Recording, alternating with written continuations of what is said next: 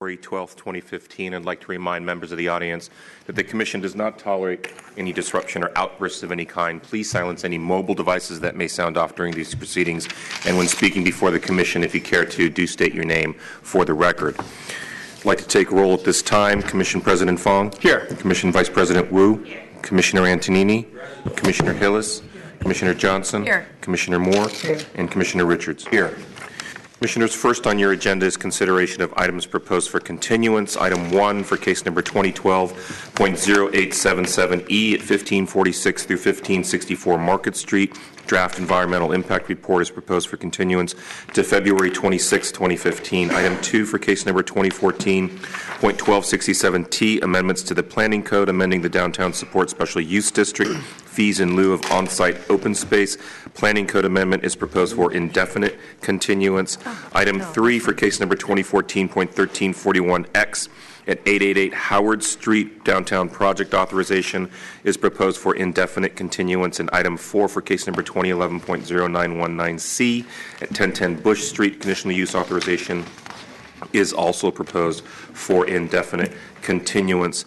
Commissioners, further under your discretionary review calendar, we've received a request from the project sponsor and the DR requester in agreement to continue item 14 for case number 2014-001042 DRP at 26 Hodges Alley, discretionary review to March 12th.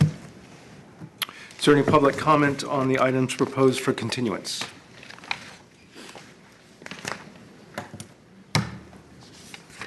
Good afternoon, Commissioners. My name is Justin Bigelow. I'm a resident of San Francisco, and I wish to speak to issue number 2, which is the proposed legislation by Jane Kim regarding a fee in lieu of on-site open spaces. I stand. Sir, the only thing that you can speak to is the continuance itself, not the actual legislation. My understanding was, my understanding is that the Commissioners had the option to talk to the continuance or actually address the issue underlying. They could actually take up the matter today. It is on their agenda. But at this moment, the only thing you can talk about is whether or not to continue or to not continue the matter. Well, I suppose my comment is premature then, so I apologize. No, I think you're saying you would like us to not continue it. Discuss it today. Thank you. Actually, that's quite helpful. I would strongly encourage the Commission not to continue and rather to reject this particular proposal. Thank you. Okay. And I do so for 3 reasons. The first of which is it sets a bad... wait. That part was it. Oh. So all we're voting on now is whether or not to take it off the item and hear it today or continue it. And then if we take it off and hear it today, then you had another public comment. Oh, great. Well, I would encourage you to discuss and deliberate this issue in public. Thank you. Is there any other additional public comment on the items proposed for continuance? Okay, seeing none, public comment is closed. Commissioner Antonini. Yeah, I have a couple of questions in regards to particularly item 3, 888 Howard, which is it's the alteration of the conditions of that existing hotel. It's not constructing a new one. It has to do with the open spaces. So the two are kind of married together. So do we have any idea of when that might be coming? Because it's an indefinite continuance. We don't. We're still in discussions with the supervisor and the property owner. Okay. So that's why they've asked for an indefinite continuance. All right. Thank you. So then, in that case, I would move to continue item 1 to the date specified, items 2 and 3, indefinite continuance, as well as item 4, indefinite continuance, and item number 14 to March 12th. A second, and then I have a comment. Commissioner Johnson. Thank you very much. Okay, I second the motion, and just also to the public commenter, but just in general, since we're not doing the back and forth. Items that are proposed for continuance, many times we do not actually get materials in our packets for today. So if an item is proposed for continuance, it's hard to pull it off the calendar because we haven't actually reviewed it. All we have is what's in the agenda. We haven't gotten a packet. So just make that comment. Thank you. Commissioners, there is a motion and a second to continue items as proposed. Commissioner Antonini? Aye. Commissioner Hillis? Aye. Commissioner Johnson? Aye. Commissioner Moore? Aye. Commissioner Richards? Aye. Commissioner Wu? Aye. And Commission President Fong? Aye. So moved, Commissioners. That motion passes unanimously, 7-0. 5-0, and places you under Commission Matters. Item 5, Mr. Commission. Ionen, the television is not working. The SF.gov TV has some conflicts. There's two other proceedings that supersede us, apparently, and so we are being recorded, but we're not being televised or streamed live, but they are recording us in the back. So I do apologize for the inconvenience. Commissioners, Commission Matters. Item 5, Commission comments and questions. Commissioner Ancini. They must be extremely important if they're superseding our hearing. Okay, a few items. Number one, I was really embarrassed by what we learned in the news. Paul McGinley, who was the captain of the European Ryder Cup team here in the Bay Area to take part in the AT&T tournament, decided to stop at beautiful Ocean Beach on a beautiful day, park his car for probably no more than an hour or two, walk up Ocean Beach to the Cliff House or somewhere to have lunch. He came back. It had broken into, all his clubs were stolen. So instead of practicing, he's spending all day yesterday getting new clubs. He was gracious enough to say it could have happened anywhere, but I mean, I think this is a major problem in San Francisco, and the land use part of it is reasons why families move to other areas. A lot has to do with crime and perception of crime. And, you know, one thing, the penalties, from what I understand, are very lenient for people. Car thieves get 10 days if they're convicted. And that's what one of the captains from one of the stations told me, which is totally ridiculous. And boosters probably even get less. So there's no reason not to break into cars in broad daylight. Even if you're caught, they're not going to do anything to you. So that's a big problem, and if we're wondering why we're losing middle-class families, that's a big reason. Another issue, Prop M, thank you very much to Corey Teague for the memo we got, and it's not a calendared item, but I did want to ask some questions to be responded to by staff or by Corey in the future.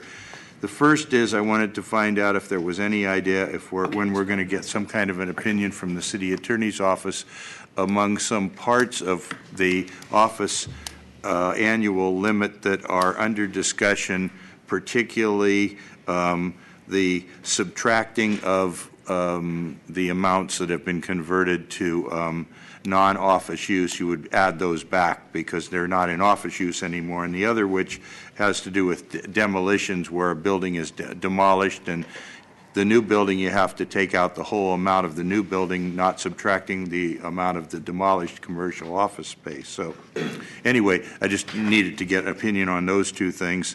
Thirdly, a little trouble parking again today. I was lucky I got a space. Garage has been terrible ever since PUC because many of the spaces there are now allocated for PUC. It's the fiction that we deal with all the time in San Francisco. If you don't build parking, people won't have cars. People from PUC have plenty of cars. They park them, but they don't have any parking in their building. They should have put parking in their building. Now the impact is on all of us at City Hall, all of us in the courthouse, which are, you know, not being able to park or having a difficult time parking there because of our lack of planning. Finally, I visited Summit 800, I think it's called, or Summit 80. It's the development on Brotherhood. And I went in and toured some of their units, and I was very impressed at what they did. But just to give you an idea of the costs that are involved, the units there are from just under $1 million to up to around $2 million or more. And they're a variety, but all of them are very nicely designed. They're probably about a minimum of 1,300 or 1,400 square feet and up. All of them have the master bedroom at least on a different level. They're all two-level units, even the condo units, and they have two-car parking for each one. And most of them have 2.5 baths with all the sleeping units on the upper floor. And you have choices of condos where you share the garage with somebody, or you have townhouses, which are just row houses stacked on top of each other, and then single-family homes, which I assume are somewhat detached. But the reason I bring this out is you have to kind of be realistic. When we look at projects and people keep saying you've got to build it for less, you've got to price it lower. With the economy of scale they've got on a project that big, they're probably selling these things as low as you possibly can because they're able to build many numbers of these, and you know, you can do it for less if you're doing a lot of them. If you're doing a project with 1 or 2 units, you can understand how much more expensive this is if you can't spread the costs over a number of units. But I was happy to see that it does begin to address some of our shortages regarding homes that would be acceptable for families that, have enough space and adequate parking, and hopefully they'll, I think they have a big demand and they'll continue to build all the rest of them. Commissioner Johnson. Thank you very much. So just I was reviewing the EIR 1546 Market Street and 1564 Market Street, and just really quickly, one of the things that I thought was really awesome was that there was a map that showed the project and area as well as all Muni or other public transit stops within a half-a-mile radius. And I know that we did something similar where we requested a map for large project authorizations within a half mile of a large project authorization that we were looking at for a decision. And I'd like to request that staff, or through the chair, request that staff provide a similar map of public transit access for all large project authorizations and sort of add it to that map that we're currently getting. Commissioner Moore. I'd just like to report to the Commission that the subcommittee for the rules met today for the first time. It was a lively meeting. The time was much too short. And we will be meeting again on March 2nd and report with more detail. Please. March 5th. March 5th. March 5th? March 5th. What did I say? Second. Oh, I'm sorry. March 5th. So I meant to say 5th. Thank you. All right, good. Thank you all for your extra time and effort on that. Next item, please. Commissioners, if there's nothing further, we can move on to department matters. Item 6, director's announcements. Thank you, Jonas. Good afternoon, Commissioners. I was just going to mention the memo that Corey Teague put in your packet last week regarding the Prop M, the current Prop M allocation numbers. We're happy to discuss that further. We wanted you to have the latest numbers on that and to look at kind of the updated list of projects that are currently in the queue. Commissioner Antonini, I don't really have a timeline for you at this point. We're kind of in a lot of discussions on some of those issues that you raised, and hopefully we'll be able to come back to you this summer with something more definitive. Commissioner Antonini. Oh, yeah, Director Ram. I've neglected on my comments. The other question I have is I noticed a number of projects that had been approved but had not yet been built, and probably we'll have discussions on those as we move forward. I think we have a policy now after a certain amount of time, because with the competitiveness involved, it would be good to at least hear about those and have some reasons why they haven't moved forward. That's certainly part of the discussion we'll have when we come back for a hearing. Thank you. Thank you. Commissioners, if there's nothing further, we can move on to item 7, review of past events at the Board of Supervisors, Board of Appeals, and the Historic Preservation Commission. Good afternoon, Commissioners. Aaron Starr, Planning Department staff. So in contrast to last week's report, this one will be very short. There was no Land Use Committee hearing. And at the full board this week, the Signs Ordinance, Reasonable Accommodation Ordinance, the Article 2 Ordinance, the Urban Florist Plan, and the Zoning Map Amendment for Cortland all received their second read and are headed to the Mayor's office. The Office Conversion Controls in Landmark Buildings, sponsored by Supervisor Cohen, passed its first read, and the interim controls for the NC3 district along Market Street west of Octavia also passed, and there were no introductions. Thanks. And the Board of Appeals did meet last night. I think 3 items to brief the Commission on. The first would be an appeal of a variance decision letter for 312 Green Street. This was heard by the Commission as a DR back in October. The Commission unanimously decided not to take discretionary review. The Board heard the variance appeal last night, and with a 2-to-1 vote, voted to uphold the variance decision. They were absent 1 commissioner last night. They need 3 votes to take any action, so just by default, the variance was upheld, but I think it was a very well-reasoned decision letter that Mr. Teague issued on that project. The second item is 125 Crown Terrace, which was an appeal of a building permit application last night at the Board of Appeals. The permit sought to change kind of the method of construction. When this had been before this commission several years ago, it was an alteration permit and an alteration under the planning code, and did not meet the thresholds of Section 317 to be considered a demolition or tantamount to demolition. As you probably well aware, in December of 2013, there was a catastrophe at the site where the building did fall. Shoring that was underneath the building, it was not built as per plan, and the building collapsed. They subsequently revised the application. The project stayed the same. The end result is the same. The building envelope is the same that was approved by this commission and the Board of Appeals, but they had to remove more of the building. They couldn't salvage as much of the building, and would be a demolition under the planning code. So we reviewed it under Section 317, deemed that this would qualified as something that was demonstrably not affordable or financially accessible housing because the assessed value, and this was a bit of a unique case because the building did collapse. We based the assessment on the appraised value of the land plus the site works that had been done to date as the date of the collapse of the building, and that exceeded $1.506 million. We did, even though it was administratively reviewed, it still was subject to Section 311, and there were no discretionary reviews filed, but there was an appeal of the building permit last night. The board unanimously upheld that permit, so that may move forward. Lastly, over the past few weeks and months, I've seen, I don't know if it's safe to characterize it as an uptick, but a number of dwelling unit removals of illegal dwelling units.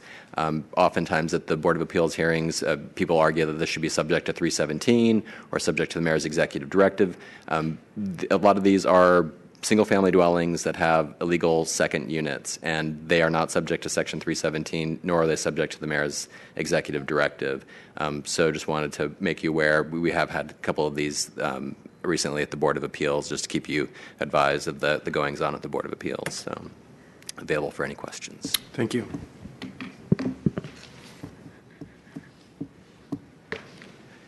Commissioners, Director Ram, good afternoon. Carl Haas, President, Historic Preservation Commission. Thank you for accommodating me today on this sort of unusual appearance. But basically, we only communicate through letters normally, and I don't think that the letters always fully describe our backgrounds of discussions and our sort of direction that we're taking. And so I wanted to come to you on a specific one today. We have a policy paper that we're going to be voting on that we have not voted on yet, but have consensus within the commission that I want to talk about very briefly. And it's on the draft environmental reports coming out and some of the environmental reports and the preservation alternatives. And what we're seeing more and more of is a very frustrating situation where preservation is being blamed for completely messing with the sponsor's goals if any part of a building is saved that's significant. And what we see is that, let's say they'll have 150 units or 100 units that they want to do, and if there's a significant building on the property and they want to save any of it, all of a sudden they're going to chop their project in half. And that's from lack of creativity, not from preservation and not from the Historic Preservation Commission. We see one on Pine Street recently where they took out the building. They didn't have to. They could have easily put it right into the design of the facade. It would have been considered demo by definition, but at least they could have saved the facade and had some semblance of what that block looked like back in the day. And you've got another project coming in front of you shortly where it's the same thing, where all of a sudden it was 2 towers. If they save any part of the building, 1 tower goes away. And the Historic Preservation Commission, our goal is to meet sponsors' goals. We want them to build as much as they can, but we also would like to preserve significant buildings, at least parts of them. And so it's been a very frustrating thing. And so our letters, sometimes, like I said, it's very tough to go into full explanation of where we're coming from. We just may disagree with the environmental report and the preservation alternatives in that report. So that's why I'm here today to say that there's a lot more behind that. And then President Fong and I were speaking, and Vice President Wu and I were speaking earlier, and it might be smart of us to occasionally do a check-in with each other, a combination meeting, no voting or anything like that, but just here's where we're coming from, here's what we're feeling these days, and here's what we're seeing. Just with so much development happening, from our side, preservation, we want to try and keep some consistency in the city of what this place has looked like for so long. So thank you very much. Any questions from anybody? Thank you. Commissioner Moore has... I just wanted to congratulate you for coming to this commission. This commission has voiced what you were saying a number of times, and if we can meet on the terms that you're describing, I would be delighted to see you here or us in your chambers. Thank you. Thank you. Commissioner Johnson, thank you for raising your hand. Sorry, I forgot that. That's what, okay. Anyways, yeah, as a rabid EIR reader, I see a lot of what you're talking about. And just a question for you is, does your report or do your recommendations address how you get to the preservation alternative before it's analyzed by the environmental team? Yes, so we actually have sat down with Ms. Jones, Director Ram, Mr. Jocelyn, and Mr. Fry, and gone through, okay, how can we communicate this, right? And so that's sort of in this, what we're going to be voting on. Okay. Yeah. Just to add to that, what was helpful about it is helpful for the staff, and particularly the environmental review staff, to understand the commission's concerns, because then we can communicate those concerns ahead of time to the project sponsor. So we're not just reacting to an EIR after it's drafted, but actually incorporating those concerns in the EIR ahead of time. It will be formally adopted as a Historic Preservation Commission policy. Commissioner Antonini. Yeah, and on that same subject, where we do have situations where the project sponsor or the commission has agreed to the preservation alternative, oftentimes the new project isn't very contextual. I know that you want to differentiate between the new and the old, but sometimes it's like night and day. They don't really fit together at all. So that's just another thing I'd like to throw out to you guys as you do your deliberations on these projects where we're combining the historic elements with the new building. Absolutely understand. That's an issue. We also have SF Heritage is going to come up with a policy on facadism. And because they may not agree with what the direction the commission's taking, to be very honest with you, that we may just want facadism just simply to save some of the buildings rather than knock them over. And so not everyone's going to agree on this one from the preservation community. Thank you. Commissioner Richards. I completely am glad that you're here, and I hope that we do have a meeting at some point, maybe a joint meeting. I'd love to understand more of what you folks do. To date, I've only been here 6 months. It's kind of a one-dimensional thing for me. I get this memo. I'm like, what's behind it? Who are the, what's going on here? So I think a little bit more give and take makes a lot of sense. In the time that you've been on the HPC, do you have any data around how many times after the EIR was completed and the project was approved, how many times the preservation alternative was actually taken? Good question. No, I don't, because we render an opinion and then it moves forward. And then, to be honest with you, then I don't follow it from there because we've done our part. There's only certain projects where I have been in contact with the sponsor, maybe, asking them, hey, will you please try and save this portion of the building, even though that's not in your final package? I think a feedback loop's important. Yes. I guess I'll ask staff, are you aware of any rough numbers around how many times the preservation alternative's actually been chosen? No, it sounds like staff is, Mr. Fry is holding up a 0, so. Yeah. Zero, okay. Yeah. Not such a good track record. That's because it's too. You're keeping track of that? Okay, when you get to one, you let us know. No, I completely sympathize with you. I mean, I read the one for Market Street, I saw the one for 5M. Mm-hmm. The one for 5M actually looks like the preservation alternative is very doable. Let's see if it gets done. It's very important. Well, and we're happy to work with folks. Absolutely. I take the time out of the commission realm and help them craft a project, because 5M, we're going to lose the whole feeling of what that alleyway is, right? It's just going to be gone. Yeah, I appreciate the work you do. Thank you. Commissioner Moore. I'm really glad that this is happening right now, given the onslaught of so many projects. I think your voice is extremely important, and I do want to acknowledge the professional qualifications this group have. They stack up quite high. So all power to you. Thank you. I would say I was on the Landmark Preservation Board before the HPC, so I've been doing this about 10 years, and this is the best commission we've had. The most professional, the most depth of professionalism we've had. So, thank you. All right, thanks very much. Hope to talk to you soon. We'll see you soon. Thank you. Commissioners, it'll place you under general public comment not to exceed a period of 15 minutes. At this time, members of the public may address the Commission on items of interest to the public that are within the subject matter jurisdiction of the Commission, except agenda items. With respect to agenda items, the opportunity to address the Commission will be afforded when the item is reached in the meeting. Each member of the public may address the Commission for up to 3 minutes. I believe I have a couple of speaker cards, but we'll see. Elise DeVerger and Steve Cookston. The subject matter is 160 Folsom, but we don't have that on our agenda today. So if you'd like to speak to that matter, this would be that time.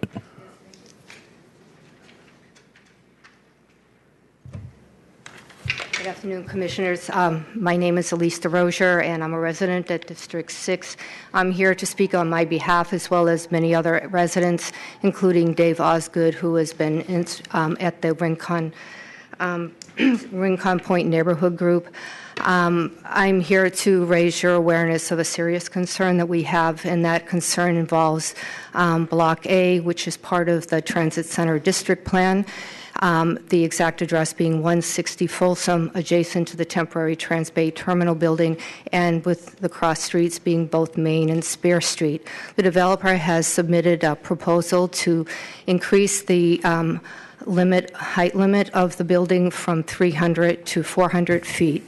The additional 100 feet is, goes against the Transit Center District Plan, of which it took a good 5 to 6 years of public review and comment to come into play. Again, we're very concerned that this approval would be considered, of course, spot zoning, and it does set a precedent for developers in other parts of the city to ignore city laws. Again, we're here to just raise your attention to this matter, and it is serious concern amongst the neighborhood group. We, of course, had 8 Washington and No on the waterfront. We have other buildings such as 45 Howard. We had the project at where the proposed Warrior Stadium was being built, and of course we have many other buildings that are under review from the Planning Commission. Thank you for your time.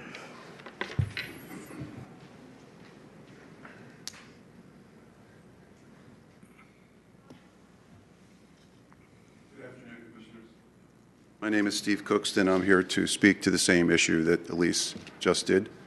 Very concerned about the 160 Folsom project. We believe that shadows blocking natural sunlight in our parks is a serious issue.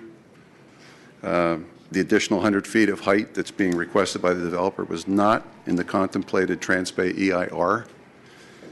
Significant increases in shadows will darken both the Rincon Park and the new park contemplated in the Transbay EIR. It took 7 years to develop the Transbay plan and to make it a law. We now have a developer attempting to buy a legal height. Everyone wants to address finding solutions to affordable housing, truly effective solutions, but this doesn't seem to be the right way. Transbay already has an excellent affordable housing ratio at 35%. That's better than the 33% citywide goal. This sort of attempted developer bribery underdoes the good work that you all do and the things that we try to do not to have another Manhattan here in San Francisco. So I'm asking you to think carefully and support blocking this extra 100 feet that doesn't really do anything but enrich the developer. Thank you for your consideration.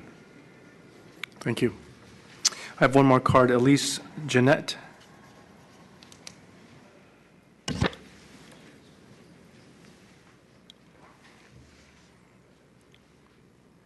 Hello, Commissioners. Thank you very much. My name is Lise Jeantet.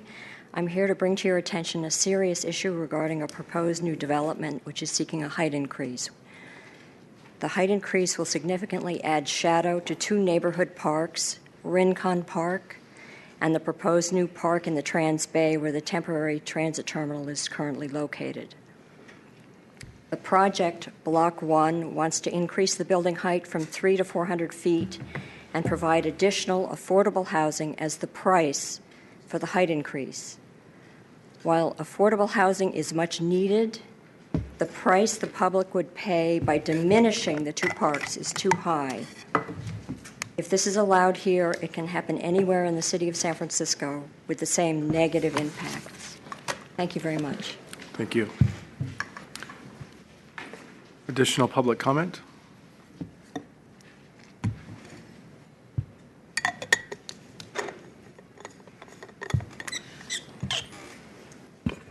Sue Hester.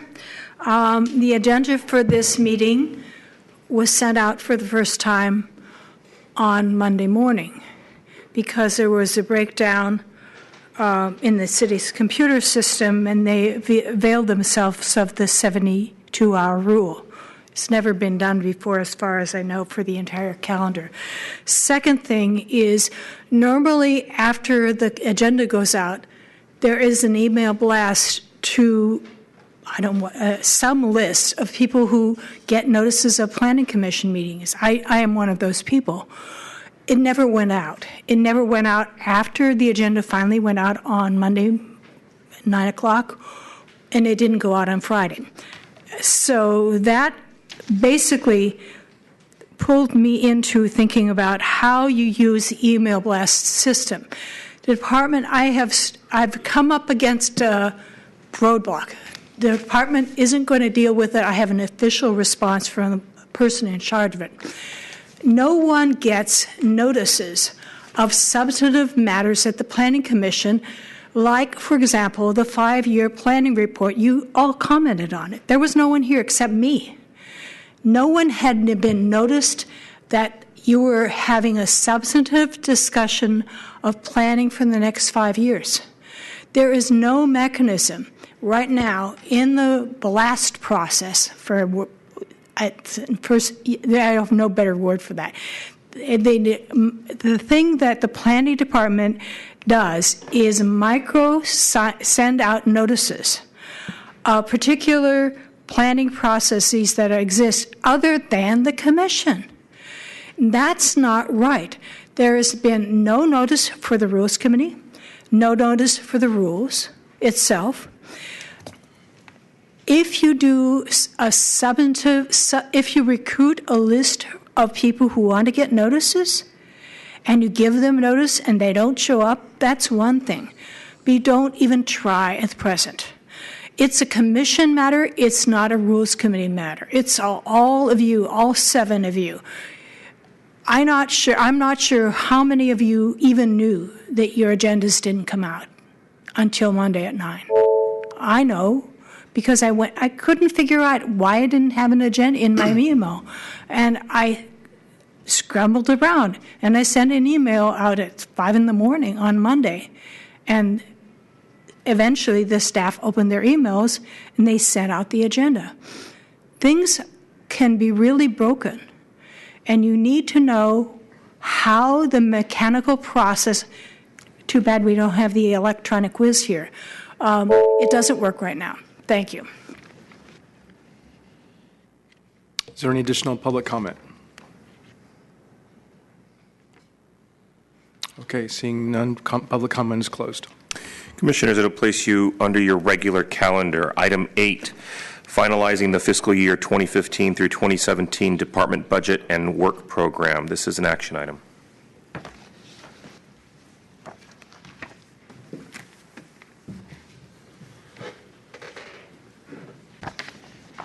Good afternoon, Commissioners. John Ram, for the record. Today we are, in fact, asking for your approval on the proposed budget that we have had 2 other hearings about. The only thing that I will raise before turning it over to Keith DeMartini, who will go over a couple of minor changes, is that in the interim week we have discussed a lot internally your concerns and other folks' concerns about the staffing for the short-term rental program. I think that you have received a memo from us earlier in the week where we are proposing to add 3 additional positions, though unfunded for now. The advantage of doing that is that, as you know, the board not only approves our revenue and expenditure side, but they also approve position authority. So the advantage of doing it this way is that when they approve the positions, even if we don't currently have the funding, it allows the hiring process to happen much more quickly when we do find the funding sources for those positions. It will not require us to go back to the board at that time. So that is the reason for doing that. We think it's a good interim solution until we figure out what the real staffing needs will be for this program. With that, I'll turn it over to Keith to go over the final details of the budget. Thank you.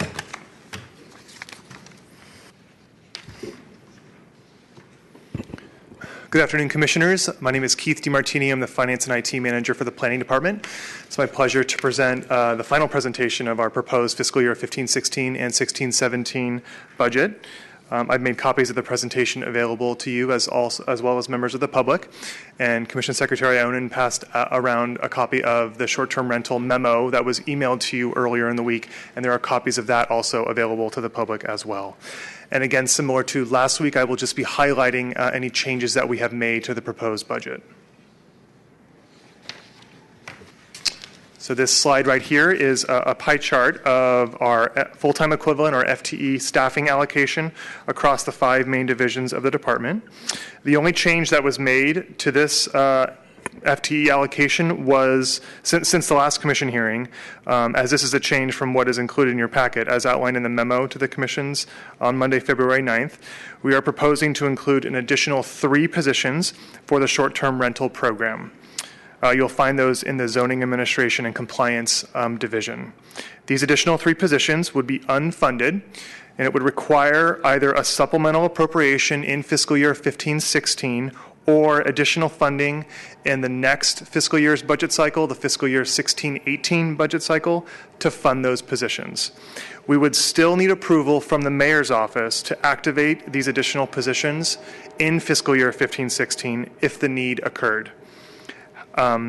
This does give us the additional position authority to ramp up hiring to fill these positions as quickly as possible when the need arose.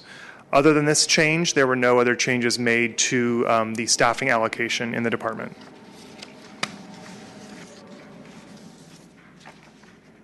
Again, this slide here shows the FTE allocation across the 5 divisions trend over current year to the proposed 2 budget years. Again, the only change was the addition of the 3 positions in the Zoning Administration and Compliance division for the short-term rental program. The slide shows our volume trends, what we're projecting in the upcoming 2 budget years. There are no changes that we have made to the assumptions of our volume growth over the next 2 years. This slide shows our revenue budget for the upcoming 2 budget years. The only change that we made to our revenue budget since the prior public hearing is the inclusion of 1 additional grant from the Transportation Authority to our department in the amount of approximately $139,000 for the required environmental review on the Geary Bus Rapid Transit, or the BRT project. And that is shown on the 3rd line, revenue from OCII and TA. You'll see there's an additional $139,000 in the fiscal year 15-16 column. Other than that, there were no changes made. Similarly, in the expenditures budget, the only change that was made was the inclusion of the expenditure appropriation for the engagement with the Transportation Authority, and that is shown in the projects line. There's an addition of $139,000 of project appropriation authority. Other than that, there were no changes made. This slide shows the requested new positions in the proposed budget. Again, the only change made here was the inclusion of 3 additional staff positions for the short-term rental program. That is line 11. Other than that, there were no changes made from the prior public hearing. Moving on to our grants budget, there were no changes made from the prior public hearing as well.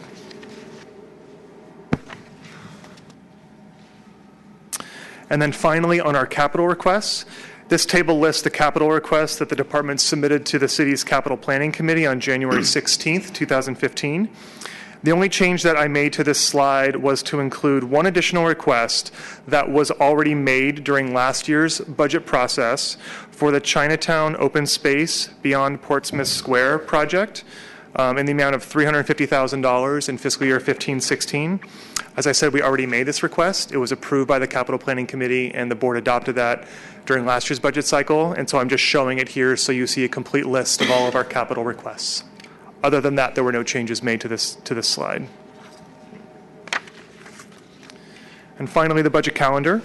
As mentioned last week, the Historic Preservation Commission voted unanimously to recommend approval of the department's fiscal year 15-17 budget to the Planning Commission on February 4th.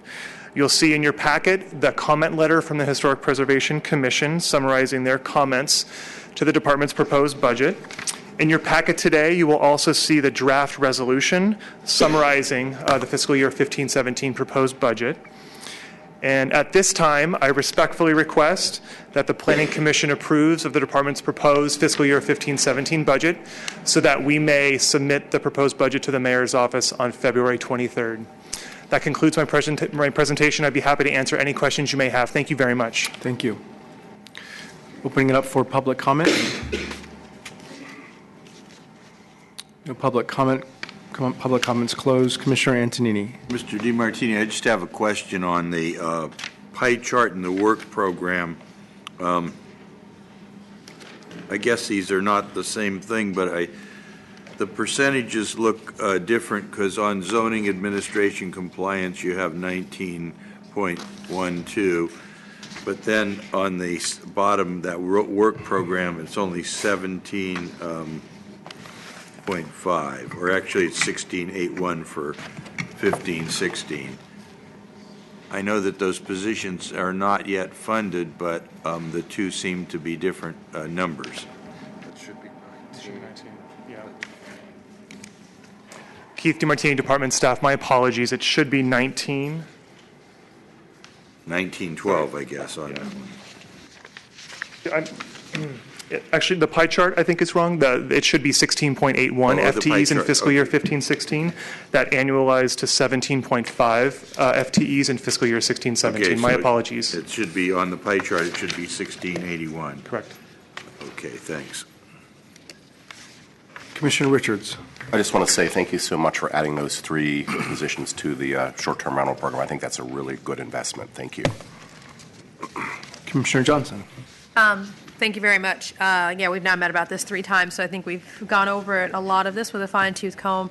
Just one quick question, again, based on your presentation for capital requests. I know we have pavement to parks as an informational presentation today, but you only have a capital request for 1 fiscal year, but the work goes through 2016. So are you only, is that correct? You're only requesting dollars for 1 fiscal year?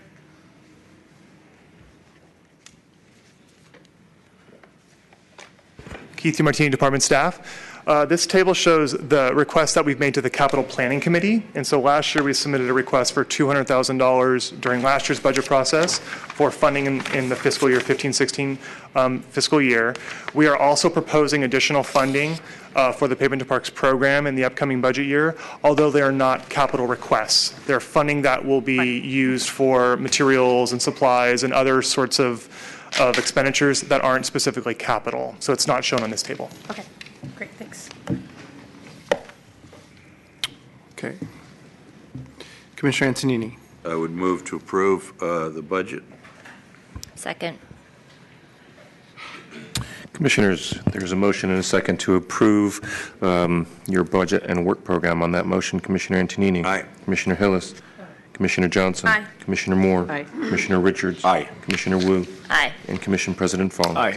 So moved, Commissioners. That motion passes unanimously 7-0. And places you on item 9, Academy of Art University update, informational update and progress report. Thank you, Commissioners. So the Commission had requested this item at a hearing in January. Wanted to give you a brief update on developments since the last public hearing we had on this matter back in May of last year. Subsequent to that, we did submit an update memo to the Commission in October of last year as well. Joined today by Rick Cooper and Chelsea Fordham, who've been working on the environmental impact report for this project. Also, Chris Haw, our code enforcement manager, who's been handling this in addition to all the great work on the short-term rentals. We also have representatives from the Academy of Art I see in the audience, and particularly from their law firm of Perkins Coie. So I'd like to begin with Chelsea to have her give a brief update on the status of the EIR. We did give an update memo to you as well last week, and then I'll give you a bit of an update on enforcement. Good afternoon, President Fong and members of the Commission. I am Chelsea Fordham of the Environmental Planning Section of the Planning Department. I will be providing you with a brief overview of the progress of the Academy of Art University, or AAU project EIR. Publication of the draft EIR is scheduled for February 25th, and a public hearing on the draft EIR is scheduled to be held at the Planning Commission on April 16th. The AAU EIR will have a 60-day review period Following the close of the public review period for the draft EIR, the department will prepare a responses to comments document. Following publication of the responses to comment document, the planning department staff will return to the commission and request certification of the EIR. If the EIR is certified, the planning commission may consider approvals of AAU required entitlements. As a reminder, the AAU EIR is analyzing 4 general components of AAU's growth within the city. These 4 general components include AAU's future growth of residential uses to house approximately 400 students and 100,000 square feet of additional institutional space within 12 specific geographic areas known as study areas to accommodate a long-term need of an additional 6,100 on-site students and 1,200 faculty and staff. Analysis of 6 specific buildings at a project level because these sites were either acquired and occupied, identified, or otherwise changed by AAU after publication of this 2010 Notice of Preparation, or NOP, for this EIR. And prior unauthorized changes of use and in building periods at 28 of 34 of AAU's locations, otherwise known as the legalization approvals, that were occupied prior to publication of the AAU NOP. And shuttle service expansion to the 6 project sites in every study area where AAU would potentially occupy new buildings. In total, the future growth of AAU, the project site growth, and the legalization approvals would result in approximately 2,700,000 square feet of institutional, residential, and recreational uses located within the city. Due to the fact that CEQA analyzes the changes between existing conditions at the time of publication of a notice of preparation of an EIR to future conditions, past actions, even if they occurred without the benefit of a permit, are considered existing conditions and are part of the baseline conditions.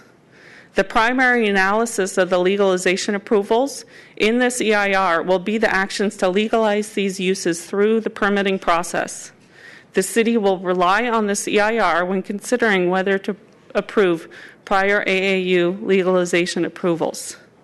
In addition, to provide more information to the Commission about the environmental effects of the previous physical changes from AAU's unpermitted changes of use and appearance at 28 of 34 of AAU's locations, planning is preparing a separate informational document called the Existing Sites Technical Memorandum.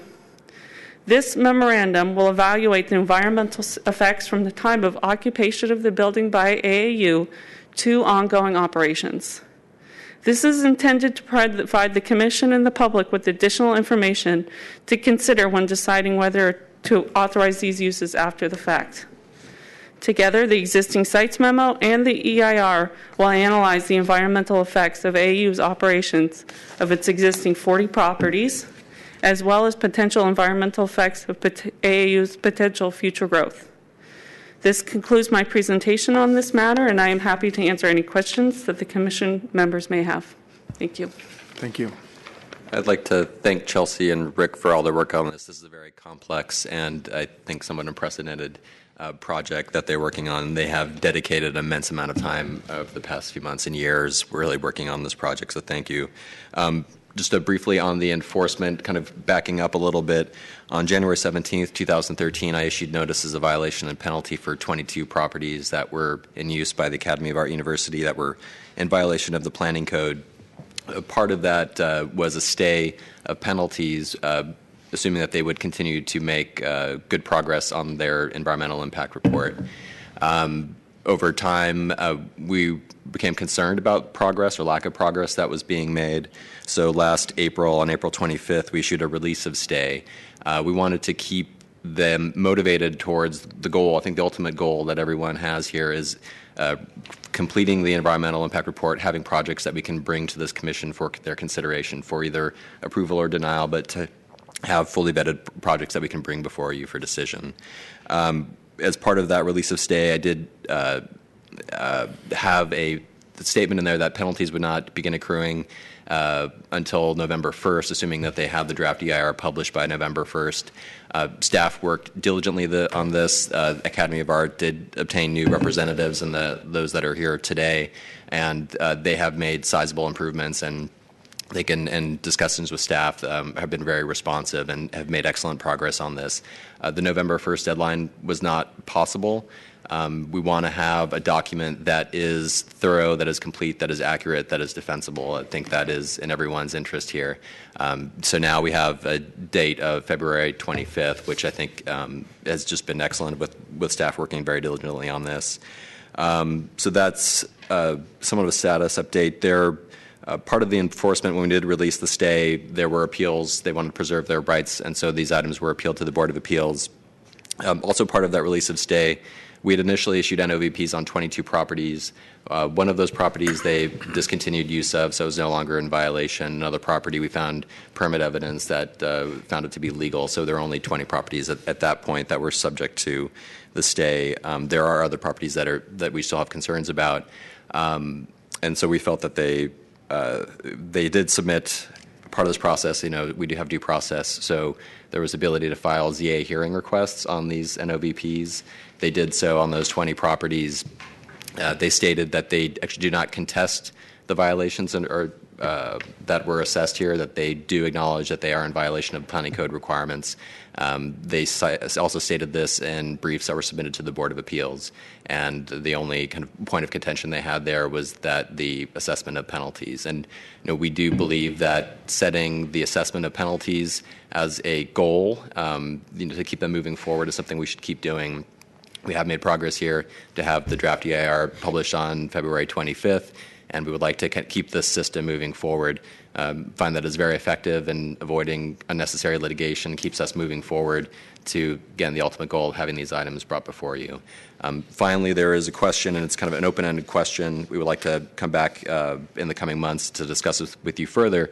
There are numerous projects that need to come before you, both conditional uses and potentially building permit applications. So I think it's something worth considering of how do we handle these? Do we group them geographically? So again, something we can work internally on, coming up with some ideas for the Commission to consider at a later date, but did want to get the Commission considering that. There are a good number of projects that need to come forward, and at this point we have identified 19 conditional use authorizations and 7 building permit applications that are required to legalize the uses. So with that, thank you for this time, and available for any questions. Thank you. Opening up to public comment.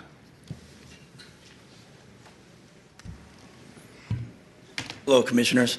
My name is Danny Gracia. I'm the Vice President of San Francisco Firefighters Local 798.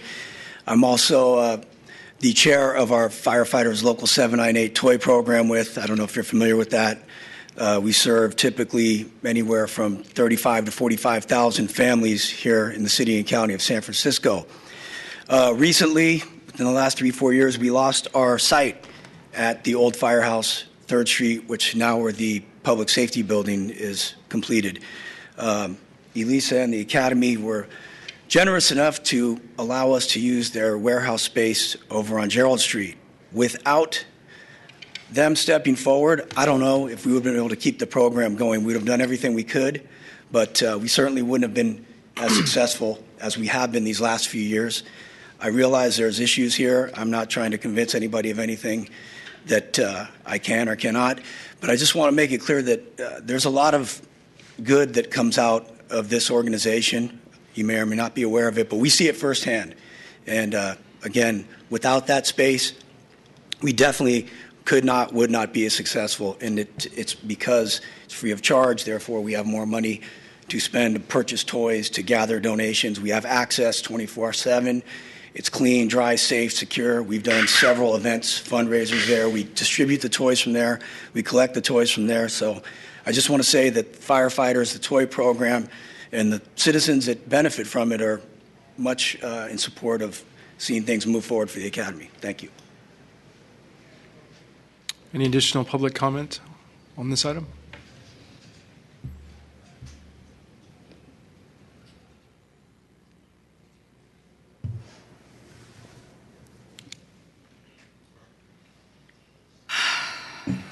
I'm waiting for the fifth attorneys to start saying something for Academy of Art.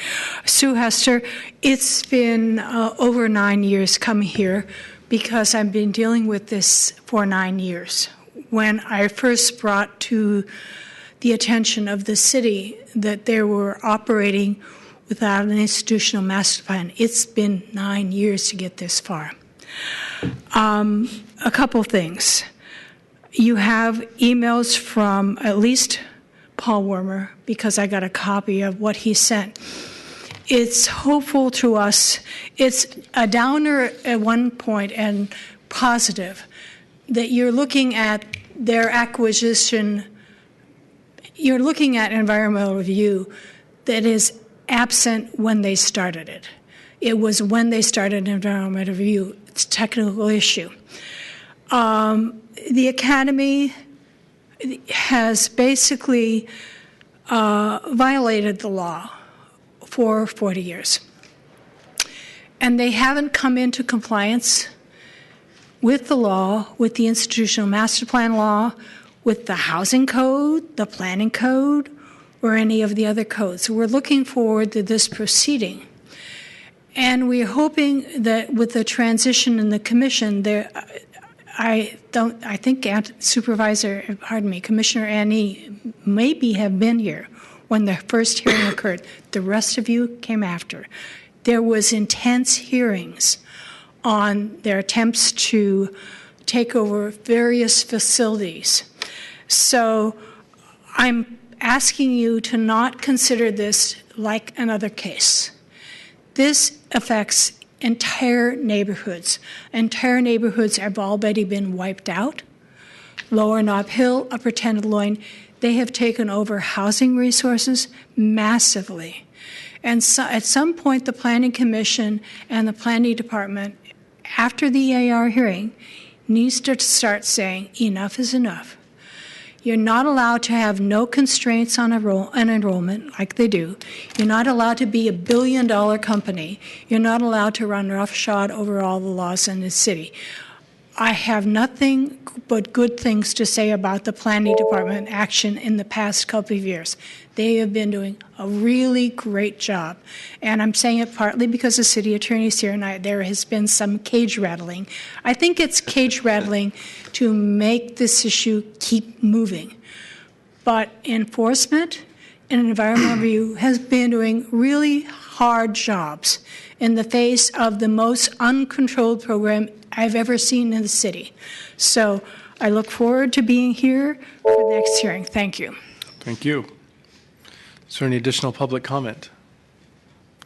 Okay, public comments closed. Commissioner Johnson. Okay, recognizing that I'm speaking before people who have been actually at these hearings, but I will just make a very quick comment and suggestion to the planning director and zoning administrator Sanchez, who have said, we have all of these CUs that are going to be coming before us, and we need to figure out ways to sort of organize the material. Comment and suggestion. The EIR itself does not address the policy issue behind an organization that is essentially assembling a campus without saying it's a campus in a way that most people would recognize. So I don't know how much the EIR is going to be able to address that, because that's not the question that's really being asked. But one thing that might be helpful, at least for our process, is I don't know that I think this is going to be something that's going to come over time, right? That's a lot of CUs and a lot of permits and other actions to consider. But I would love to see a way to tie them together so that at least for every case report or CU request, we see a map or other descriptions of the other items in that file. I don't necessarily think it needs to be geographically, but I think we need to start thinking of it as a campus, even if we don't have the policies or other rules in place to call it that. So that's just my comment. Commissioner Antonini. Yeah, just a couple of questions as to understanding the DEIR as it's being presented. My understanding from reading this in your report is we're considering the baseline what exists today or what existed at the time of the acquisition of the Academy of the properties they hold. And then our analysis is going to focus on the changes that they are proposing in the future, which we typically do with environmental.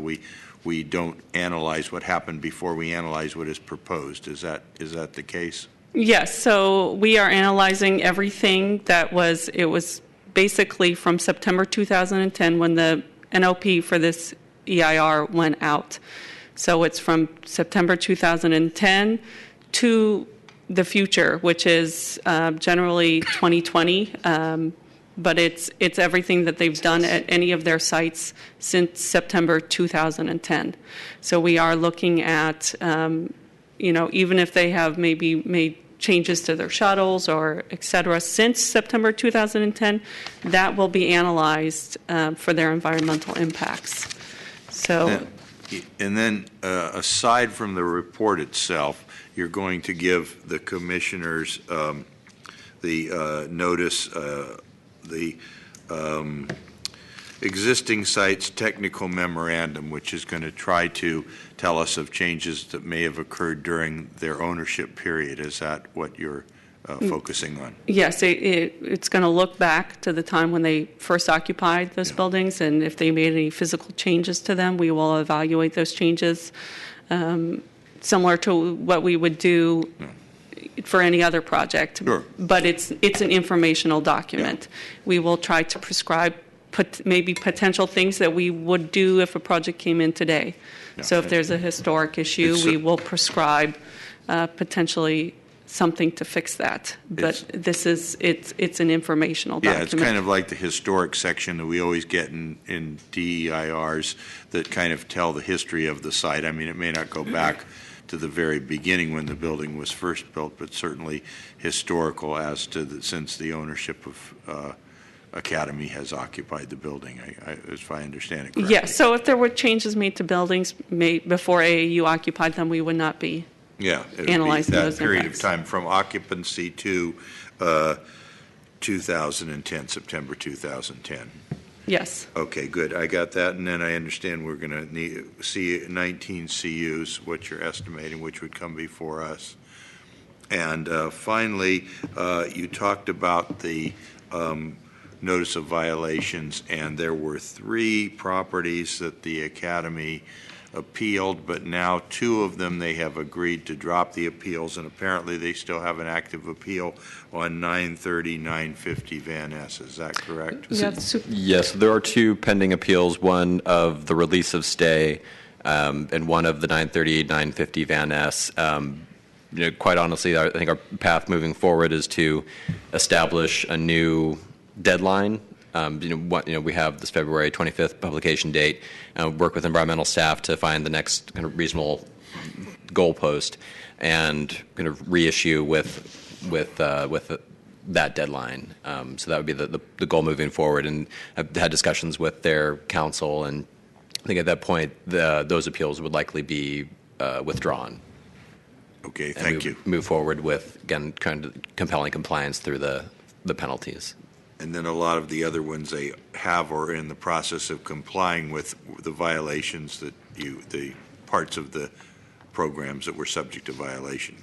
They'll all be rolled into the same thing. I think we'll issue a big batch of new notices of violation and penalty with new kind of timelines for compliance. Okay, thank you. Commissioner Moore.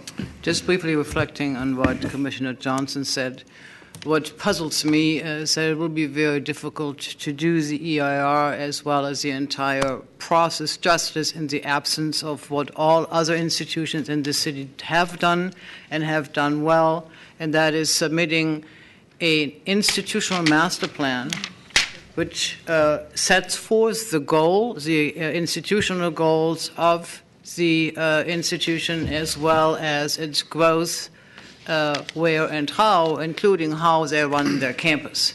We have asked for this since I'm sitting on this commission, that is 2006, and the EIR now is, as far as I can tell, unless you tell me otherwise, not having an institutional master plan guide the EIR or help us bring future applications into the context of an of an institutional master plan. If I may just clarify on that point, so the Commission did accept an institutional master plan from the Academy in 2011. That application was initially made, I think, in 2006, but the Commission has, after extensive and numerous hearings, they did prepare an IMP, which the Commission did accept. I'm sorry, but that particular institutional master plan probably did not have my support or my vote because it is totally unmemorable. And at least to do justice to it, I believe that this commission, the new commissioners, all need to get a copy in order to get themselves really into what is said and what are the questions which are remaining as we move forward, looking at the DEIR as well as project in particular. And if the Commission feels that there are gaps, then this would be the time to use the gaps and look for other tools to do this particular update justice. Commissioner Richards. Yes. Excuse me. I have no history whatsoever with Academy of Art. I don't even know anybody who's gone there. I don't even know anybody who works there. So I'm approaching this completely fresh and with a balanced view. Given that, you know, if I'm approaching it fresh, I hope the AAU also is approaching the city, its entitlement process and its regulations and enforcement fresh. I think there probably are some good things about what's happened in the past with the Academy of Art. I think there's also some not so good things that have happened. I understand that the environmental impact report probably pointed out some inefficiencies in the operations of the AAU, which you can capitalize on and actually hopefully become more efficient and operate better. I think, moving forward, my take on things is going to be, if this is a place to start fresh, I want to make sure that everything comes clean and that as the AAU is acquiring properties or changing the way they operate, they're letting us know that, and that there's an ongoing, real rigorous effort in compliance. And that's going to weigh in heavily on my decisions in the future on what kind of projects I would be supporting or not. I'm not sure if the AAU has an ethics officer, but if you don't, I would suggest that would be something that a position that probably should be established. I expect AAU to be very transparent, and as projects are brought forward, every time there is a project for an approval, I will turn to the zoning administrator and ask him if he's discovered any projects that were acquired that we didn't know about, any changes of use, any changes in the operation in violation of what you indicated that was going to be happen, and that's going to weigh heavily on me. So I'm ready to start fresh, but I need you to start fresh too. Thank you. Commissioner Wu. So I want to follow up on the questions of Commissioner Antonini and the comments of Commissioner Johnson. I think we have the common understanding, but I want to restate it again. So prior to, so the EIR refers to the date of the notice of preparation, right? So September 2010. So we're essentially setting September 2010 as a baseline, whether or not those uses were legal at the time. So the technical memo, does that only essentially then, does it only refer to the uses before 2010, right? Because everything else is covered in the EIR. Am I understanding that correctly? So let's say a building was acquired in 2008. Mm-hmm. Is that the world of buildings that the technical memo addresses? No, it will address the operations of AAU prior to September 2010. Mm-hmm. And that includes their shuttle system. It includes, every project that needs any kind of discretionary action or historic review. Sure, but if something was changed after 2010, or is it that nothing was changed after September 2010? My understanding is that they maybe have shifted, some slight programming around. But if there are proposed changes at a property that has been owned prior to 2010, we are evaluating that as a project level in the EIR. So, for instance, there is some sites in the EIR that are project sites evaluated at a project level that they owned before 2010, but they're proposing to make changes to them. Okay.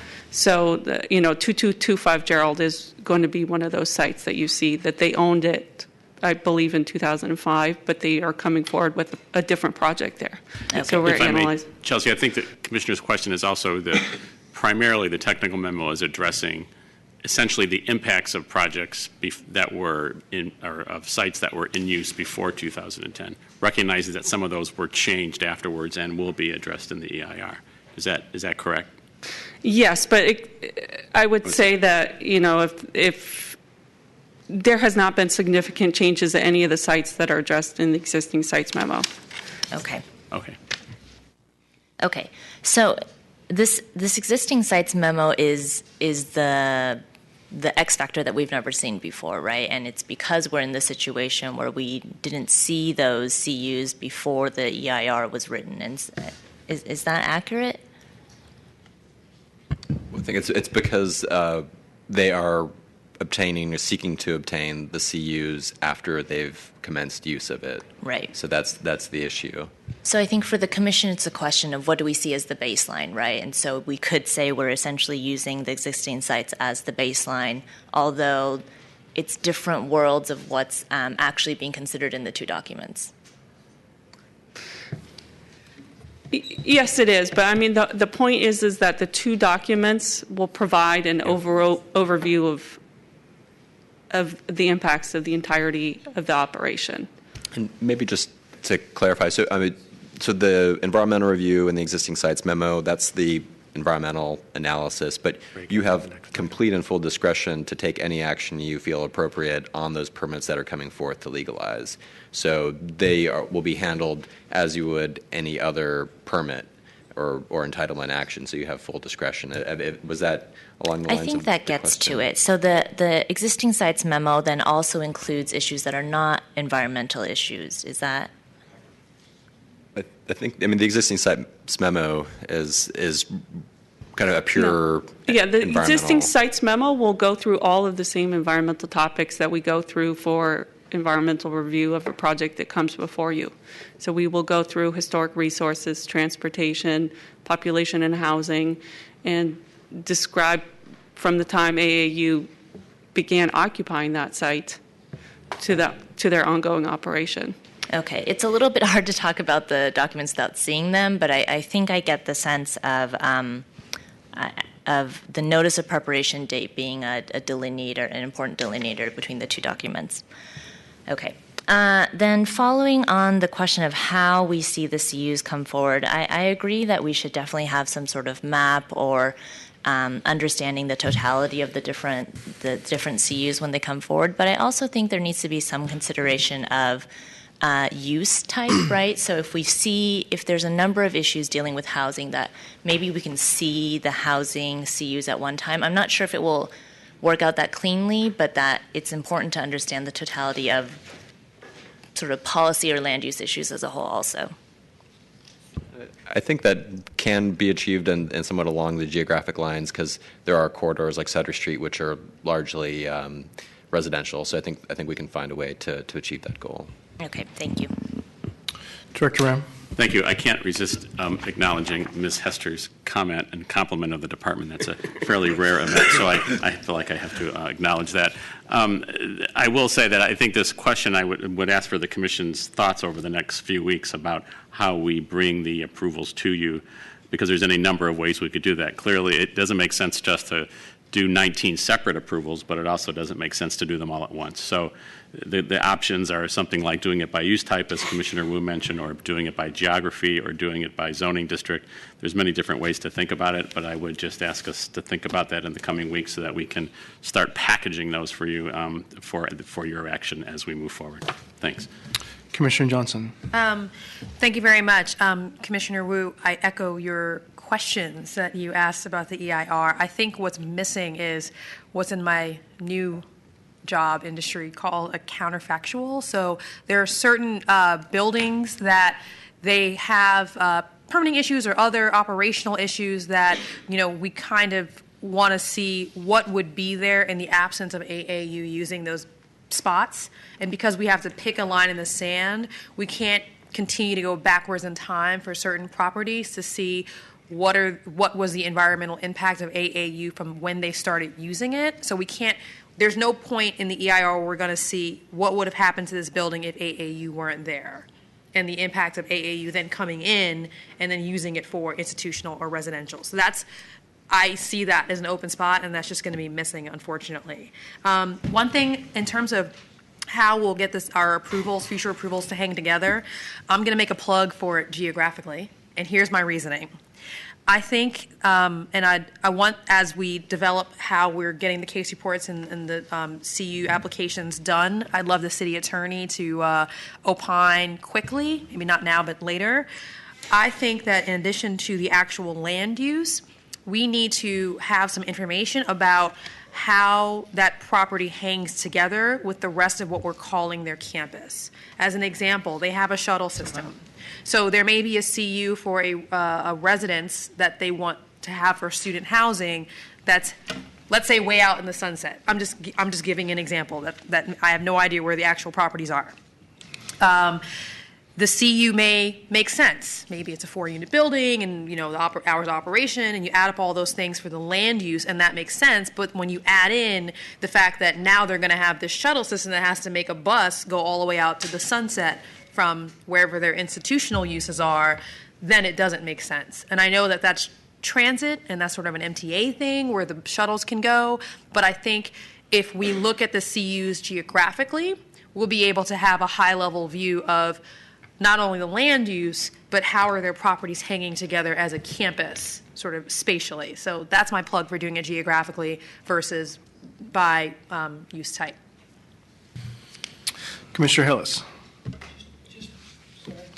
A question on the institutional master plan rules. Can you remind us when they're due back? I mean, when we get them periodically from institutions? Yes, it's every 2 years for an update. They did submit an update in 2013. The next update is, but the updates do not necessarily come to the commission because if there's no change, there's no need to come back to the commission. And so it was not necessary to come back to the commission. I mean, we're coming up to 4 years now, so I think we could look at having the IMP come back and kind of a more comprehensive update in some form or fashion, and that would also probably be helpful because we could time it to be along the time of the certification of the EIR hearing as well as the entitlements that will be coming before you. Yeah, that might be useful. That could be part of the discussion. When is the next time it comes kind of back to the commission, a non-update? I would need to check Section 304, but I think it's 5 years. I want to say it's a 5 or 10 years that it would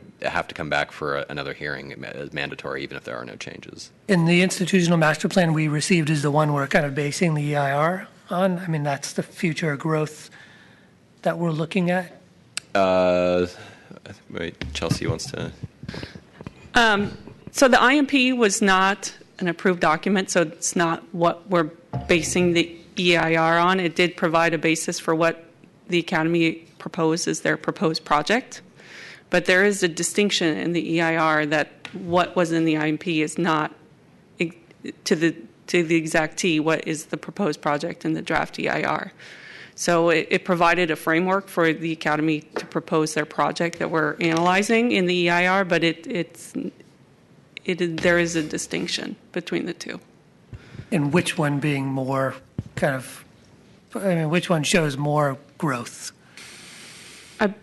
I believe the EIR does. Oh, the EIR. So it goes kind of beyond the IMP and assumes kind of greater growth in students. Yes, but not by a large measure. Yeah, all right, that's helpful. But I think it would be an excellent opportunity to reconcile the two documents coming up this fall. Okay.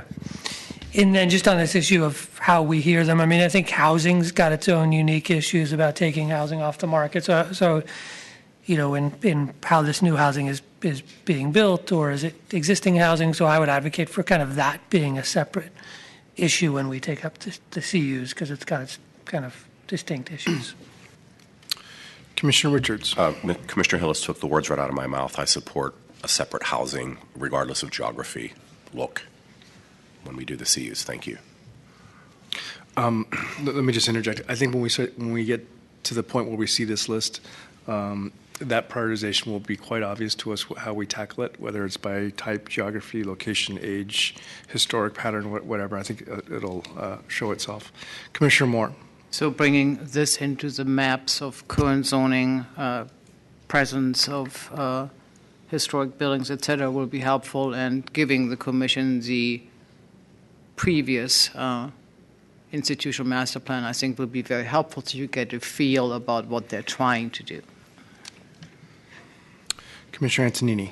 And I'm sure that the draft environmental impact report, as well as the existing sites technical memorandum, will talk not only about housing issues surrounding the students, which has gotten most of the attention, but I think you mentioned they plan to have 1,200 more employees, and somewhere in the informational master plan or in the document, I'm sure we'll know how many employees they now have, because I read in the Business Times, I think they're within the top 10 employers in San Francisco, and that's a positive thing. And the fact that their employees, many of them are living in San Francisco, we have to also, our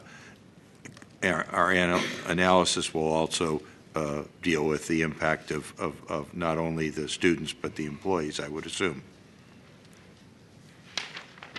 Yes, the EIR will provide the existing settings for AAU, including the number of employees they had in 2010, the number of students they had in 2010, and how the proposed project in the EIR adds onto that. So it will address the total number of housing units that would be created by their proposed project, how many may be required to be built, and the total number of employees as well. Thank you. Let me just kind of wrap up and thank staff for putting this together. And this has been long requested by the commission here to have an informational item, and obviously with the questions and interest, it's of great interest and concern for the entire city and for AAU. So looking forward to seeing the draft later in the month and continuing the dialogue. Thank you. Commissioners, that'll place us on item 10. For the Pavement to Parks program update. This is also an informational presentation.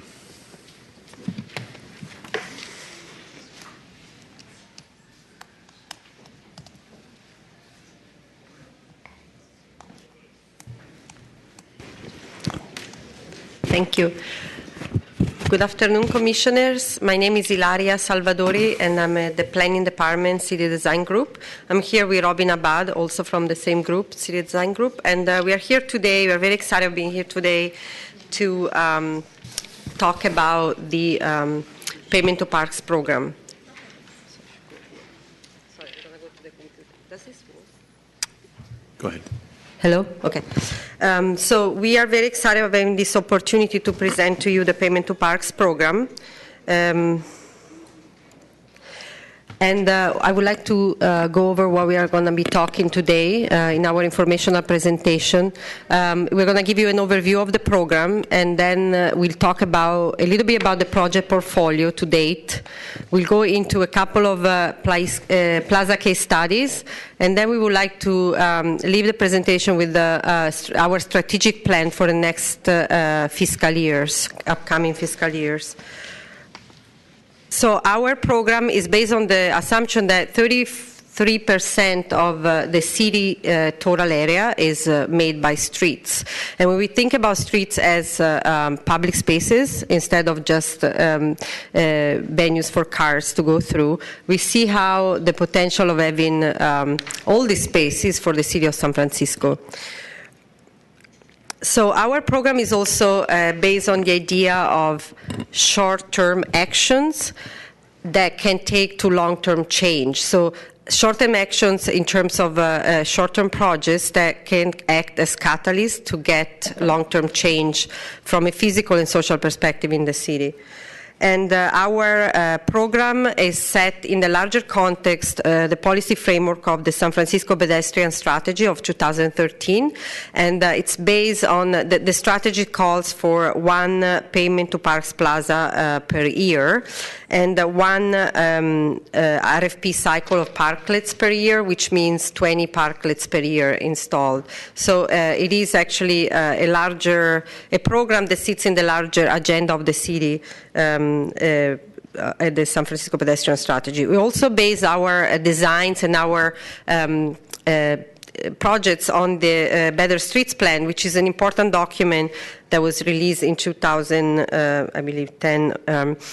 it dictates how streets should be designed in the city. It's a new way of looking at streets as more comprehensive for all modes of transportation and pedestrian. And also, more lately, our program will become a very important tool that we will weave in the work program that you probably saw already presented today by our colleague Keith Martini. So it is a new initiative, the City of Neighborhoods, that looks at all the neighborhood of the city and how they can be changed from community participation perspective, and also how our program can become a tool for the neighborhoods to change their own daily life and quality of life, change their own daily spaces. Our goals are based on basic ideas of neighborhood interaction, fostering neighborhood interaction. We encourage, as I mentioned already, non-motorized transportation, and we also, as I said, reimagine the potential of city streets. So not looking at underutilized streets and how we can convert them in public spaces. We encourage pedestrian safety and activity, and also we have we think about local business as partners and how foster the relationship between the city, the neighborhoods, and the local businesses.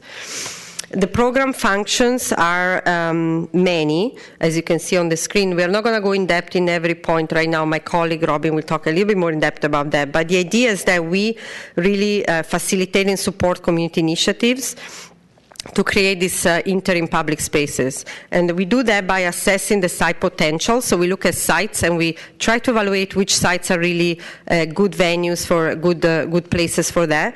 We definitely build local capacity. So that's one of our assumptions, is building local capacity in the neighborhood itself. We have a role of project development and design advisory, so we do advise communities and designers on the final outcome of these projects.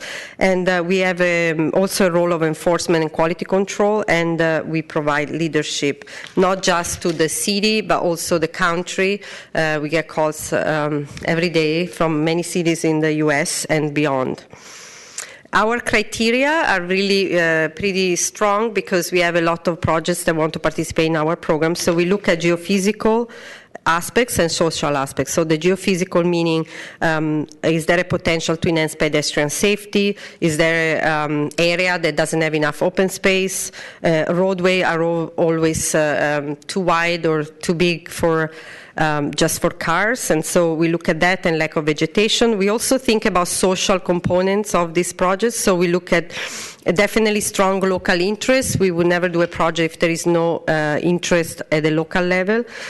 We have a very strong supported community support, so when community support is there, it's well documented. And we build this long-term stewardship in the neighborhoods. And we also consider land use and pedestrian activity. So I'll come back later to talk about plazas, but now my colleague Robin is going to talk a little bit more about the issue of social equity and the Parklet program. Thank you. Thank you, Ilaria. So we'll just take a few moments to drill down into some of the program functions which Pavement to Parks has ascribed for itself as we enter our 5th year of being in existence. It's increasingly important to the program to be attentive to how open space is actually unequally distributed across the city. Different neighborhoods are endowed at different levels with parks and playgrounds, and Pavement to Parks plays a really critical role in creating new public spaces where communities really need them. As Ilaria mentioned, we work with a number of different types of sponsors on both our Parklet and Plaza projects. Everybody's familiar with, say, the parklets that are sponsored by cafes and restaurants. Increasingly, we've seen interests from institutions and museums and other kinds of groups which we're really keen to form new partnerships with. Pavement to Parks is an interagency program. Many of the coordination and administrative functions are led by planning, the outreach especially, but we couldn't do this without our partners at DPW BSM as well as at MTA. So you see here there's quite a number of tasks and responsibilities that we all share in realizing these public spaces for communities. Pavement to Parks is also increasingly emphasizing the analysis of the impacts that these temporary public spaces have on neighborhoods and communities. So we get questions all the time about how parklets and plazas are impacting pedestrian safety, how they might be impacting the performance of local businesses and CBDs and NCTs. So this past summer, we just launched an initiative to take a routine and empirical look at those impacts. As Ilaria mentioned, Pavement to Parks also provides guidance, technical guidance, as well as other kinds of insight to programs all over the world, really. We've had the great privilege of meeting with delegates from Nagoya, Japan, being represented at conferences in Adelaide, Australia, talking to people in London. So other cities around the country and around the world are really looking to San Francisco as the originators of this approach and this methodology for our insight and guidance. Broadly speaking, Pavement to Parks facilitates these three kinds of programs, and we'll get into some specific case studies of each. But there are plazas, larger community gathering spaces, parklets, which are these small interventions, these small platforms at the curbside, as well as activation prototypes. There are, at the moment, approximately 50 parklets on the ground. That number keeps growing due to very high demand. We have 6 plazas. The program has produced 6 plazas in the last 5 years. 2 of those happily have graduated from being Pavement to Parks temporary demonstrations and become permanent projects. And there are also a number of other prototypes, as I mentioned, floating around the city doing magical things. This is just a look at how projects are distributed across the city, at the present by neighborhood. And to drill down a little bit more into the types of things that Pavement to Parks has helped to incubate over the last few years, in 2013, we held an international design competition to create a portable bicycle corral. The winning competition, which was fabricated, as you can see here, at a party in South of Market, was designed by students, design students here in San Francisco. We've helped to realize this community idea for a mobile cultural venue for poetry readings and concerts, as well as a portable parklet in the Ocean Avenue Community Benefit District. This is one of the projects that we find most exciting and I think is most emblematic of where we want the program to move in the future. This project was designed by high school students through the Youth Art Exchange program. So here you can see them. Just a quick reminder about our landmark parklet program, which I know everybody in the room is familiar with this urban design typology. Parklets are public spaces, even though they are sponsored and stewarded by private entities. We've produced a lot of technical guidance. We're in the process of revising that for our upcoming RFP in spring 2015. Our infographics produced by, here a graphic produced by Gary Chen, our graphic designer at Planning, have been emulated by cities all over the world. Again, this is Sao Paulo's parklet manual diagram. Their parklet manual was released in 2014. We've also seen how the parklet approach, this gesture, this strategy has been encoded in national guidance for urban design, as with the NACDO Urban Street Design Guide. Parklets are sponsored by by everyone from bicycle shops to, of course, cafes, a beautiful one in North Beach, art galleries and museums. This is an art gallery in the Mission that works with a different artist in residence every year to create a new version of this parklet. So a new piece of sculpture in the street every year. The typology is really adaptable too. We can see how it's effective at creating public spaces in different situations, hosted by private residents, and then, as we see on Powell Street, a really long parklet, relieving some very acute congestion issues that we've seen on that corridor for a long time. Just to preview a few really exciting projects that are coming up. We're working with the Exploratorium of San Francisco and the Boys and Girls Club to bring a parklet to Horace Mann Middle School, the Swiss Cultural Annex, as well as the Museum of Craft and Design in the Dog Patch. And now Ilaria will talk about some plaza case studies. So we would like to give you a couple of examples of plaza case studies. And again, our approach is to look at starting from short-term actions to long-term change. So how does that happen is through usually 1 day to 1 week demonstrations that are followed by 12 to 36 months trial, and then follow, if funding is available, by Permanent Plaza, which is part of outside our program. So this is a little bit the process, and we put as an example a couple of plazas. This is obviously the most known one, because this is the first pilot that we did in the central area of San Francisco, really important neighborhood, Jane Warner Plaza. These were the existing conditions for people who remember it, since it's been changed for a few years now. But it was the Muni turnaround at Castro and on Castro Street and Market, and the idea was to really create a new public space in a very highly congested area. There's also a lot of visitors from all over the world, and also residents who want to use it. So we went from a phase 1 demonstration that was only 3 months with very, very temporary materials. We went to an interim plaza of 3 years, from May 2010 to August 2013, in collaboration with the Castro CBD. And the final version that you probably already see now on the ground is a permanent plaza that was installed it was folded into the Castro Streetscape Bond project. So we were able to bring it in federal funding project, and it was built by DPW. So it's done now. So this is a good example of how a idea that was really initial they brought back a new space to San Francisco. Another case study similar to this one, still in the making, is the Persia Triangle project. As you can see, it's a nondescript corner between Mission and Ocean, but yet a very important community space we found. It's in the Excelsior district, and the pre-existing conditions see a parking lot and 2 roads. But with the community, working with the community, we came up with a new idea of bringing actually a corner plaza at the crossing of the 2 streets with the more mark crosswalks and seating area and planting. So we came up with a concept that was designed by David Fletcher Studio, and from there we were also able to work with the permanent capital team at MTA and DPW and have them build a bulb out at the corner of Mission and Ocean. As you can see on the diagram, this is the construction diagram that will be implemented in a couple of months in the Persia Triangle.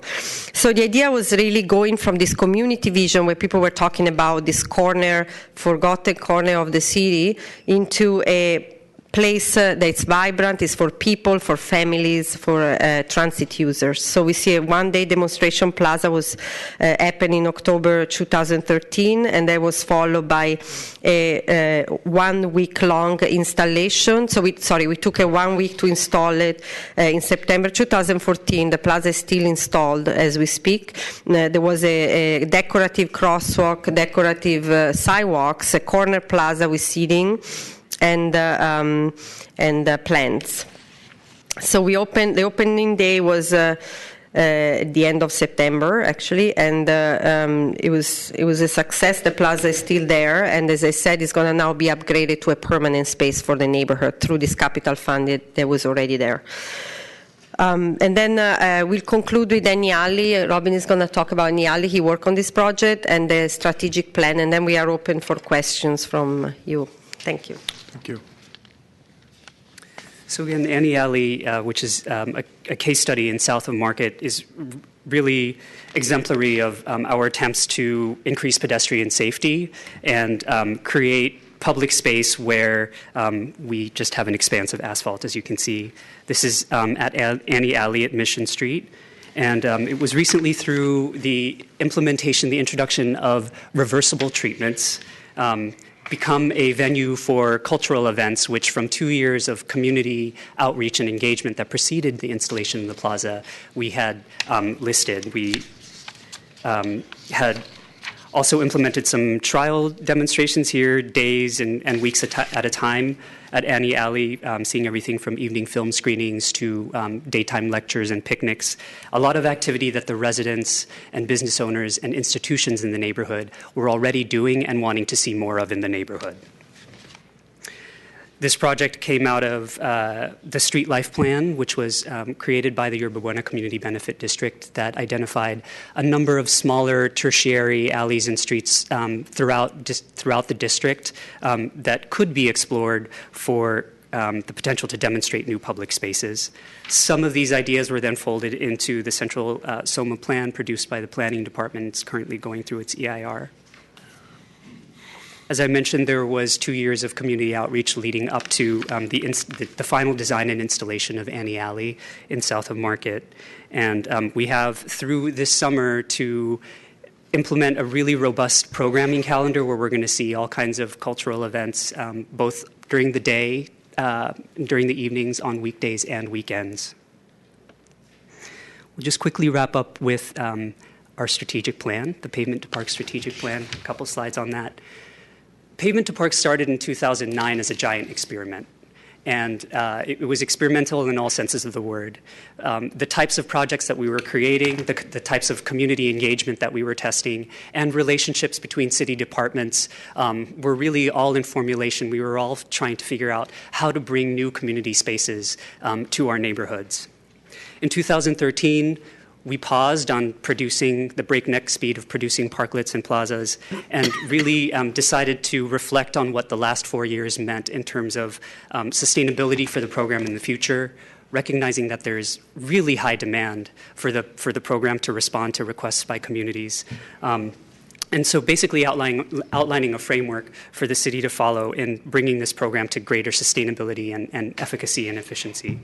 The first of those was to secure support at both DPW and MTA for a lot of the informal help and work that they were doing to help to contribute towards projects.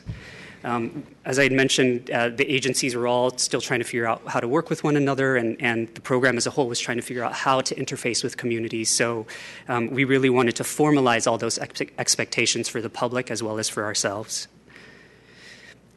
That's what we did in the last year. We're midway through our strategic plan. We have the last two strategic plan goals to focus on in the upcoming year, which are really about efficacy around permits, as well as exploring the potential for legislation to set a better bedrock for the program. Thank you. Thank you. Opening up for public comment, I do have one speaker card, Pat O'Grady.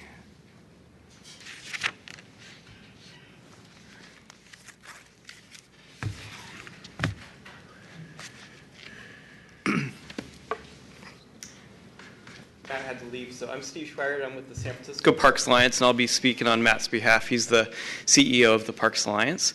And I just want to express what a privilege it's been for us to partner. We're the nonprofit partner with the Planning Department on the Pavement to Parks program. This is one of our most exciting programs because it's creating new spaces that are parks in a very crowded city. We are a very dense and growing city, and the open spaces that we have are under incredible pressure. So we're always looking for new places that we can create new opportunities for greenery and for people to get together and interact. I remember one of my first experiences with the parklet was at Parking Day a few years back, and it's just kind of a completely different experience to sit out there on the street with a car going by, 35 miles an hour just 3 feet away from you. And it gives you a sense that you're really claiming that space and taking over something that rightfully belongs to you in the public realm. We tend to think of streets as kind of a dangerous thing where there's speeding cars and there's danger.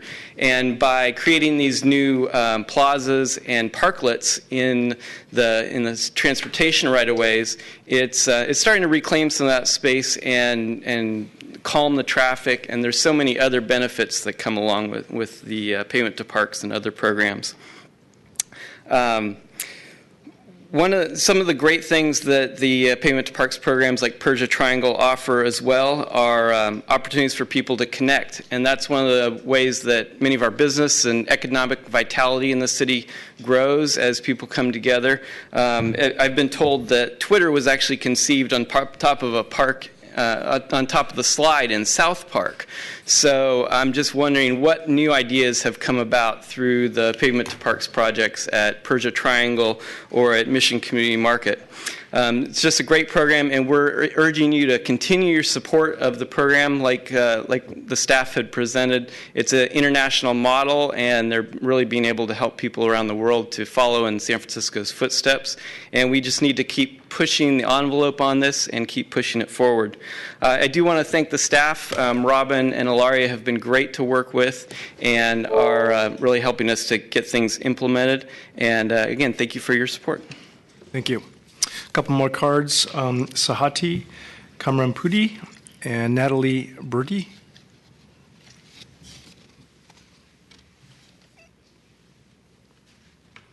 Good afternoon. My name is Sahiti Karampudi.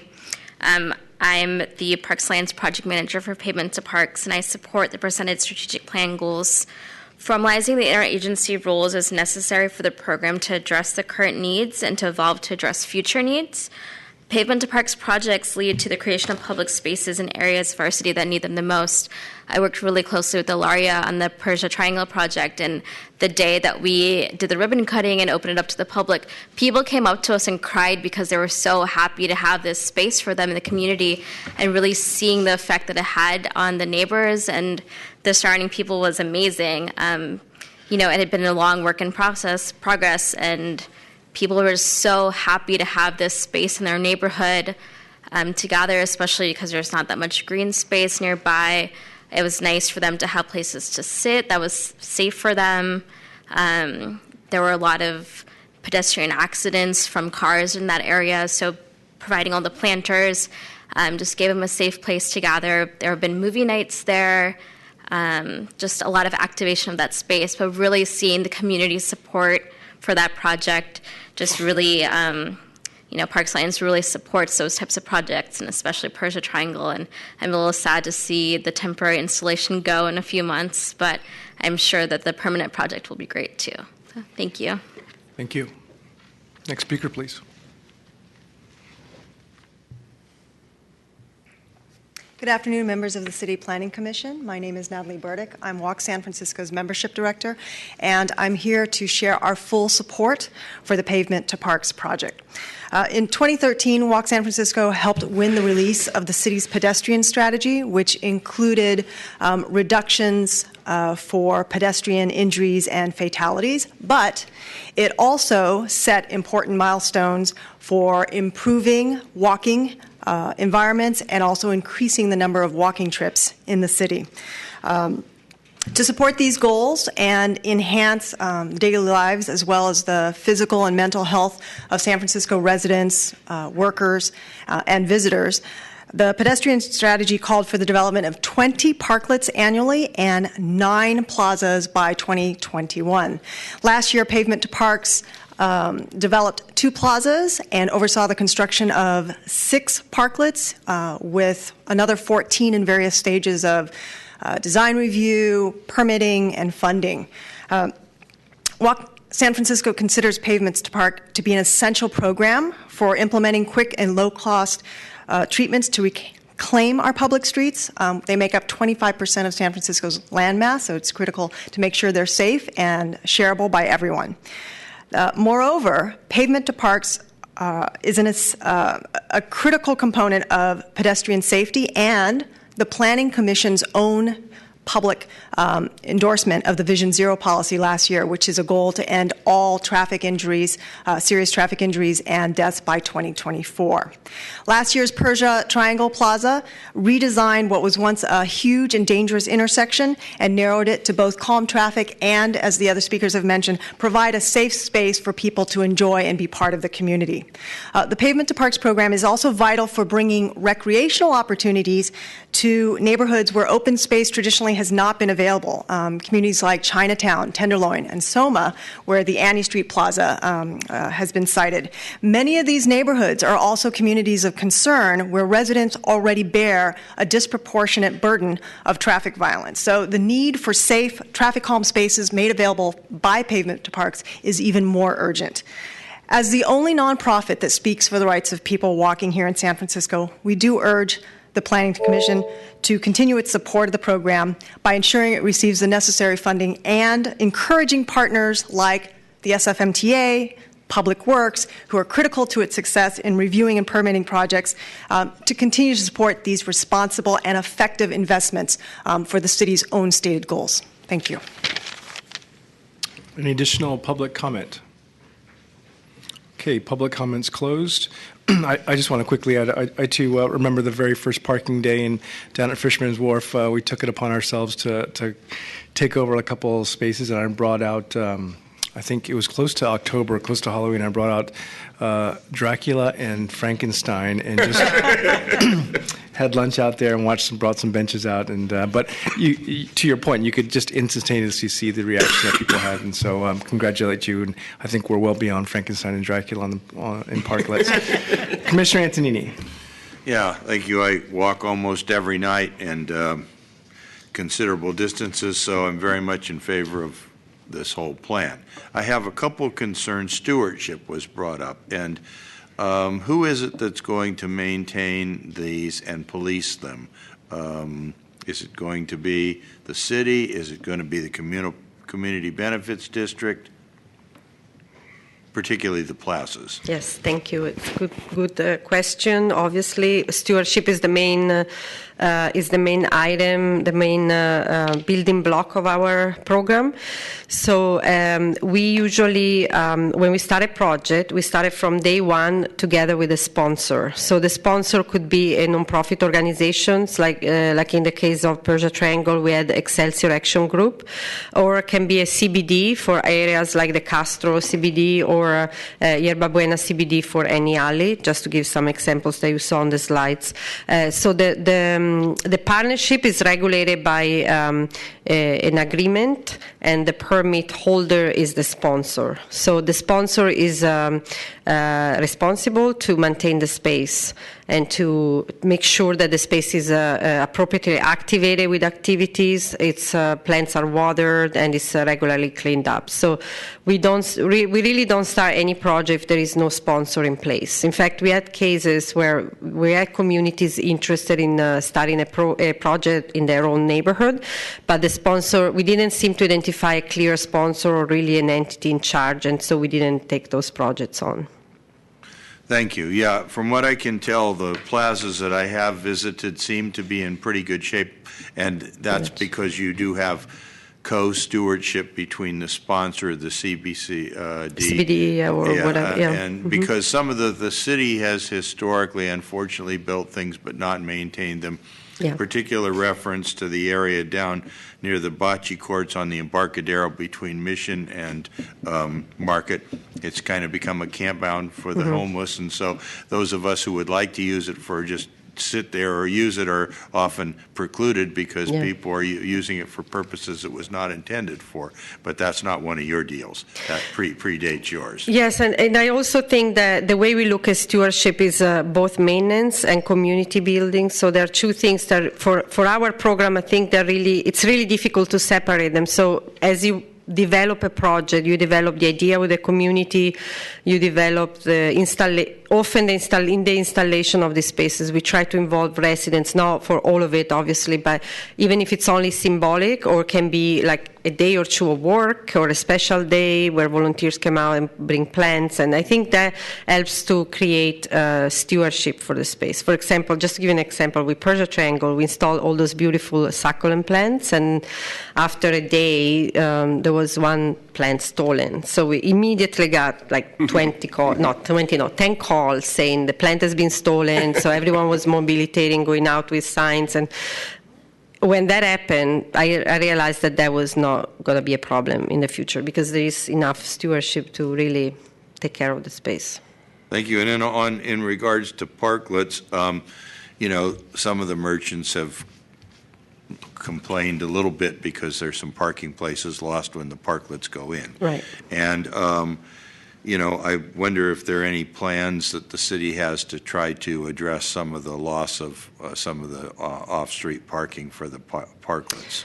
Yeah, so it is obviously could be a concern for some residents or businesses, but what we found so far, it is actually surprising how very few concerns and complaints we heard about parking loss. It was actually our concern at first, but then we realized that, there are so many other benefits outweighing the one parking loss, and the whole provocation of Parking Day, I think it was to demonstrate what you can do with the space of a car. So the car is one thing and one owner and how much you can achieve with that. So I think there is that, but there is also, so we're definitely looking at balance and we are aware of that, but we usually get these parklets installed because sponsors, the business owners are requesting them and they're paying for them and maintaining them. So it's really something that it's a demand that it's almost like a offer and demand situation. I also think that for parklets we do see a lot of other benefits that we are trying to start measuring for economic impacts. For example, we have preliminary data, so we are not really sharing today, but we have data showing that there is actually an economic benefit to the business itself, if not the block and the area, when a parklet is installed. So it's I think they're very good, and actually the number of spaces lost are minimal. And the areas like, I'm just thinking of NOPA, the Inner Richmond, Inner Sunset, there are many that have such severe parking problems that the couple of places you lose there, because a lot of times I've been wanting to stop into By-Right and see what it's like there, but, there's never a place to park, and so I figure I'm not going to spend an hour looking for a place. I'm just going to go sometime when I'm doing something else in the neighborhood. So, yeah.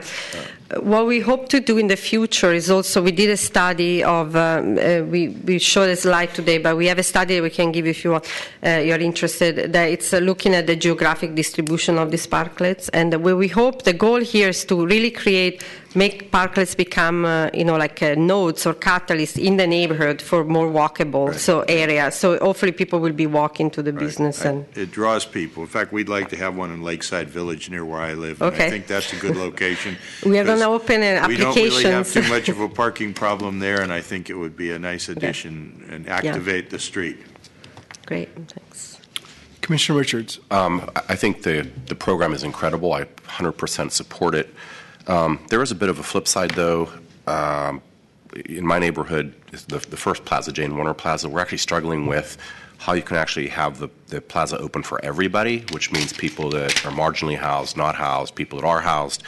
And I know the supervisor's office with the CBD and the neighborhood groups are all struggling on kind of where to draw the line with antisocial behavior, because right now I think things have probably, the pendulum swung more in one direction than another, and it's kind of getting out of balance, and understandably. I think the second issue is there are, I guess, a couple different kinds of parklets that I've seen. There's the open ones and what I call closed ones. Open ones are benches on the back and benches on the sides. You come in and you can sit and have your coffee. And there's some that I've seen that are closed. And the closed one, there's actually one right around the corner for me that the neighborhood's had some issues with, because it basically has become a privatization of the space for the business that's right in front of it. And they actually have tables and chairs, and it looks like an extension, literally, of the cafe, the restaurant. And I guess this gets back to enforcement, and it's under DPW, I understand. And the issue that we've had is the times where they've actually privatized the space has been the times that the enforcement team hasn't been there. So on weekends, they're not. I would hope that we would do more enforcement like the Entertainment Commission does, so you could just go and drop in any time and see what it's really being used like, because we have situations where on the weekends it's really privatization. They actually have numbers on the tables, so their food's delivered out there to the table, so nobody can really go sit there. So I hope we'd have a different kind of enforcement, and that's been a real issue for us. And then the last one is, and this is a DPW issue, is the noticing. The noticing normally is like an 8.5 by 11 piece of paper stuck in the window, and you can miss it if you don't really pay attention.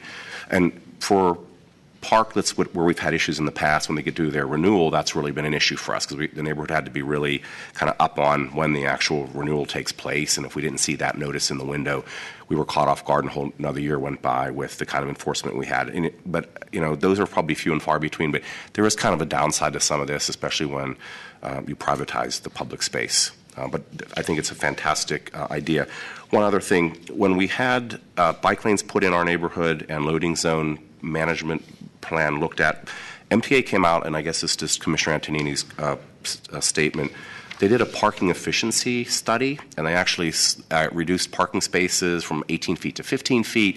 They had a whole bag of tricks that they did, and they actually ended up gaining a space after we had taken away so many spaces. So you can ask MTA to actually come out and take a look at your neighborhood and try to make it more efficient if you want. Thank you. Thank you. Commissioner Johnson. Thanks. Yeah, just real quick. Piggybacking a little bit off of Commissioner Richards' comments on sort of privatization of some of the parklet spaces, I definitely can see where the concern would come from, but I feel like in terms of looking at future administration of the program and building future parklets, there might be some design-oriented ways to fix that versus just beefing up enforcement and having people come out and police it. For example, just saying having signs or other configurations that literally obviously state that this is a public space. You can't stop someone from going to a place that's mid-level service and taking their number and sitting at a table, but you can make it clear to the rest of the public that it is a public space, and if someone else wants to sit there and they're not a patron, that's their right to do so. So I think there's design-based ways to fix it versus having enforcement. Obviously, love the program. District 6, District 10, lowest percentages of open space over the whole city, but highest percentages of streets that have less than the 5% grade. So looking forward to way more parklets in the southeast. One thing I might ask is about what was mentioned a couple times, the interagency MOU. So there's a really great table in the whole presentation that talks about the responsibilities of the different agencies, and particularly when it talks about bike parking and things like that, those really sort of turn over to MTA. So I would love for someone to give we want to not be here all night. So a 30-second overview of the interagency MOUs and how they work. Is it just stating the responsibilities of all the agencies, or does it talk about joint decision-making process? Can we just real quick overview of how those work? Yes, the interagency MOUs, which we workshopped over the last fiscal year and are with the city attorney's office now, do all of those things. They describe responsibilities of each of the participating agencies. So, we really looked at the last 4 years and tried to identify the roles and responsibilities that made the most sense, and so that those expectations would be always clear moving forward. I might just say a few words about the concerns about privatization. That is something we're extremely attentive to, and we've pursued a number of different strategies for mitigating that perception of privatization. The commissioner had mentioned how there might be design strategies, which actually in our current technical and design guidance, we're very clear about, for example, not using elements or furnishings which match those inside the establishment. Some of the parklets which may have been more challenging come from our much earlier experimental days, and I think, yes, have caused some problems and concern, but really taught the program a lot about how we need to move forward and the kinds of guidelines that we need to be more robust in enforcing. Enforcement does also come up in the interagency MOU. There are various ways that we've tried to monitor, once you've got 50, 60 parklet sites out there, we hope that our stringent requirements for stewardship and capacity that we screen for right at the beginning can help avert a lot of those issues we might have later with stewardship. But we do think that it could be helpful in some instances for our permitting agency, DPW, to issue citations and take other actions that have a little bit more teeth. Currently, our policy framework, the areas of the DPW code that we refer to don't quite allow us to be as aggressive as we'd like. So part of our strategic plan is to see if maybe there are some amendments or some other things we can do to lessen these problems in the future. Fortunately, though, I think by and large we hear very few complaints about parking, very few complaints about privatization. So, those really are the minority of things that we hear about when it comes to the Parklet program. Commissioner Hillis. So thank you for this. This is great. A question, I think a lot of them are outside restaurants or food service, but it's good to see some new ones kind of outside museums or bike shops. Do you have data on that? Like how many parklets are associated with non-food related uses? Or are you seeing just a generally anecdotally an increase in those? We absolutely do have numbers. I would say that about 85% of the parklets spread throughout the city are sponsored by cafes and restaurateurs.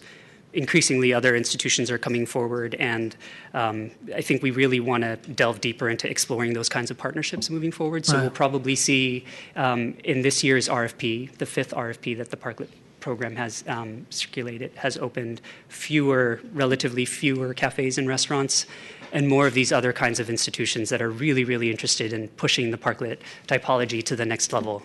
Yeah, and we were, even the library or, public, to make them more public, a rec center could do it. And it'd be interesting to see what they would do with the Parklet. Yeah. Thanks. Commissioner Wu. Thanks. Following on that line of thought, when Commissioner Johnson said she was looking forward to seeing more in the Southeast, I looked at the map, and there's only one in the Southeast right now. And so I think clearly there was a challenge when restaurants and bars were sponsoring them. But moving to the CBD BID model, I think, is also challenging because not every neighborhood has them. It tends to be richer neighborhoods that have them. So I think in the strategic planning, just some thought toward how to make it a equitable program and that parklets or plazas can really reach a number of different neighborhoods. Commissioner Moore. I want to spend a second on the issue of privatization and restaurants and coffee shops actually being great users or adjacent uses to these parklets. You love to see somebody sitting there casually eating a donut or whatever they eat. But the thing what is missing is you have the perception that it's an extension of the restaurant. And some of the waiters or personnel of the restaurant also act as if you're not buying anything from them, you better move. And perhaps it's a question of signage, perhaps it's a question of making it different in the way some of these are furnished, or they have to pay an extra fee if they have more than 50% of it used by their own patrons. I mean, during certain times of the day, it works if it's only occupied by people who are consuming items bought in the establishment, but at other times it doesn't. So it's really all a question of perception. I have often asked myself, am I allowed to sit here? I know that I can, but it just didn't feel right. Mm-hmm.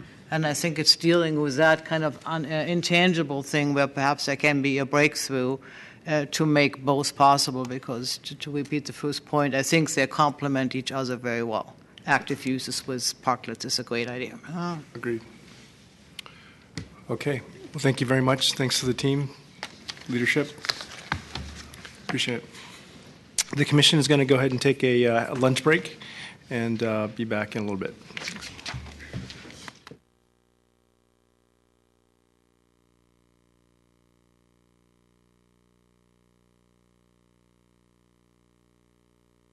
President Funk and Commissioners.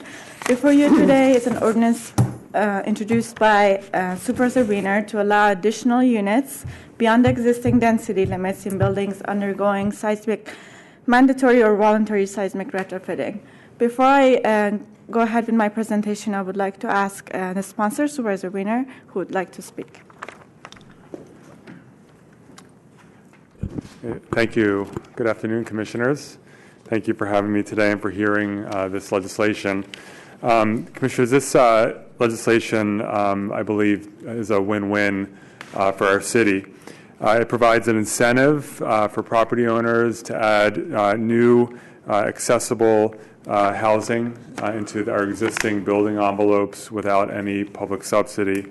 It also incentivizes buildings to undergo seismic retrofits, even if they're not technically mandated to do so. And equally important, this legislation builds on the legislation that I authored and that we passed last year with the support of this commission to allow new in-law units in the Castro, in that it allows for the creation of new rent-controlled units, which is something we typically have a mantra that you can't do that, but we actually can, and this legislation will once again allow us to do that. The legislation has received broad support. Mayor Lee is supportive of it. It's been endorsed by SPUR, by the HAC, and by Livable Cities. We all know, and you know as well as I do, that we're in the middle of a housing affordability crisis. And one of the reasons why this crisis is upon us is because our housing production has not even come close to keeping pace with our population growth. We've grown by almost 100,000 people since 2003, and during that same time period have added fewer than 25,000 new units. And so our production of housing continues to be far outstripped by the approximately 10,000 population growth that we're seeing on an annual basis in San Francisco. So we need to do a lot of different things to add housing, whether it's the new construction that we see happening in various parts of the city and the new neighborhoods that are being built, the affordable housing that we are investing in and whose production we need to accelerate. But one significant source is allowing more flexibility for people to add in-law units or accessory dwelling units. We have our existing building stock that can accommodate new units. And these units, they tend to be smaller, more affordable by design because of their size. They tend to be on the ground level. They tend to be more modest than some of the newer construction that we're seeing. And in addition, because they're being put into buildings with existing infrastructure around utilities, for example, they are less expensive to build than new construction dwelling units. They're inherently decentralized, so you don't have any of the issues of bulk and height and massive density changes. They tend to be sprinkled throughout a neighborhood, one unit here, one unit there. And various studies have shown that in-law units are the most affordable kind of non-subsidized housing unit. UC Berkeley, HUD, and AARP, for example, have done studies that have shown this. So in-law units are, of course, not the entire solution to our housing crisis, but they're one piece of the puzzle. I will let Ms. Hadadan describe all the details of the legislation, but I do want to go through a few things.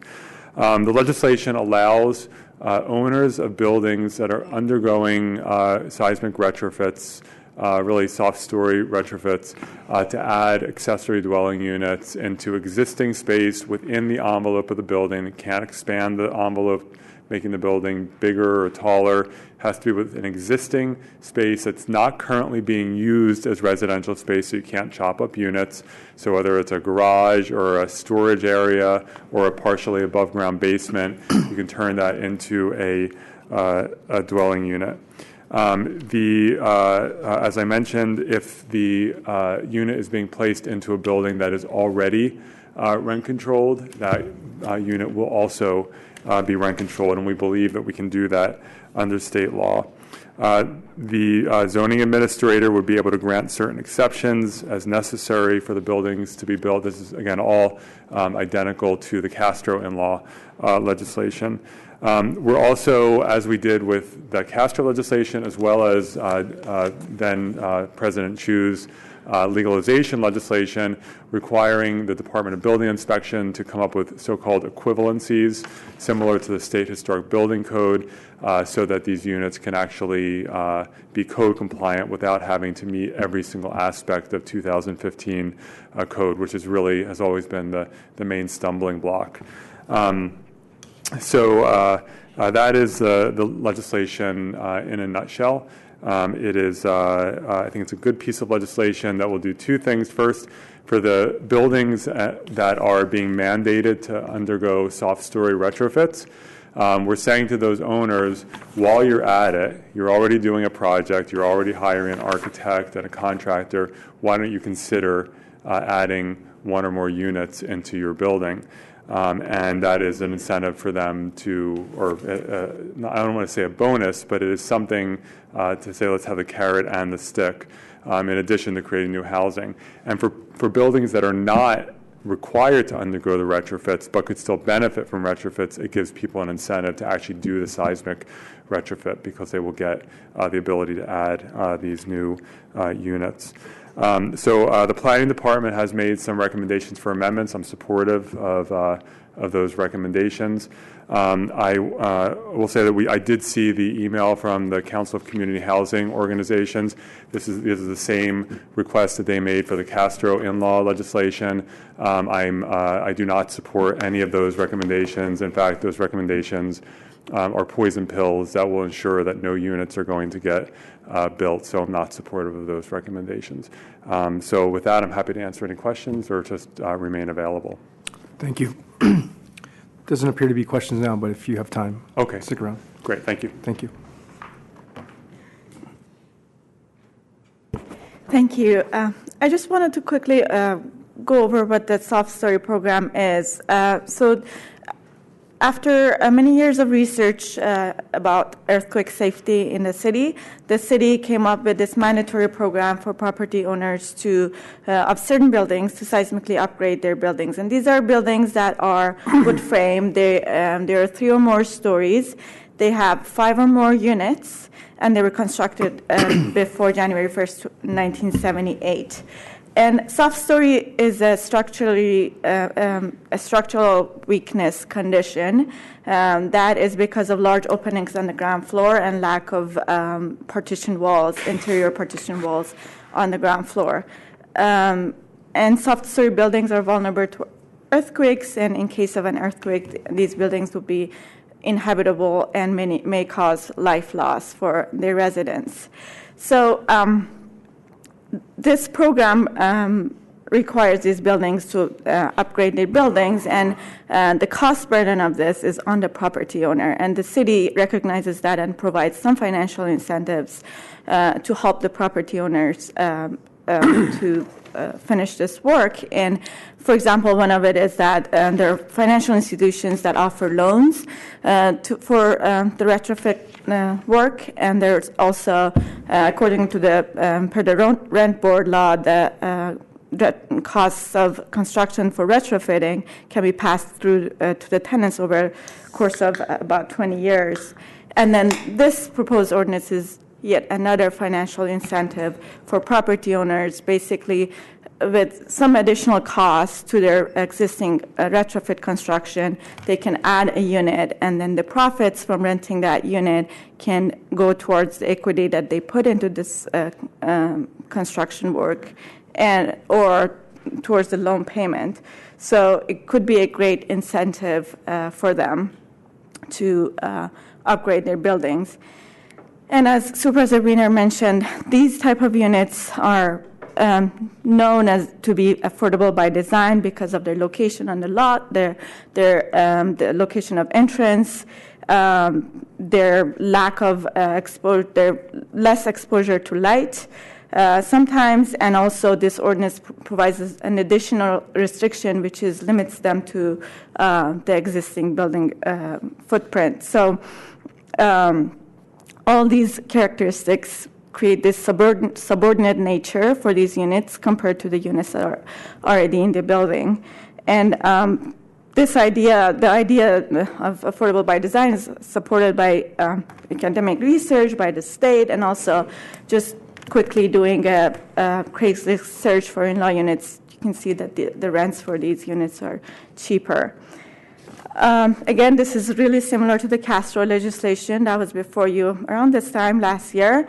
And so as Supervisor Wiener mentioned, it's going to subject these units to rent control, which is another layer of maintaining the affordability over the years. It will also create some exemptions for these units to facilitate these units to happen, which is exemptions from the planning code, open space, rear yard, parking.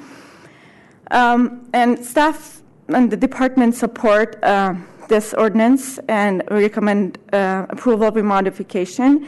We're supporting this ordinance because ADUs are an infill strategy for housing that would provide housing at a more affordable scale compared to the units that are being built right now in the new development projects.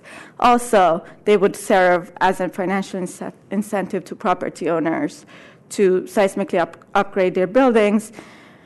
An earthquake-proof housing stock would serve the entire city. It would save costs in post-earthquake in terms of repair needed for these buildings. It would also save the city in costs associated with finding housing for the residents of these buildings, temporary or permanent housing for them.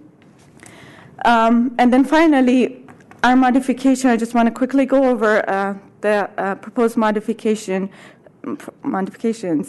First is just to reorganize the text in the ordinance so that the controls for the Castro legislation and this legislation is merged and aligned.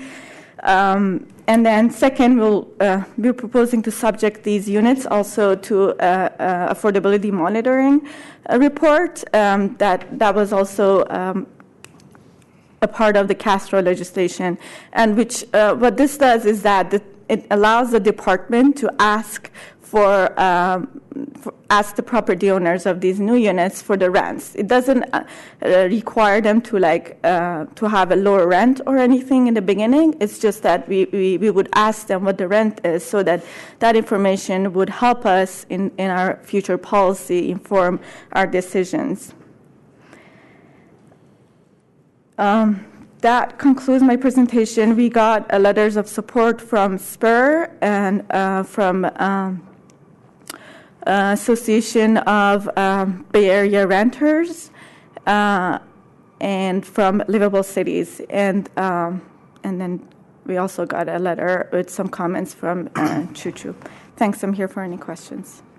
Thank you. Opening it up for public comment.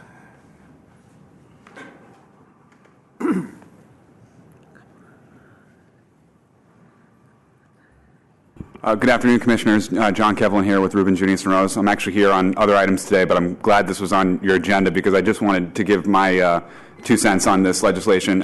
There's a lot of interest out there already for this legislation. I've literally looked at dozens of buildings at this point for various property owners, seeing how this legislation would apply. These are almost all buildings built before 1980, so all of these new units created would be rent-controlled, which is, something we typically can't create new rent-controlled units these days, so it's a great opportunity. And it does create these naturally affordable units because we're creating the new units out of old storage spaces or ground floor parking spaces along the street. So I just want to say that there's already a lot of folks tracking this, and I think it's something that we should support. So thank you. Thank you. Any additional public comment? Okay, seeing none public comment. Oh, sorry. Gotcha.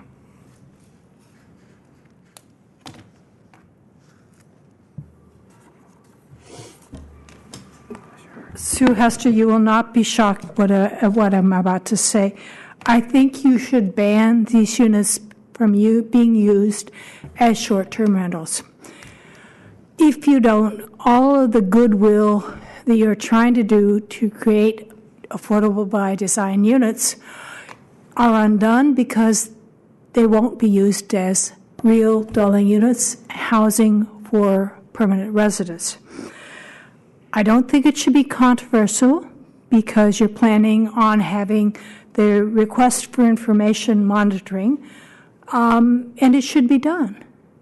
This is giving a gift to the owner of the property and just saying, in exchange for it, it has to be rented as primary housing. You have the ability to do that. Supervisor Wiener has the ability to do that.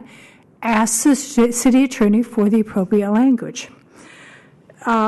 Second little question is, how long does the building have to stay within the same envelope? I say that as a person who reads all the 311s that I get. My love letters from the planning department. I get them by the hundreds every month. And I know how much building expansion is going on. They can't do it when they create the unit. But could the same owner come back in a year for a building expansion and know he was going to do it all along? It's a question that just comes up to me. How long is the ban for expanding the unit? As soon as they get the permit of occupancy, can they move to expand the unit, the building? And it really is the most important issue for me, is that cannot be used as short-term rentals, period. And it should be a condition on these units. Thank you very much. Thank you. Any additional public comment? Okay, seeing none, public comments closed. Let me first start and say I think this is a great idea. It's in essence killing two birds with one stone. The seismic retrofit, I've been looking into that myself, and it's very expensive. So I think this is maybe an incentive to start that program, start that work, and obviously receive the benefit of an accessory unit. Maybe, Supervisor Wiener, I'm kind of curious your thought on the short-term rental question that was brought up. Sure. So in short-term rentals, Commissioners, as you know, we just passed legislation that set rules in place for short-term rentals, and it applies to all housing units, and you have to the occupant has to live in the unit at least 9 months out of the year. They can only rent it when they're not present for up to 90 days per year. And those regulations they're in effect now, and obviously enforcement is going to matter, and I'm sure the department will step up the enforcement. We all want it to be enforced. But to say that a certain class of housing, it's banned entirely when we just spent an enormous amount of time and energy, and it's ongoing political stuff happening in the city around short-term rentals, that should continue to be something that applies citywide. And to say we're going to carve this out, I don't think makes any sense. Yes, there are some people who could violate the law and perjure themselves when they register with respect to an in-law unit. They could do it with a single-family home that they own. They could do it with an existing condo that they own. So some people will cheat, but that applies to all housing, and this is no different. So I don't think it makes sense to treat these units differently than any other unit. Okay, thank you. Commissioner Antonini. Yes, Supervisor, a few questions. It might be in the legislation in the details, but ceiling height. Typically, these do have lower ceiling heights, but is there a minimum height that is allowable, or is that by code anyway? It's by code, and the Department of Building, both the Castro in-law legislation as well as David Chu's legalization legislation mandate that within 1 year, I believe, DBI is required to issue guidance for so-called equivalencies, similar to the State Historic Building Code, which would address issues like building height. So maybe if it's just shy, there's some sort of equivalency that would take the place of that ceiling height. DBI has not issued those equivalencies yet. I don't know where they are in the process. It seems to have been a slow start. I actually just a few weeks ago introduced a hearing request, an oversight hearing for DBI to come in and tell us where they are, because that does have to happen, and if we have to do some oversight, we'll do that. But that would be a DBI issue. Yeah, and along those same lines, again, life safety, will there be some sort of inspection for life safety other than the seismic? In other words, a lot of these buildings have really poor wiring, and this occupant could be trapped in one of the worst places if there's a fire. So, right. Well, as with any creation of any new unit, there would have to be DBI inspections, whether it's for electrical or plumbing or building code. Yeah. So that won't change. And the cost to Hawkins part of it is that we're giving a bonus, a density bonus, and that's how we're allowed to get this through. Is that right? That there's an exception in Costa Hawkins stating that if you provide consideration, you can require that the new unit be rent controlled, and so that's the basis, and we think it's very defensible in court. And then you did, part of the legislation is removal of the 750-foot limit, but what is the minimum size per unit that applies? Well, the minimum size is the same minimum size that applies citywide to all housing, which was also legislation that I had done a couple of years ago, which the commission supported, conforming to the state minimum, which is 220. We made it 220 square feet, 150 square feet of living space, and 220 when you take into account kitchen and bathroom. In the Castro legislation, we had put a cap of 750 square feet in there with the idea that we didn't want them to be too big because you want to keep them, if they get too big, they're less affordable. Late in the process, people started raising concerns about that, including actually at land use. At our land use hearing, Supervisor Kim raised a concern that, well, does that mean if someone has 800 square feet, they have to build some artificial wall and it just seemed like it was a little arbitrary. And she made some good points, and other people actually echoed those points. It was too late in the process. I didn't want to have to come back to the Planning Commission when we were already at land use, so we moved it forward.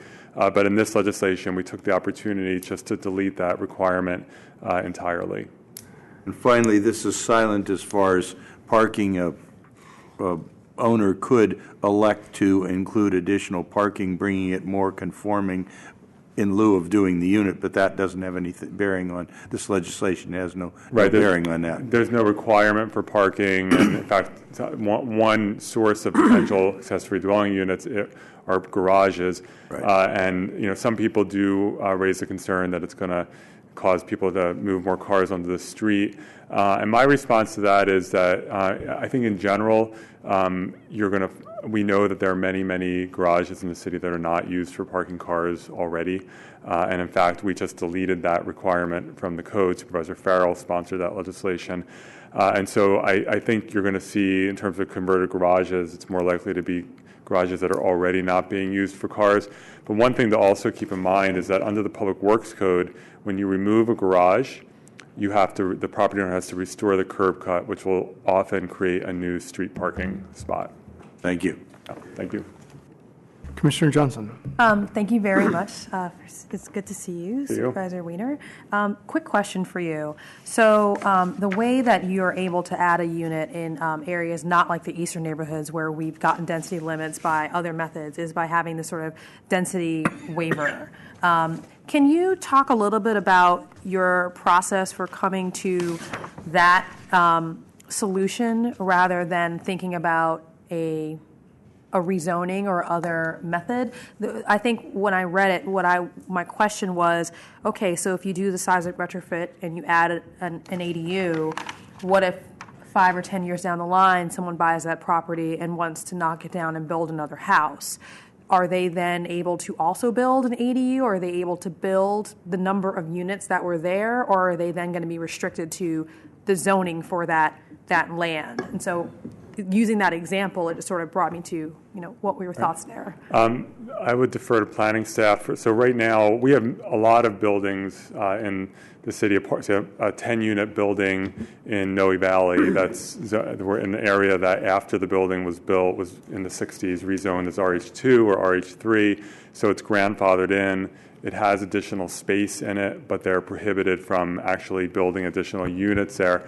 If that apartment building gets demolished and they rebuild, I don't know what the answer is in terms of whether they have to go to the current zoning or the old zoning. Through the chair, they do have to go to the current zoning, so they lose that nonconformity. But it's, as you know, it's very difficult for someone to knock down a building in this city that has rent-controlled units in it. So I think the chances of that happening are very slim. So. I don't know about that. I mean, I'm just thinking years down the line. I mean, we've already seen discretionary reviews over remodels that are essentially demolitions. And, if they're building a new house, I wonder if, it's just a question. Thank you. And I do think that this legislation is it's overwhelmingly going to apply to apartment buildings, not single-family homes. I mean, yes, there are people who do retrofit work on a single-family home, but particularly around soft story, there probably aren't very many soft story, single-story homes. And so I think we're going to see this apply to apartment buildings, which are, in terms of the non-demolition that really is a demolition, I think you tend to see those more on smaller buildings. Thanks. Yeah, thank you. Commissioner Hillis. A couple questions. The mandatory retrofit, I think it only applies to 5 units or more, but could you utilize this if you're going to do seismic upgrading to a 2-unit or a 4-unit building? Yeah, so this applies to both mandatory and voluntary. And so for the voluntary, which is not, I think it's 5 units and 3 stories to trigger a mandatory seismic or soft story retrofit. So let's say you're a 2-story, 3-unit building, you could do a voluntary retrofit and you would qualify for this. And we put that in there because it will encourage people who aren't mandated to have an additional reason to consider a retrofit. Yeah, I think that's smart. And then, I mean, much like Mr. Kevlin, I ran into somebody who was beginning the engineering process for a 5-unit building to do the soft story retrofit, and they heard of this legislation and wanted to add a unit to what's now kind of storage and maybe even take away a parking spot. So I think it is starting to get out there. Yeah. Their concern was just the DBI requirements, like do they have to sprinkle the whole building? You know, what is this trigger? Which I couldn't answer, but I think it'd be good even in advance of DBI doing whatever equivalency to get those kind of issues out there. We very much want DBI to issue its formal guidance, which is, I didn't want to have to introduce a hearing, but we did because we want to have that public conversation to make sure that it's moving forward. I will say that we've had quite a bit of interest in the Castro and that legislation, and of course it takes time because people have to talk to their architects and figure out whether it makes sense. But the first one recently made it through, planning department was approved. It then got stuck a little bit at DBI, but they resolved it, and that's now moving forward. My understanding is that the DBI and the fire department have determined that you have to, if you go, 3 to 4 units, once you go from 2 to 3 units, the sprinkler requirement is triggered, that they're applying it just to the new unit, not to the entire building, because that's a significant, I mean, if you're going to require the whole building to be sprinklered, that would be a non-starter. Yeah, it's costly. Yeah. So how do people, I mean, is it just talking to your architect, you figure that out, or? I mean, I think 'cause, the architect. And you know, different buildings are different. Some buildings, the water pressure will not be enough to sustain an additional unit, and doing the work to increase water pressure can be exorbitantly expensive, so it may not work for that building. Some buildings, the space is already perfectly wired for electricity. Some, there's no wiring. And so it's going to be a real range in terms of cost. And there are some buildings where it's just not going to make sense financially, whereas others could be quite inexpensive if it already has a good setup. Yeah. No, I'm very supportive. Thank you for this. Thank you. Commissioner Wu. Thank you. I had the same question.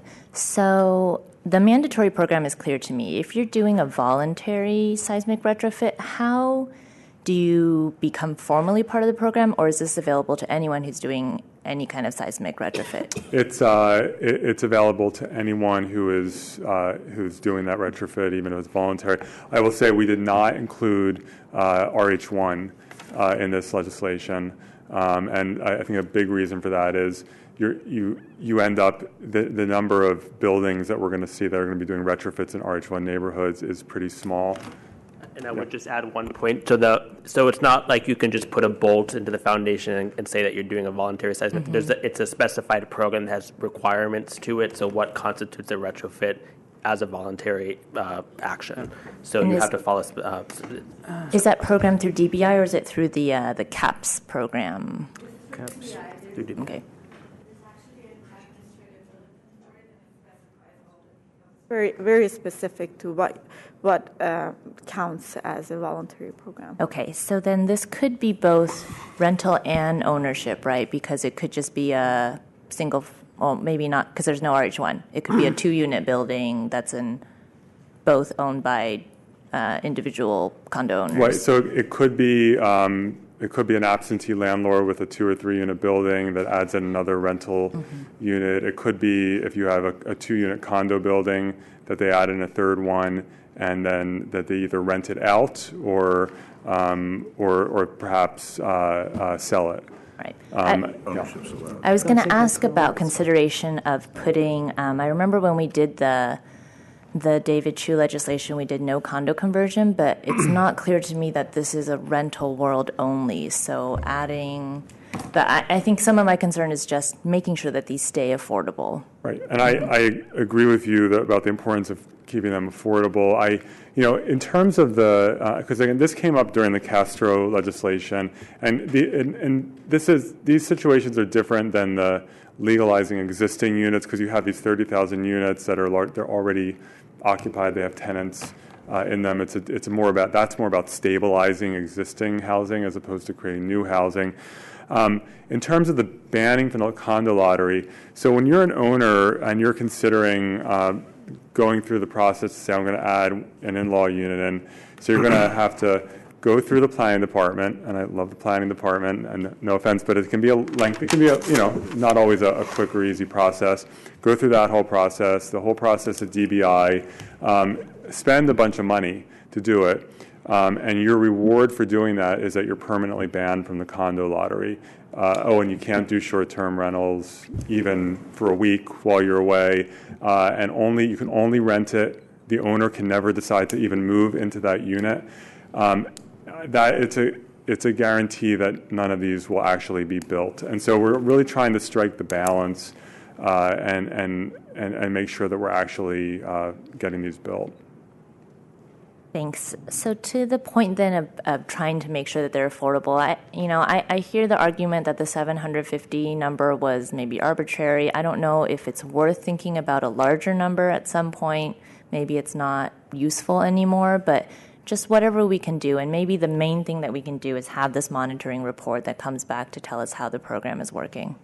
And I'll be honest, Commissioner, that I don't have a strong view about the square footage. And in the legislation we passed for Castro, I did include 750 square feet. But I thought that Supervisor Kim and others made interesting points, and so that's why we ultimately took it out. But I don't have a strong view about whether there should be. I don't know what the right answer is, to be honest with you.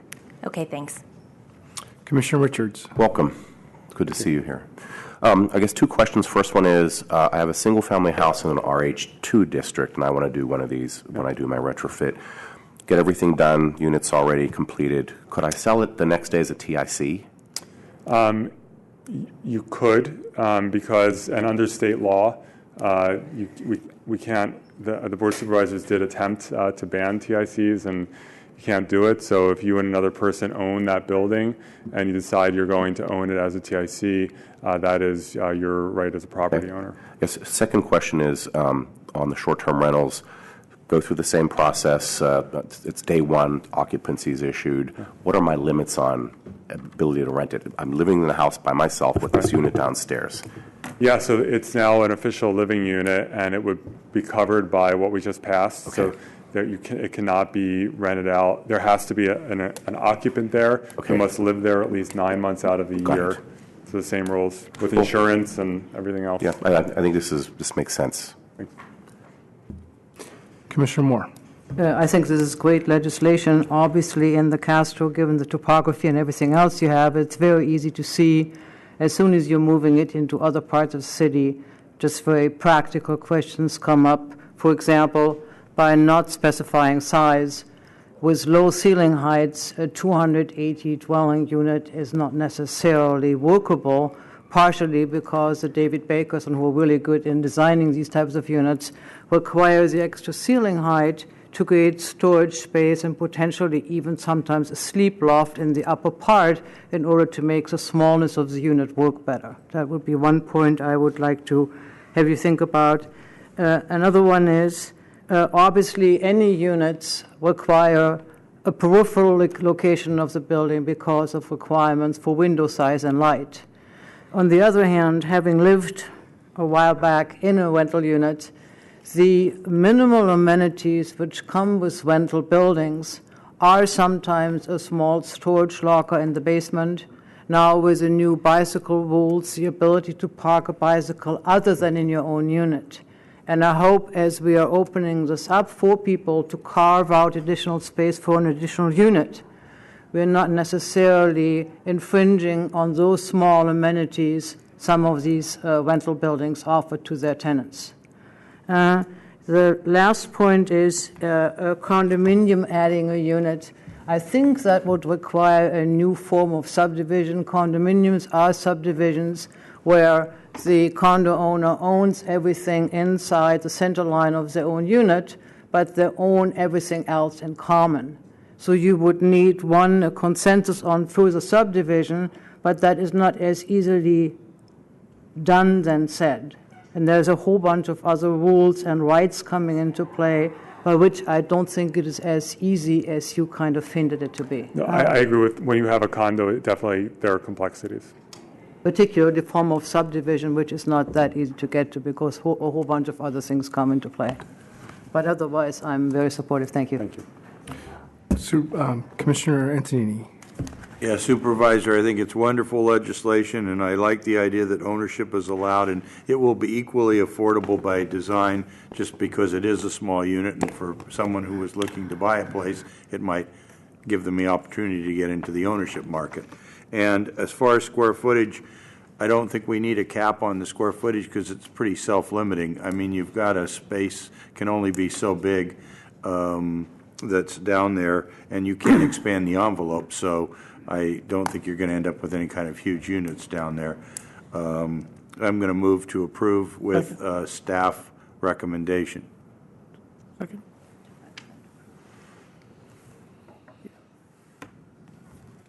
Commissioners, there is a motion and a second to adopt a recommendation for approval with staff recommendations. On that motion, Commissioner Antonini. Aye. Commissioner Hillis. Aye. Commissioner Johnson. Aye. Commissioner Moore. Aye. Commissioner Richards. Aye. Commissioner Wu. Aye. And Commission President Fong. Aye. So moved, Commissioners. It passed. Motion passes unanimously, 7-0. In places, you want item 12 for case number 2015-000909 CRV, amendments to the Small Business Priority Processing Pilot Program.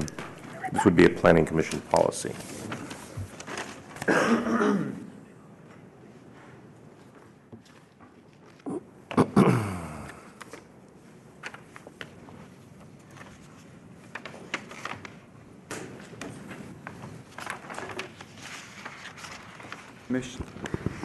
It's always challenging speaking after Supervisor Wiener. Commissioners, good afternoon. Dan Sider with the Planning Department. Thank you for agendizing this today. This item is a refresh of a Planning Commission policy that's now about 2 years old.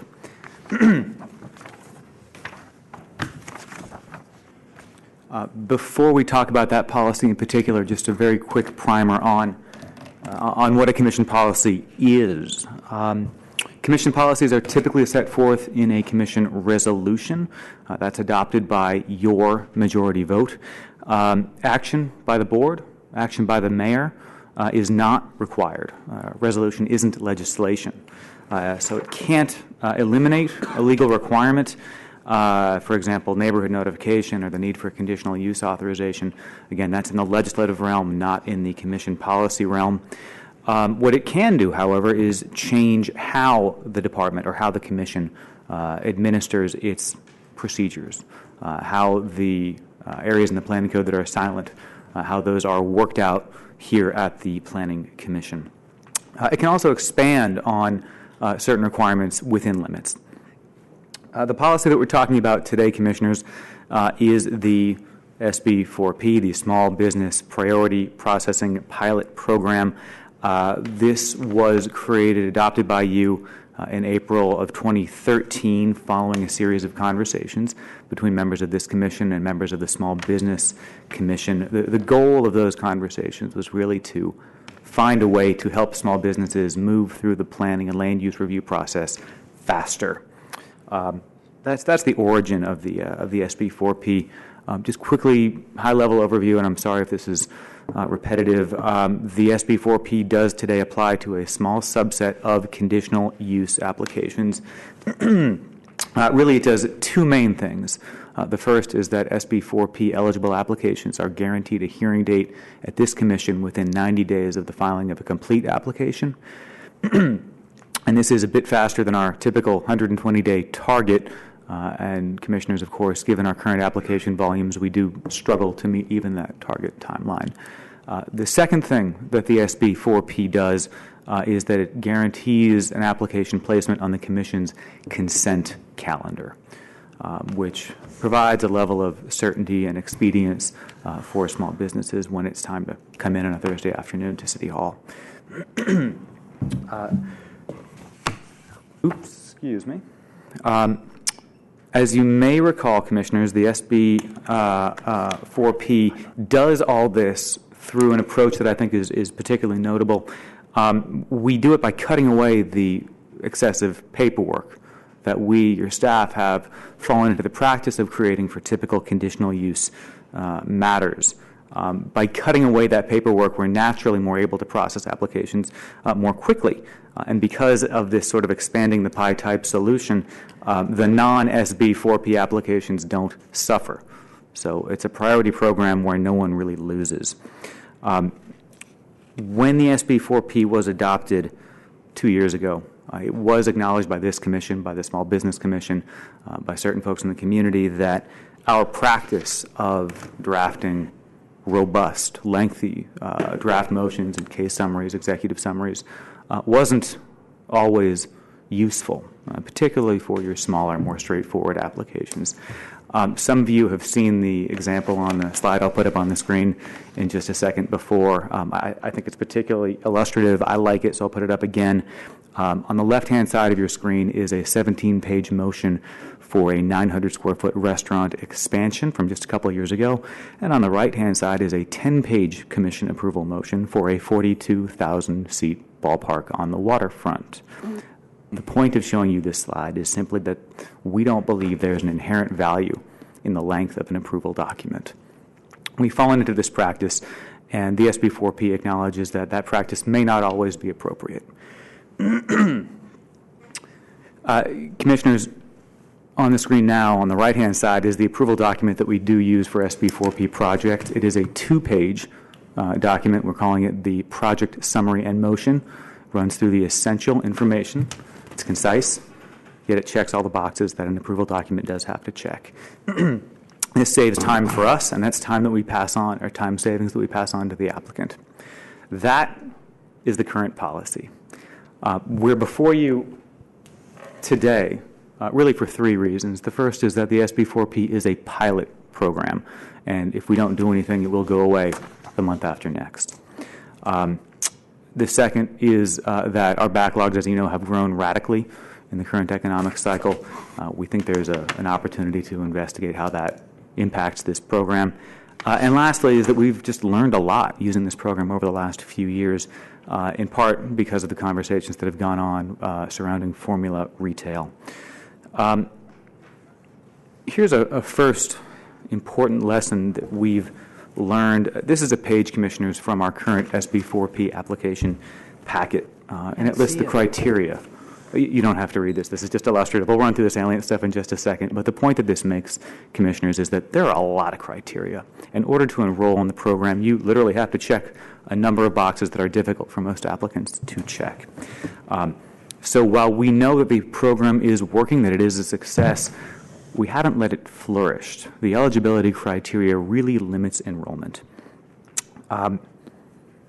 So this is hopefully a bit more legible and a bit more of a high-level look at exactly what those criteria are that restrict enrollment into the program.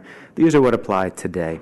In just a second, I'll advance the slide, and you'll see in red line what the proposed changes that we're bringing to you today are, how we'd recommend that you investigate amending the program.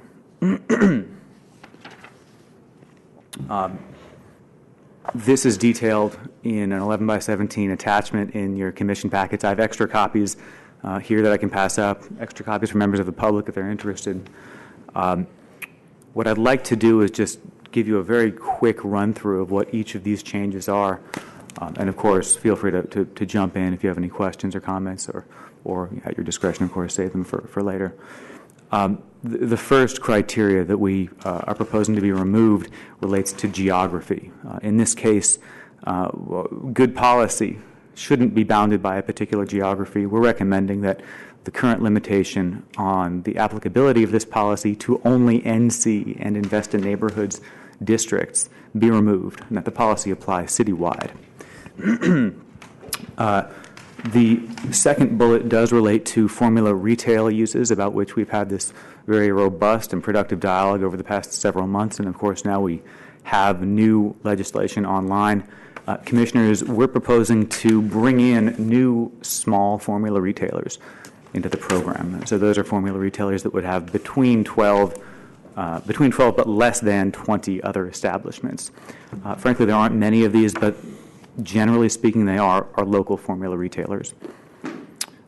We'd also suggest bringing in formula retail changes of use, as well as limited financial and personal services that aren't located on the ground story. And with respect to this last one, Commissioners, this is really being done to incentivize uses that may not activate the street in as meaningful a way as other uses, to incentivize them to not take up space that fronts the street, to give us the urban design amenity that we're looking for.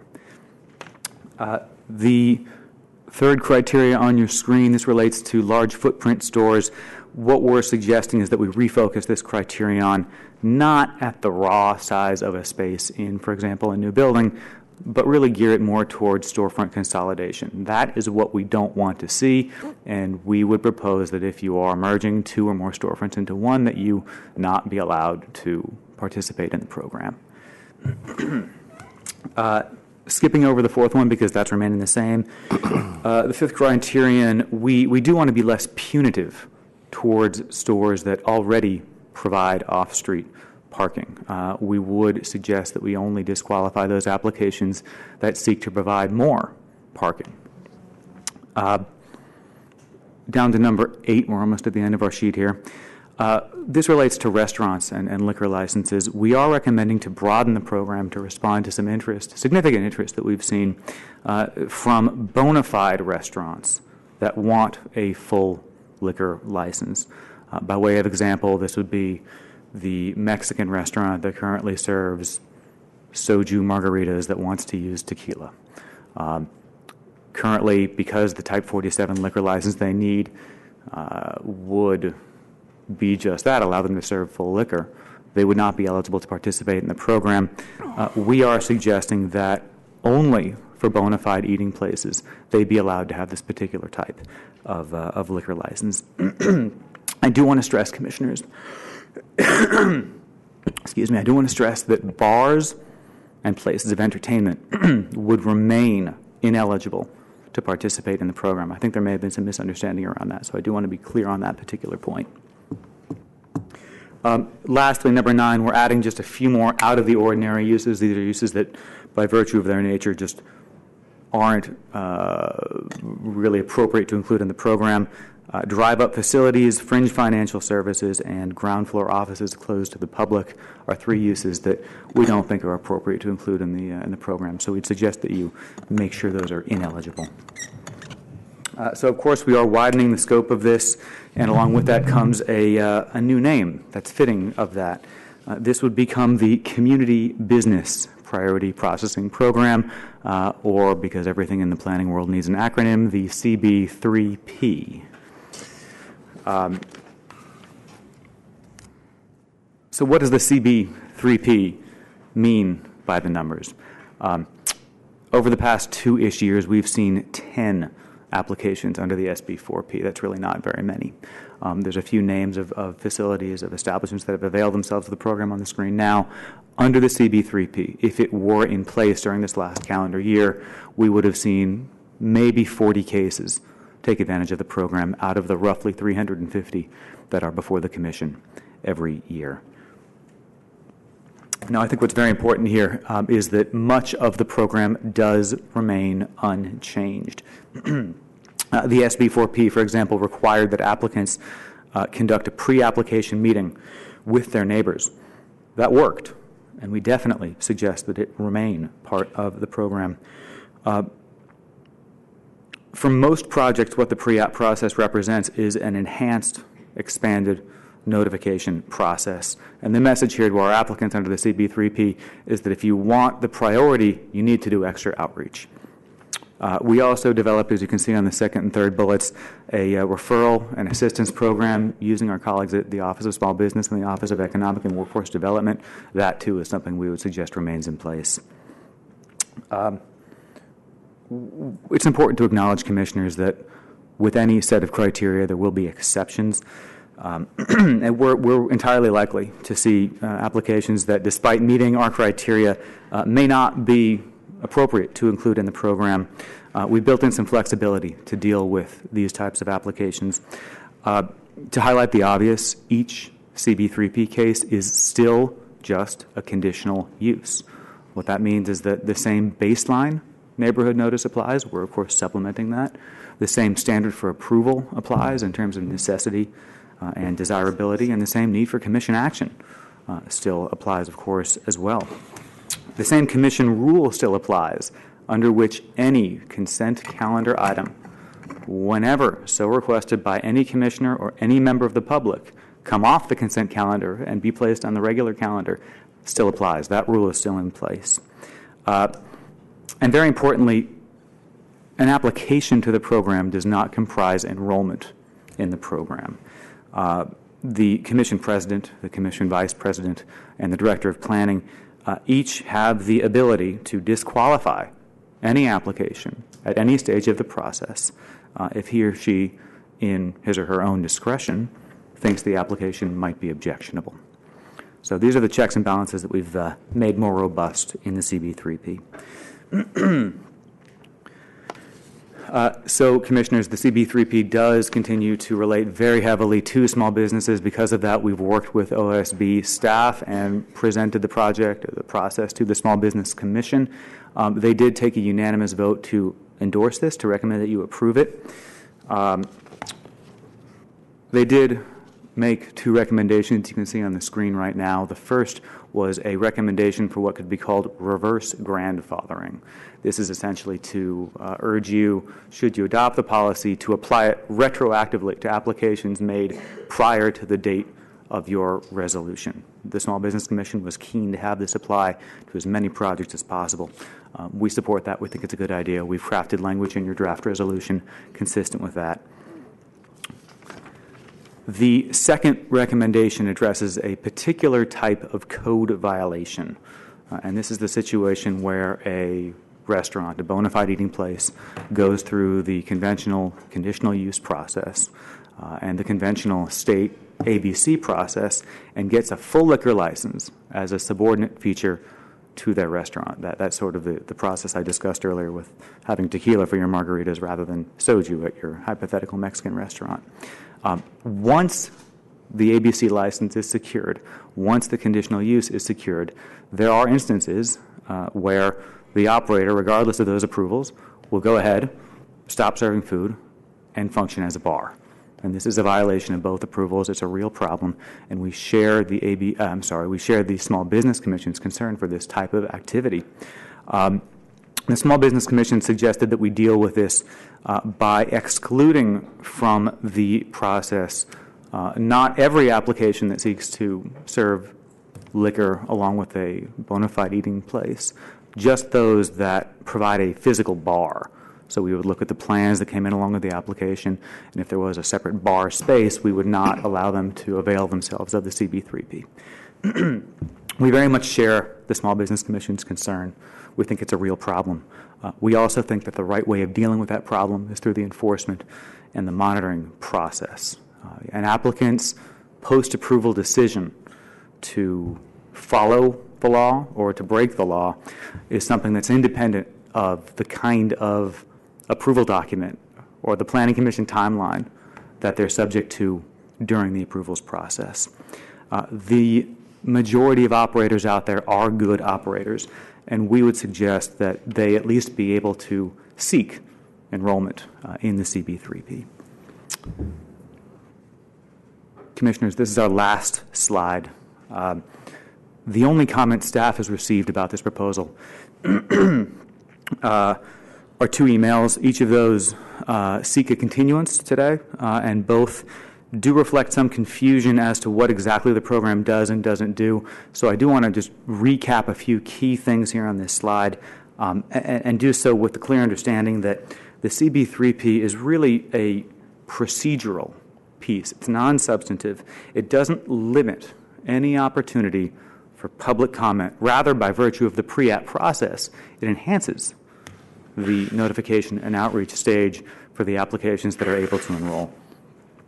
The CB3P really only does the 90-day timeline that we talked about. It automatically places these items on the consent calendar. It means less busy work for staff in terms of drafting case reports that really aren't appropriate given the straightforwardness, if you will, of the eligible applications. And lastly, through the pre-app process, it does provide additional notification.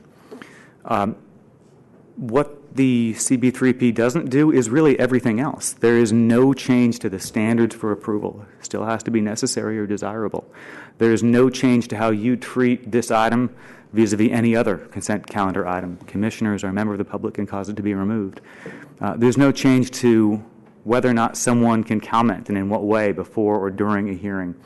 There's no change to zoning controls. And just, again, to drive the point home, bars could not previously and will not be able to, moving forward, enroll in the program. Bars and entertainment uses are not being considered to be included in the program.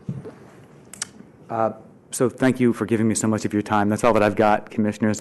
I'm, of course, happy to answer any questions that you might have. Thank you. Opening it up to public comment. Seeing none, public comments closed. Commissioner Antonini. Yeah, a few comments on this. I think this is very good legislation and or policy. It's not really legislation, but there were some concerns some people had voiced about the formula retail part of it. And, you know, I don't believe that just because the supervisors passed a certain parts of the new formula retail legislation and set the limit, for example, at 11 or whatever it was before, it doesn't mean you can't have a subset that entertains firms and tries to help them along that may have up to 20 stores, like a couple examples of local company, Phil's Coffee, Sterling Bank. These are some local firms that are small businesses, and we should try to expedite them from going through the process. And there are a lot of others that fit that whole description. My other comment is on the parking situation. I like the fact that you're not punitively not allowing a situation where parking exists. However, there are a lot of small businesses, such as small markets, that particularly on the west side of the city would be very hard-pressed to open if they couldn't provide at least some parking for their customers because, you know, the demographics a little different on that side of town. I live there. A lot of people are my age group or older, and they're not going any place where they can't park to buy groceries. And they'd like to support a small store, but they're not going to, you know, try to carry groceries on the bus or something if, you know, they go shopping there, so they're just not going to shop there. So, I mean, I think that I would say it should even be a little more generous with that particular thing. And finally, on the suggested fear that a restaurant may become a bar and operate as such, I mean, it's really hard to define whether or not the restaurant has a separate bar area. I mean, many restaurants have what is considered a bar. They serve food the whole time there, and it actually is very good for, sometimes it's walk-ins can be there and have a drink, or they can eat, or sometimes they actually reserve those places too. So it's really going to be a very hard thing to police. I think you're going to have to somehow do it as we do with others with the 50% rule or some sort of rule, making sure that they do, in fact, a legitimate restaurant, but the bar space situation will be somewhat problematic. So those are my feelings. I'm very supportive of the legislation, the policy. Sorry. Commissioner Wu. So we did receive a request from Supervisor Marr's office to continue. I mean, I would suggest that we have a conversation today and see if we want to make some changes to the policy as proposed and maybe hold off on taking a final vote on it. It's not to necessarily open it up to make it a bigger process than it needs to be. I hear the point that this is commission policy. The point of this policy was to make sure that we kind of expedite the cases that don't cause controversy. To that point, though, I think that on in the case report, item number 5, No. Item number 4, which is the one around liquor. I would suggest actually that we keep it the way it is. Instead of trying to make a distinction between whether or not a restaurant has a bar area or not a bar area, I do think the liquor at restaurants can be controversial in some neighborhoods. I know that we've seen a number of cases in which that was true. And so if the intent of the program is really just to expedite those CUs that can have more broad support, I would suggest that we not make that change. On the question of formula retail, we have been through a lot of discussion on formula retail over the last 2 years. And even though this is commission policy, I would suggest that we follow along the larger discussion. So what I understand is that, in our formula retail suggestions, there's 3 pieces. The first piece is around this up to, for formula retail with stores up to 20 establishments. I think that was something we discussed a lot in all of our deliberations. And as I understand, that's what the larger working group for formula retail is actually okay with. That's what I understand from Supervisor Marr's letter. I think it's the other 2 pieces, the change from one formula retail to another, and then the second floor formula retail that just haven't been discussed in that larger working group forum.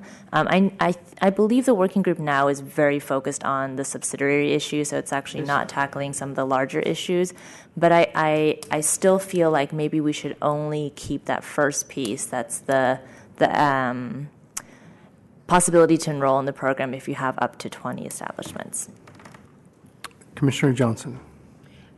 Thank you very much. Sorry, I'm not skipping ahead. I tried to push my button and then it didn't push. Double tapped. It's okay. All right. So, just really quick. I'd actually be supportive of trying to move something today. And the reason I think is because we have such a backlog. And this commission has already, in the past few months, said that we want to start spending more of our agenda on policy issues and some of the talking about the major issues around some of the larger projects and larger rezonings and other things that we're doing. And so anything that we can do to get us in a place where we can have those discussions more, I'm supportive of. And so that's why I think we should look at ways to limit discussion on non-controversial projects as much as possible.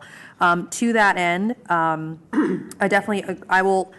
I struggled with the no alcohol except beer and wine because I do kind of see where the Small Business Commission was going, where they like the idea, but they want to really limit it. They really want to not miss a potential opportunity to look at a restaurant or get backlash for thinking that we're not looking at something that actually is more of a bar space, and they do have more of an extended happy hour and things like that. So I think in light of those concerns, and we don't want to be splitting hairs for a policy that's supposed to be making things easier, I might say let's keep number 8 as is, with no alcohol except beer and wine. 4. Oh, I'm sorry, I'm looking at the presentation. That's number 4. I'm looking at 2 different things. Apologies. And then other than that, I support it. I mean, I think I'd love to hear other commissioners' comments on the formula retail change in terms of having the ability for certain uses that would not have had it before to enter this program. Personally, in my mind, I don't think that it changes very much. I mean, the same level of analysis is happening. Anyone can pull anything off the consent calendar, and when we've seen before that we pull things off the consent calendar, it's the same level of information and discussion that is able to happen. So I'm not seeing the problem, but again, I'm supportive of whatever will move us to have a policy that will get us having this hearing time to discuss the more substantive issues. Commissioner Hillis. Yeah, thank you. I don't see a huge problem with any of this either. I mean, I just wanted to clarify, if you recognize at the staff level that something's controversial, that would otherwise be part of this policy, the director or somebody there can exempt it from the policy and make it take longer and do more community work in things. I mean, so at any level that could happen, is that correct? That's correct. Staff would identify something, bring it to the director, and at the director's discretion or the commission president or vice president, it would be unenrolled from the program. So we wouldn't have to meet the time. It would be deadlines. treated like any other conditional use application, correct? In the same case, if it came here and it's on consent calendar, any one of us could pull it off. The public could pull it off. We could continue it beyond the 90 days. So there's all kinds of mechanisms to kind of pull it off this committee. Okay.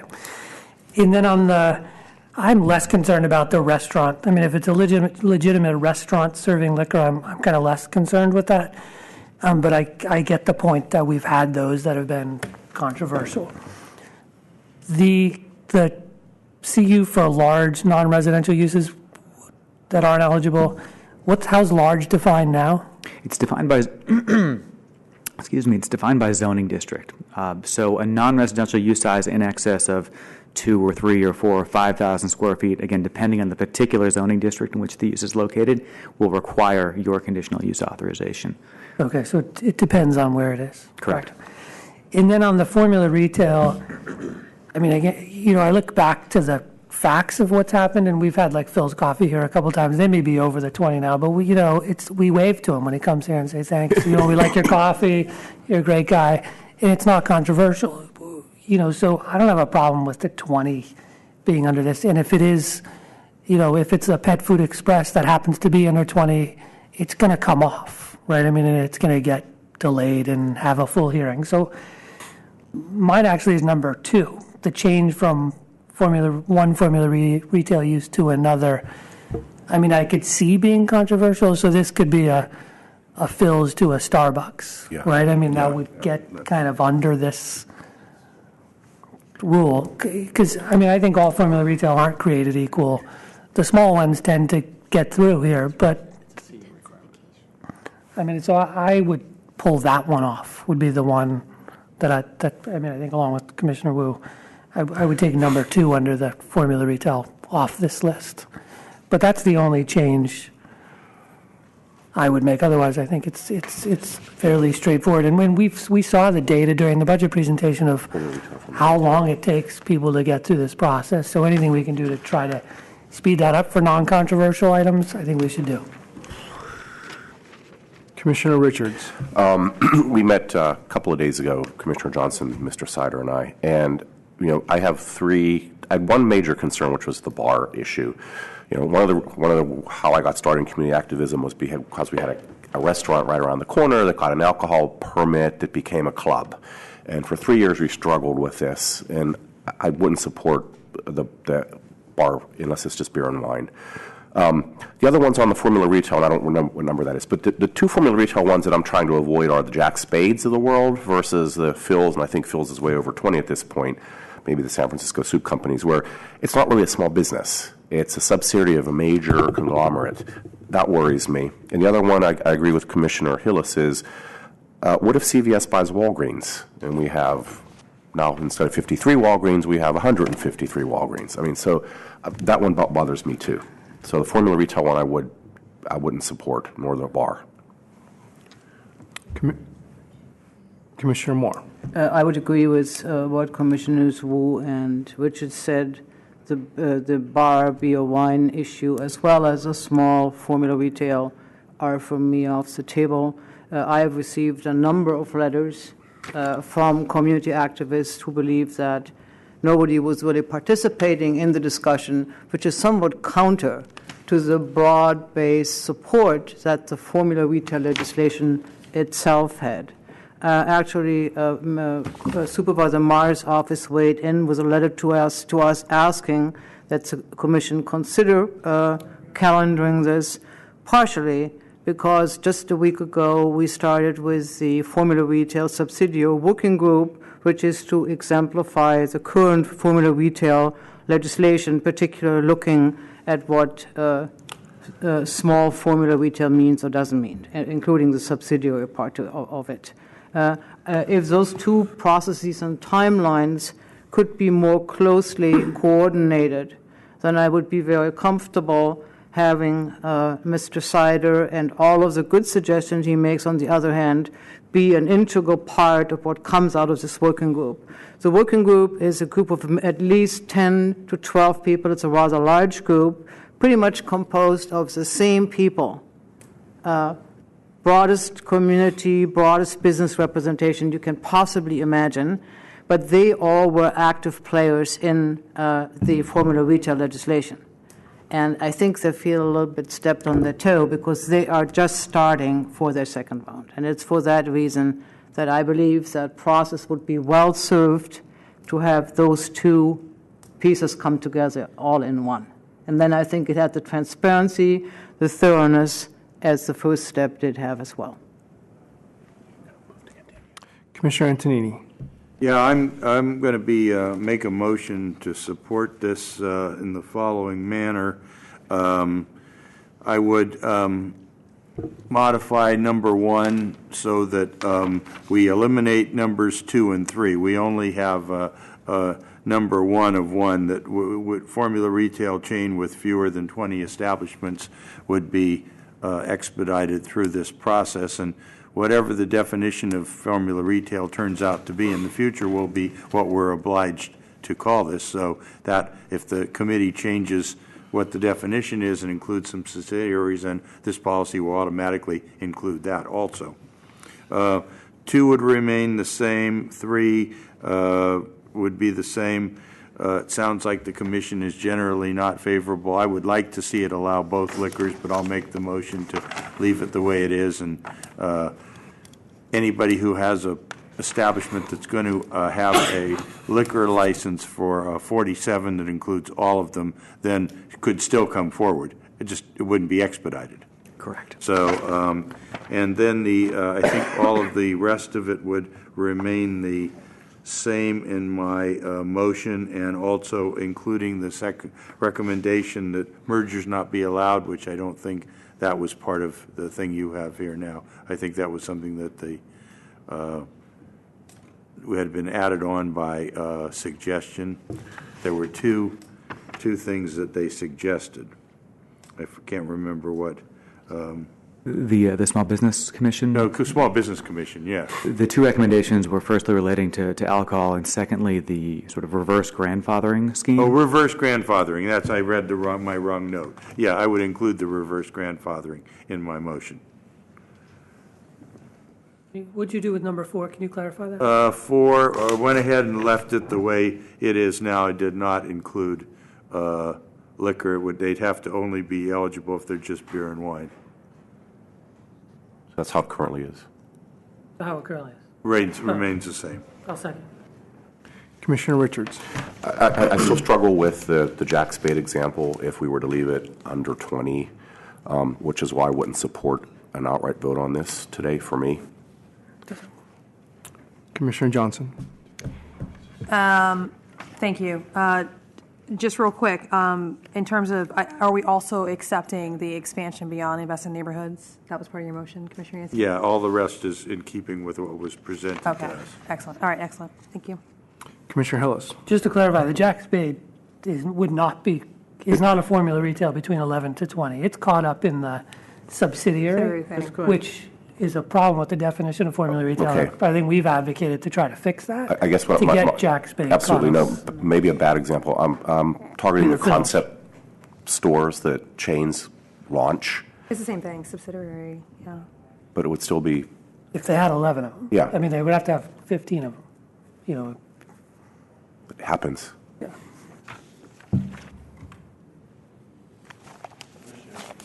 Oh, sorry, Commissioner Wu. So in substance, I actually agree with what is being put forward, but I'm going to vote against it because I wanted to see the continuance today. Commissioners, there is a motion. Oops. Commissioner Moore. I do think that the supervisor, who is doing a lot of work to advance this legislation in the same spirit that it has been brought up in the first place, is something we should be listening to. Commissioners, there is a motion and a second to adopt this program. Policy. As recommended, however, eliminating subcategories 2 and 3 of item 1,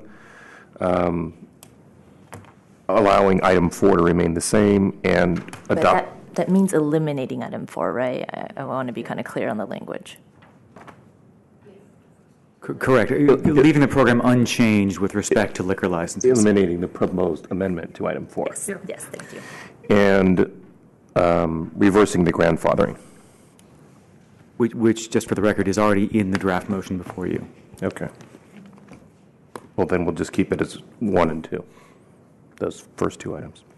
On that motion, Commissioner Antonini. Aye. Commissioner Hillis. Aye. Commissioner Johnson. Aye. Commissioner Moore. No. Commissioner Richards. No. Commissioner Wu. No. And Commission President Fong. Aye. So moved, Commissioners. That motion passes 4-3 with Commissioners Moore, Richards, and Wu voting against. Commissioners, that will place you on item 13 for case number 2014.1047C at 919 Clement Street.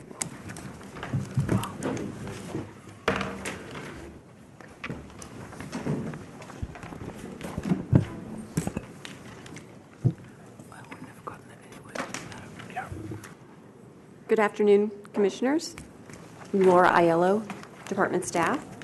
The project before you is a conditional use authorization to legalize a formula of retail financial service known as Cathay Bank within the Inner Clement neighborhood commercial district.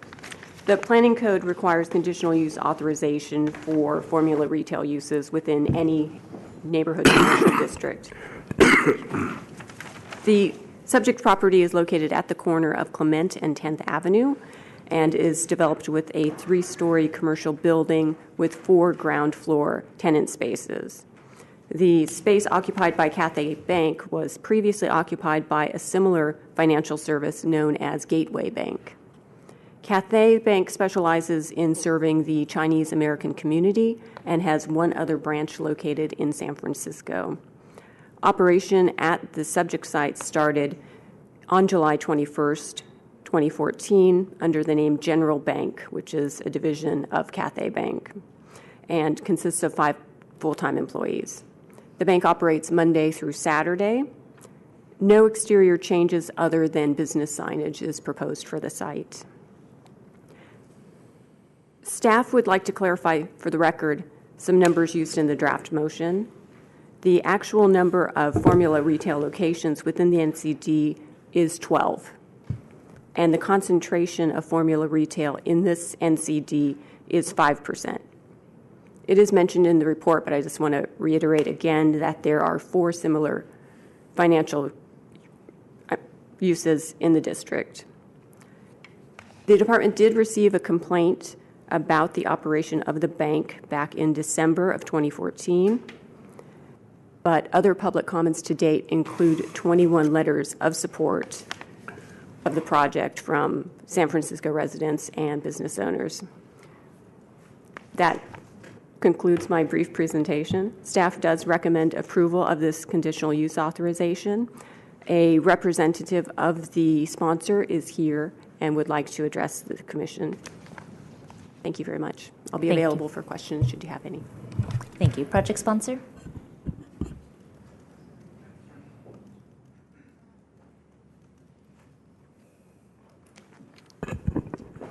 Good afternoon, Commissioners. John Kevlin here with Reuben Junius and Rose, here on behalf of the project sponsor, Cathay Bank.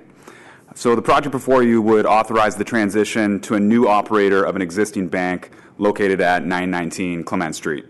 A bank has operated at this location since 1990, most recently doing business as Gateway Bank. Cathay purchased Gateway Bank in 2014, took over their existing banking locations as well as their customers.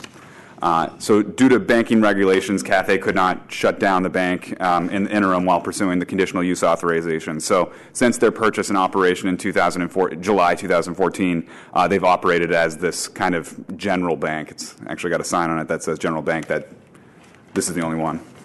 Cathay Bank was established in Los Angeles in 1962 with the mission of providing financial services to the growing but underserved Chinese American community. They have since expanded to several other states and Asia, and they have 53 branches worldwide, including 1 other location in San Francisco at 540 Montgomery Street. The transfer has been seamless for Cathay's customers. The bank is located in an area with significant Chinese-speaking merchant community, which relies on a bank that provides Chinese language services. Cathay has also hired the same bank manager that served Gateway, Lisa Ho, who is here today as well. No physical alterations to the building are proposed. The only thing that's going to happen is new signage will be installed consistent with the planning code.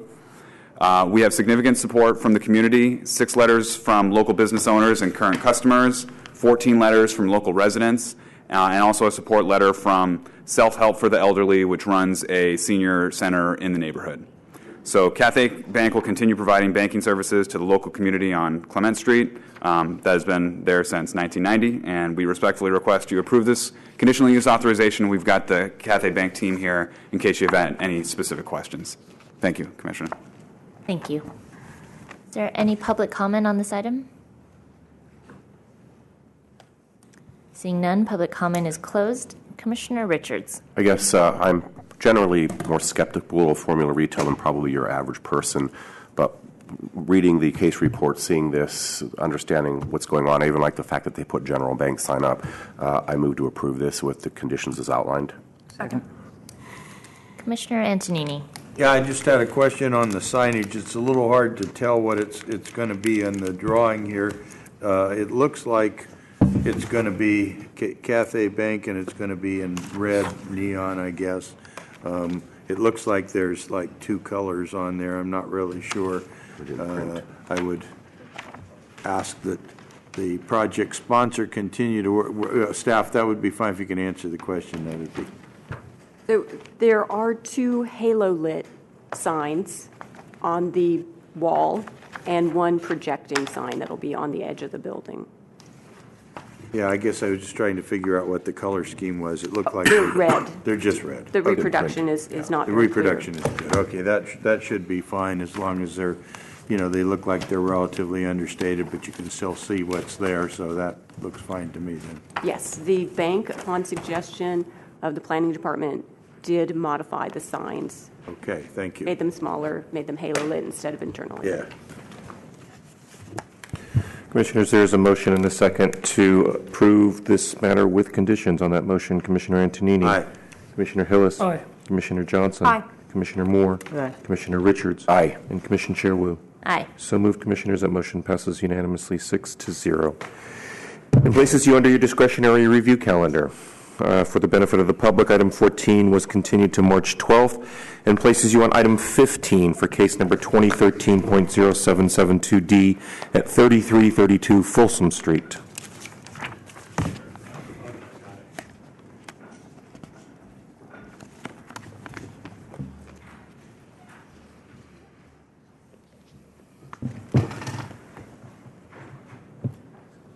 Hello, Commissioners. Staff first, right? Yes. Yeah. Staff. If I sit down?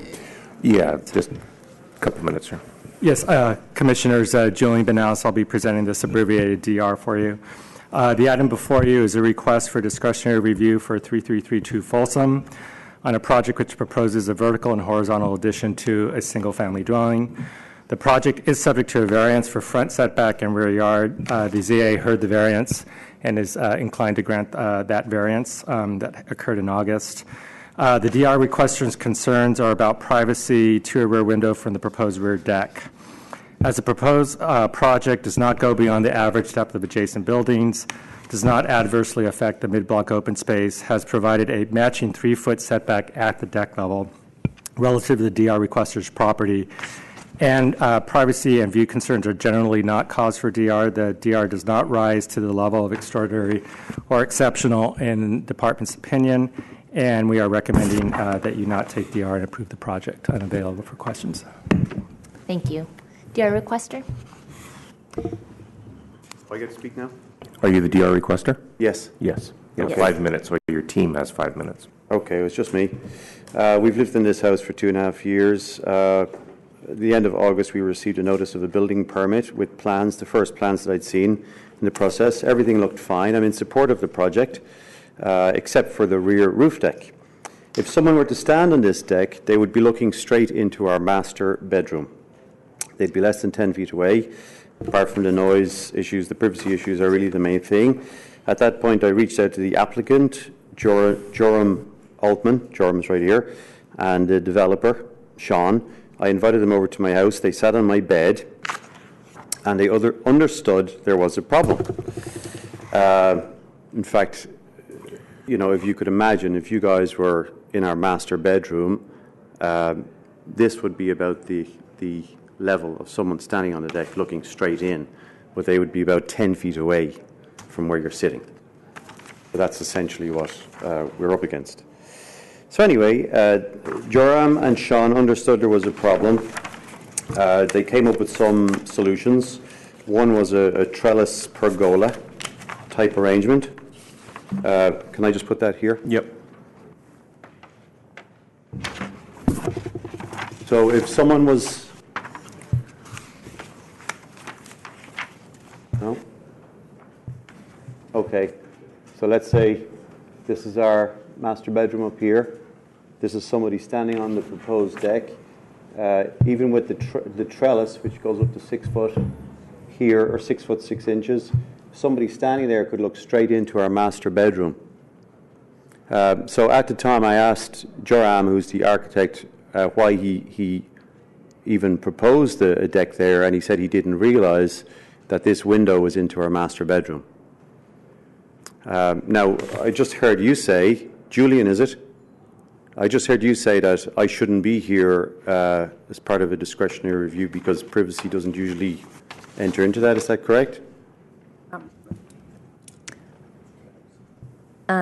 Usually this is not a response time, Right. but let me just Okay, so let me just say that's not the intent. I mean, you filed a DR, you're here for a year, we will hear the case. Basically what happened with myself and Joram and Sean, they came up with a solution or two. The solutions didn't work, and we came to the end of the expiration date at the end of September. And I was advised by the planning department to file a DR rather than an appeal. And that's why I'm here. So I'm surprised to hear that the planning department even chimes in at this point and recommends something when they haven't even heard my point of view. That to me seems like putting the cart before the horse. Okay, maybe I'll ask Mr. Van Ellis to respond. Yes, generally we are making a recommendation based on our review of the plans. And that is our initial recommendation. But the point of the DR is to have you also be able to speak, which is what you are allowed to do now. Okay. And then the commissioner can ask questions based on your response. All right. So it is normal procedure that the department provides a recommendation to the commission, but the commission hears the public comment and makes a decision. No, I think the developer and the architect agreed that this was a problem, and they tried to come up with a solution, but none of the solutions work, as you can probably see from that. It's not workable. If somebody is standing up against the trellis, then their view is blocked. But if they're standing further back from the trellis, absolutely they can see straight into our master bedroom. I don't think any reasonable person can doubt that. I just don't understand how it got this far.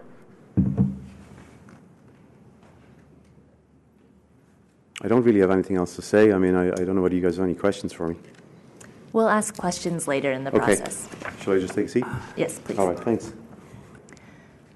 So are there any members of the public here in support of the DR requester?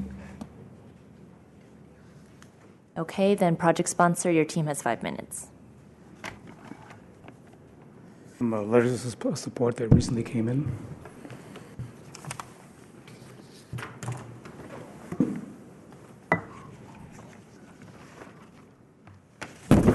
Commissioners, my name is Joram Altman. I'm the architect and representing the owners, Sean and Jane Kennedy, who live down the street today and plan to move into this house. It's not a development.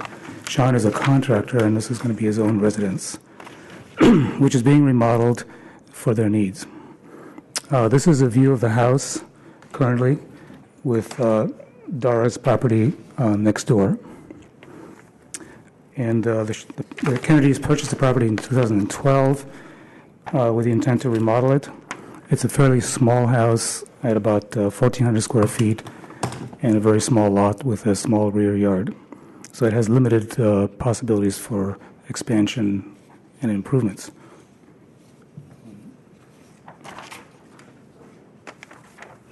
We took advantage of the planning code provision for rear yard extension beyond the setback line, as was mentioned. which is shown here in the rear of the first floor, to take advantage of the averaging of the adjacent neighbors, which are already further behind the setback line. And that space is being used on the first floor is to provide more space in the kitchen, and then on the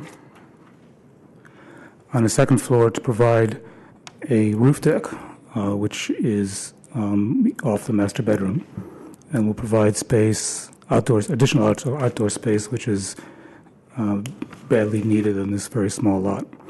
The focus of this deck is actually a view which exists to the north that I'll show you in a minute.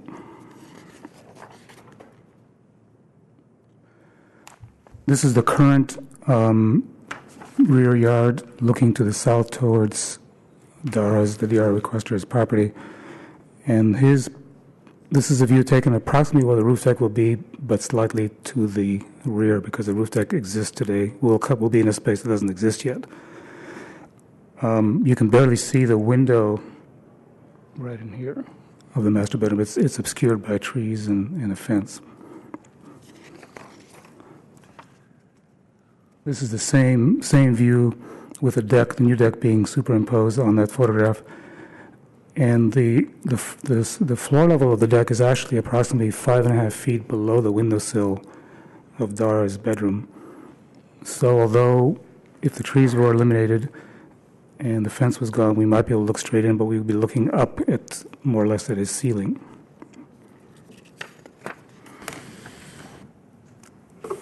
This is the view to the north that I mentioned that both Dara sees from his bedroom and will be visible from this new deck, and is really the main focus of this deck, aside from open space. Dara mentioned that we had proposed a privacy screen.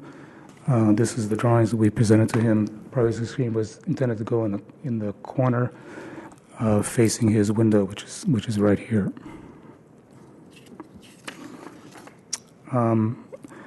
Our analysis of the sight lines, which is shown by this drawing, with this proposed screen, would actually obscure any view of his window. So we don't agree with his analysis that you can look over the screen. The intent was to make the screen high enough to block direct view into his bedroom. And this is actually a view of his window shown in the red outline, superimposed over that screen. Now, Dara rejected this solution, so we actually didn't propose it in our design, and we prefer not to do it because it does require an additional variance to allow that to happen, because it exceeds the 10-foot height limit of the rear yard projection. And it also creates additional shadowing, being it's on the south side of the deck.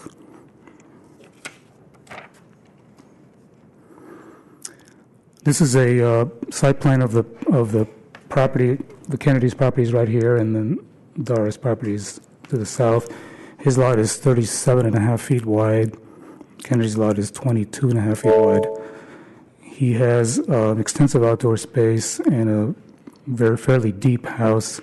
His bedroom is in the back part of the house that overlooks Kennedy's rear yard and adjacent buildings' rear yards, and so he gets a view over the rear yards of adjacent properties. So we think it's really rather unfair for him to request that we eliminate part of our open space in exchange for privacy that he could easily mitigate with a window shade. Thank you. Thank you. Are there members of the public in support of the project sponsor? Okay, DR requester, you have a 2-minute rebuttal, if you choose. So the sight lines, they weren't very clear in that drawing, but essentially these are taken from Joram's drawing. You've already seen them. They do not address the problem. You know, it's a decent effort, but it just doesn't address the problem. And, you know, I went into this in good faith. We were hoping to come up with a solution. It didn't happen. And again, that's why we're here. So I just need somebody to understand what we're looking at here. If somebody was to build a deck outside your bedroom, less than 10 feet away, where they're looking straight into your bedroom, is that acceptable to you? It is to you, but to anybody else in the room, is it acceptable to you? I don't think so. I understand Joram is saying that, Sean is building this as his own private residence. Yes, that's fine. But, Sean can also turn around and sell the property. And then we have somebody else on that deck a few feet away from where we actually sleep. So who knows what will happen on the deck. If there's any kind of noise, it would make it very difficult for us to have any kind of privacy in our own bedroom. You have any questions for me? Not at this time. All right. I think that's about it.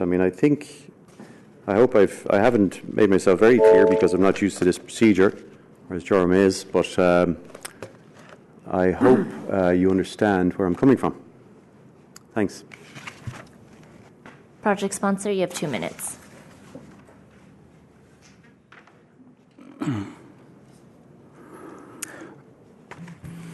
I think the same issue of privacy can be said about the master bedroom of the Kennedys, which is right behind this proposed roof deck.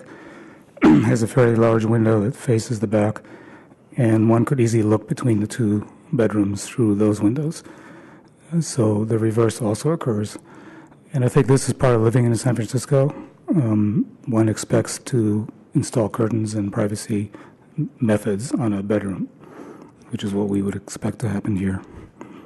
Thank you. Okay, with that, the public hearing portion is closed. Commissioner Moore. I'd like to ask a couple of clarifying questions. The height of the window, which is to be affected by a deck patio, does not show really a dimension string, which clearly lets me understand how high the window is up and what's the finished elevation of the deck to the bottom of the window is. That's number one. We have two situations. We have a patio on the remodeled first floor, and we have a remodeled second floor deck. Are both of these spaces impacting privacy in the adjoining property, or is it just the first floor?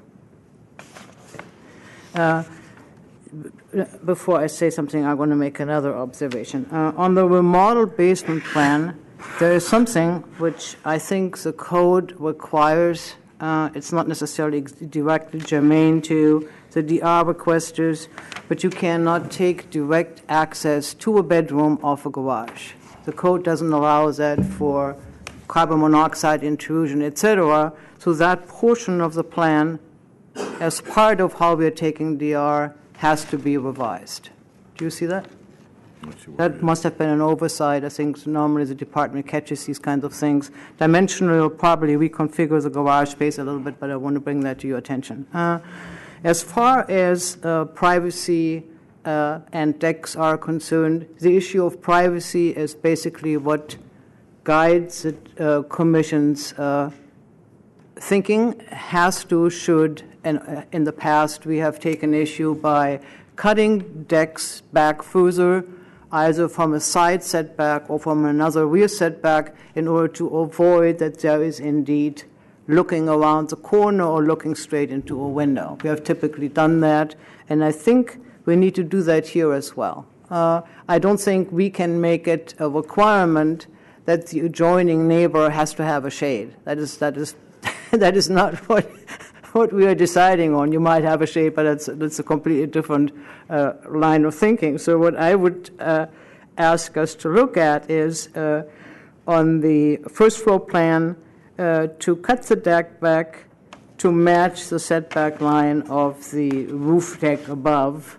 so that there is indeed enough space by which anybody who stands on the lower patio will not have an ability to come close enough to look into the room, which would probably be, I'd say it's about 3 feet. Do you see what I'm trying to say? It would be the south portion, the south-facing portion of the deck, which currently sits on the property line. It would be cut back by 3 feet. I'm sorry? Can you come to the podium and explain what you're saying? Currently, are you looking at the second floor plan? No, I'm looking at the, You say which sheet? first floor plan and say it should be moved 3 feet off the property line. You're talking about the patio? Yes. The patio is down on the ground level, and it is about 15 feet below the windowsill in question. But that is the area where the DR requester has his problem. He's talking about the roof deck on the second floor. I just asked him, and he was saying that was his problem. I said, roof deck. Okay. Roof deck. We're talking about the second floor plan. Okay. Then I say what I said before, we do not have a dimension string, which really lets us understand the finished elevation. The windowsill is 5'6" above the finished floor of the deck. Why is that not in the dimension string? Or am I not seeing it properly? Well, it would show up if you look on sheet on the elevation, the south elevation. Yeah. The remodeled south elevation. The window is outlined,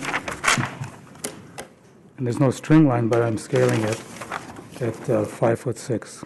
Well, unfortunately, commissioners don't scale. This is a reduction, it's drawn in quarter scale, but we don't scale. Well, I'm just informing you that's what it is.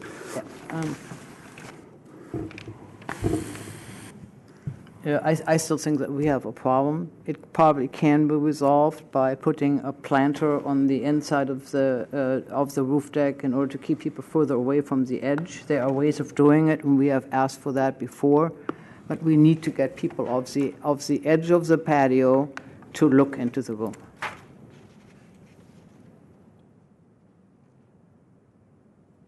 Okay. Commissioner Antonini. Yeah, I don't see, I mean, I would be supportive of that as a suggestion, but I don't really see the need for it because it's noted that the patio is separated 3 feet away from the property line, and then the Deck. The deck, I'm sorry, the deck, not the patio. The second floor deck, which is the area that is being contested, is 3 feet away from setback 3 feet, and neighbor's property is set back 3 feet from the property line, which is cumulatively a 6-foot separation. Then there's also a grade differential of 6 feet. I live in a RH1 detached area, which is about as far detached as you get in San Francisco, and that's the separation between houses there. We have 3 feet to our property line, and then the neighbor has 3 feet from the windows of her bedroom to our property line, and it's never really posed a problem as far as I can tell. We just shade it when we feel that we don't want the window open, but and she does the same thing. Also, I guess Commissioner Moore pointed out the problem in the plans, which we should probably address in any motion that we make, that if it is in fact not code to have the entry to the bedroom from the garage, then we will ask staff to work with project sponsor to put a foyer or whatever needs to happen there to make the appropriate size separation. So you have to go into that room first, and then from that room you would be able to enter into the bedroom, if that's acceptable. So, so I would be willing to make a motion to take DR with the necessary changes in the lower level of the garage, consistent with what code requires, and otherwise approve the project. Okay. Second. Commissioner Moore. I believe that the essence of the DR is about the privacy. I pointed out that this needs to be mentioned somewhere to staff, but that is not the essence of the motion. I believe that we have the obligation to properly understand the issue of privacy, and I personally do not believe that 6 feet is enough for visual privacy in any shape or form. I happen to live in an apartment building where somebody next door to me on that acute angle illegally installed a window, and it is a pain. even jiggling with shades, etc., the impact where you still have face recognition on 6 feet is a very difficult thing to deal with. Even if you're friends with your neighbors, it is just a hard thing to do. And I do believe that we have the responsibility to understand the dimensional subtleties of what 6 feet versus 8 feet means. And I would say, and we have done it before, we either cut this roof deck further back, or we specify a planter, a deep enough planter, which keeps people further away to create that necessary distance. Those are the two options. I would be willing to modify my motion, Commissioner Moore, to put a planter of whatever size that you feel is appropriate. A planter with proper planting could be 24. I like to ask the architect, what would you suggest? Does it fit with your railing detailing? That a solid planter element becomes part of this edge facing the other property. Yeah, we would be willing to entertain that as a solution. But it's not a 6-inch planter, it's an 18 Yeah, to 24-inch we could do planter. a 24-inch wide and 30-inch deep planter and locate it on the south side of the deck. Correct. And then wrapping the corner so that the corner itself Is kept away it's like from a the little window. L-shaped thing. That's and not a- properly that's not a detailed problem. To complement the rest. Right. And then I think one could expect that the table would also, and I know you're using the template to put the table, Right. the table does not exactly sit there. Right, the table but actually it is migrates not- over to the other side. The deck will not be used with a table. Actually, we'll use this with a chair facing north. With that condition, I would be comfortable to have us amend the motion and create that extra protection for privacy. I accept that amendment.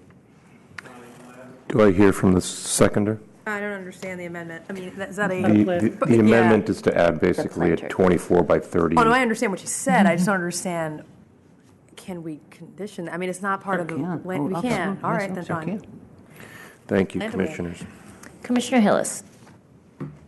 Did you have a comment?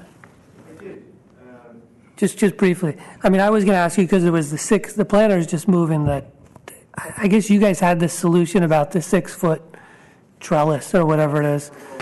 I mean, if you've worked Sir, that out, I you'll would need just, to come to the podium and speak into the microphone.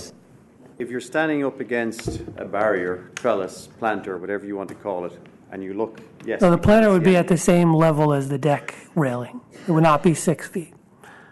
Pushing it farther back. But Yeah. it pushes you further back. It just That's takes the you issue. from being His concern is 3 to be feet back. away from the property line to being 5 feet away from the property line. I mean, I'd prefer the trellis. I get it, it requires a variance, but you already kind of have a variance open. So what do you prefer?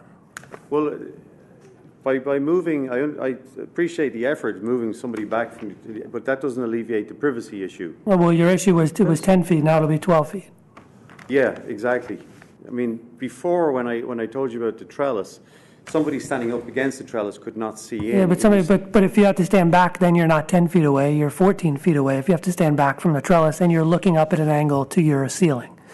No, you're not looking up at an angle at all. Well, If you look at the sight lines, So I was just asking what do you prefer? The 2-foot planter at rail height or the trellis? well, no, I'm just asking you that question. Can I you- am in support of the project except for the roof deck. I get it, but it doesn't seem like the commission's going to eliminate the roof deck. So do you prefer the trellis or the 2-foot planter? Well, a combination of both, but I don't understand Okay. why this roof deck is even part of the plans. Right. There's a huge privacy issue. This lady has already spoken about the privacy issue. Yeah, but we encounter this all the time. I mean, discretionary review is my bedroom, 3 different properties could see into my bedroom, from various spots. So I get it. Thank you, sir. Both Sir, commissioners thank you. their own You've scenarios. responded to the question. Thank you. Yeah, Thanks. No, I get it. I get it. I mean, I think the trellis solution for you is a better option, but, I mean, if there's a motion and a second, I'm fine with that. Commissioner Richards. I guess my question is the planter to keep people 2 feet off the edge, or is it to have a plant to actually obscure the view? Both. I mean, I think it's hard. If we require a planter, we could put a plant in there that could die, and then they could see through it. I mean, I'd rather just take the deck back a few feet, and you've solved your problem. You never have to worry about a planter or plants. Or The gentleman's concern is actually not the closeness of the deck itself. It's when you stand back toward whatever direction this is, and then still being able to see. So shortening the deck doesn't solve his issue. View lines are, the further away you are, the less you see. Right. Particularly your angle of view, of sight goes further up, and you are basically looking at the ceiling. And what I'm trying to do is, I think a trellis is architecturally significantly less desirable. It creates kind of darkness, shade, is a maintenance problem for the people who are remodeling the house, as well as for those people who look against it. Trellises in north-south direction, one side is going to be bleached, the other one is going to be whatever. It is architecturally not a very nice solution. And it's in the interest of the person who remodeled the house to maintain the planting and a green edge on top of their balcony. That's just.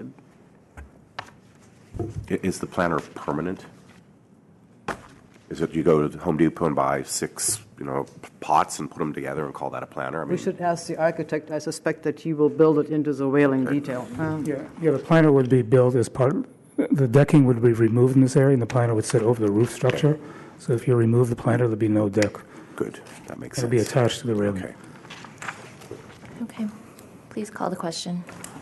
Commissioners, there is a motion and a second to take DR and require code compliance at the ground level as it relates to the separation between garage and bedroom spaces, as well as a 24 by 30-inch planter on the south side of the roof deck. On that motion, Commissioner Antonini. Aye. Commissioner Hillis. Aye. Commissioner Johnson. Aye. Commissioner Moore. Aye. Commissioner Richards. I just want to make sure the planter wraps around as Commissioner Moore had, Yeah, so it's just on one side. it's an L-shaped planter. Yes. Would you like to turn out. specify how far it wraps? The architect knows. This is what I'm proposing, right here. I just sketched it on the drawing. Yeah. That look good? How far is that dimension that wraps in the L? It's probably 4 feet. 4 feet. Okay, thank you. Thank you.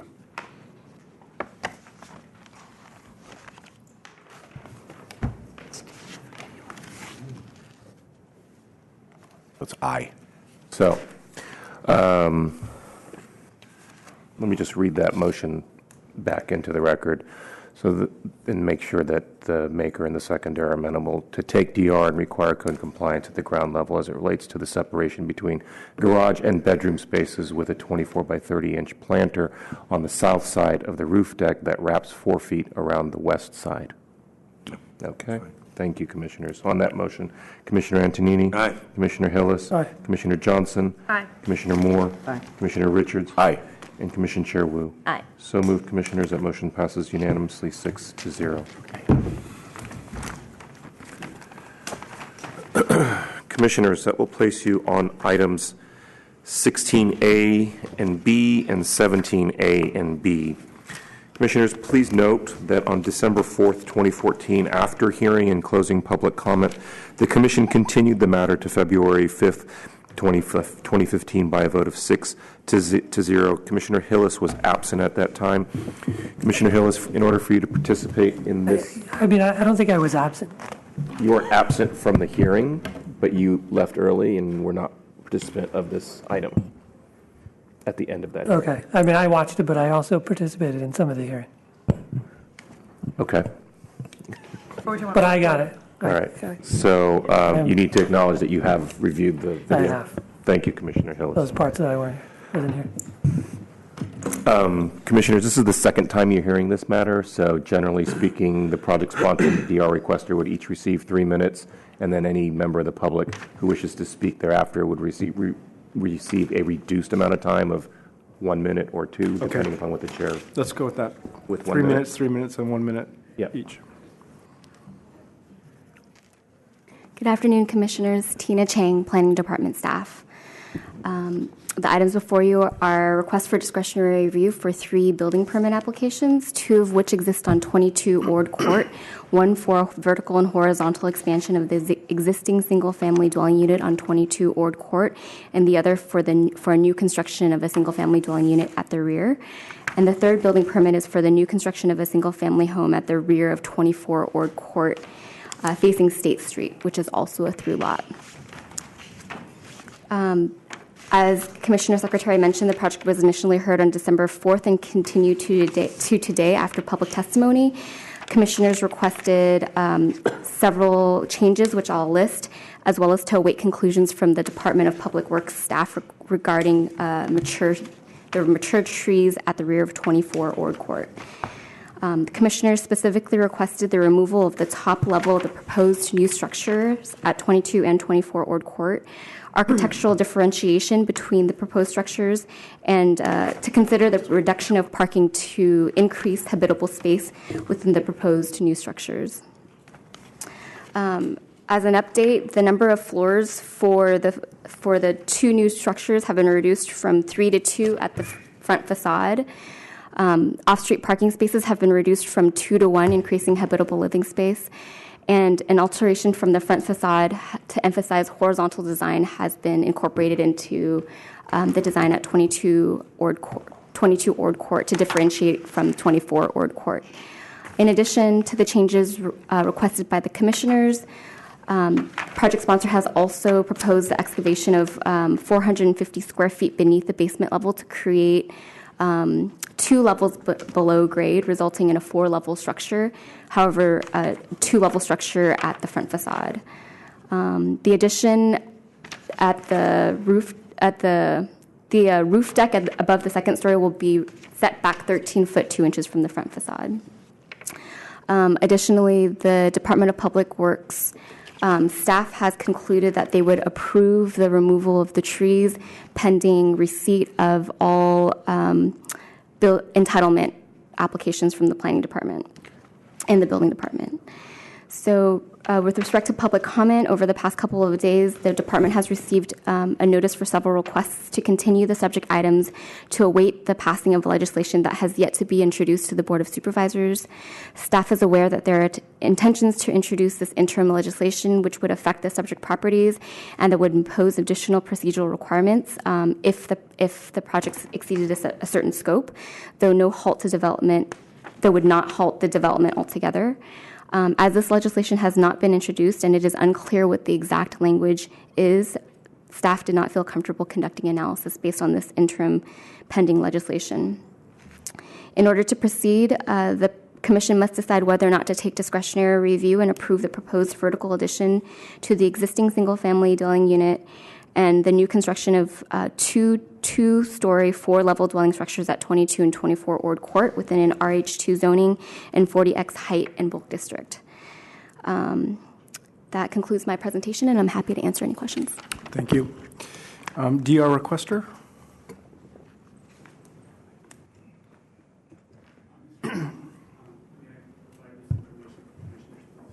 Sure. Just leave them there and I'll pass them out.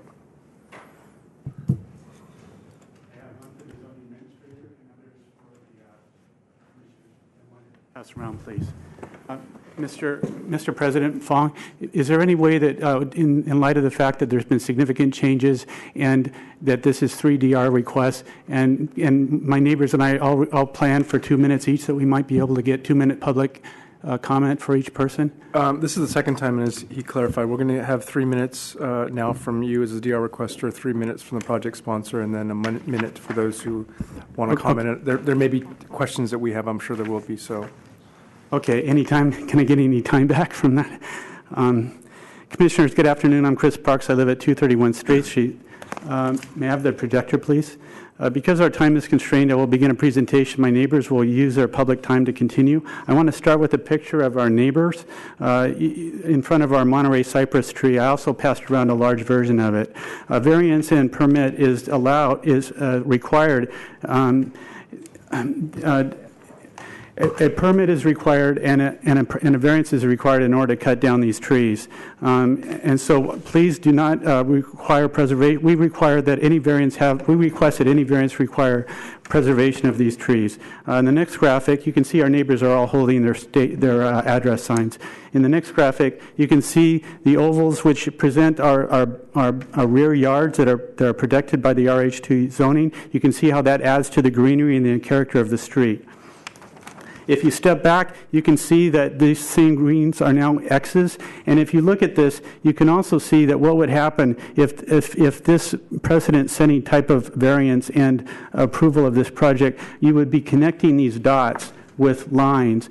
State Street is very unique. These through lots give us an alternating pattern of greenery. If you look over here, it has a mid-block. State Street doesn't have that. State Street has this alternating, which gives us the character of the street that we have today.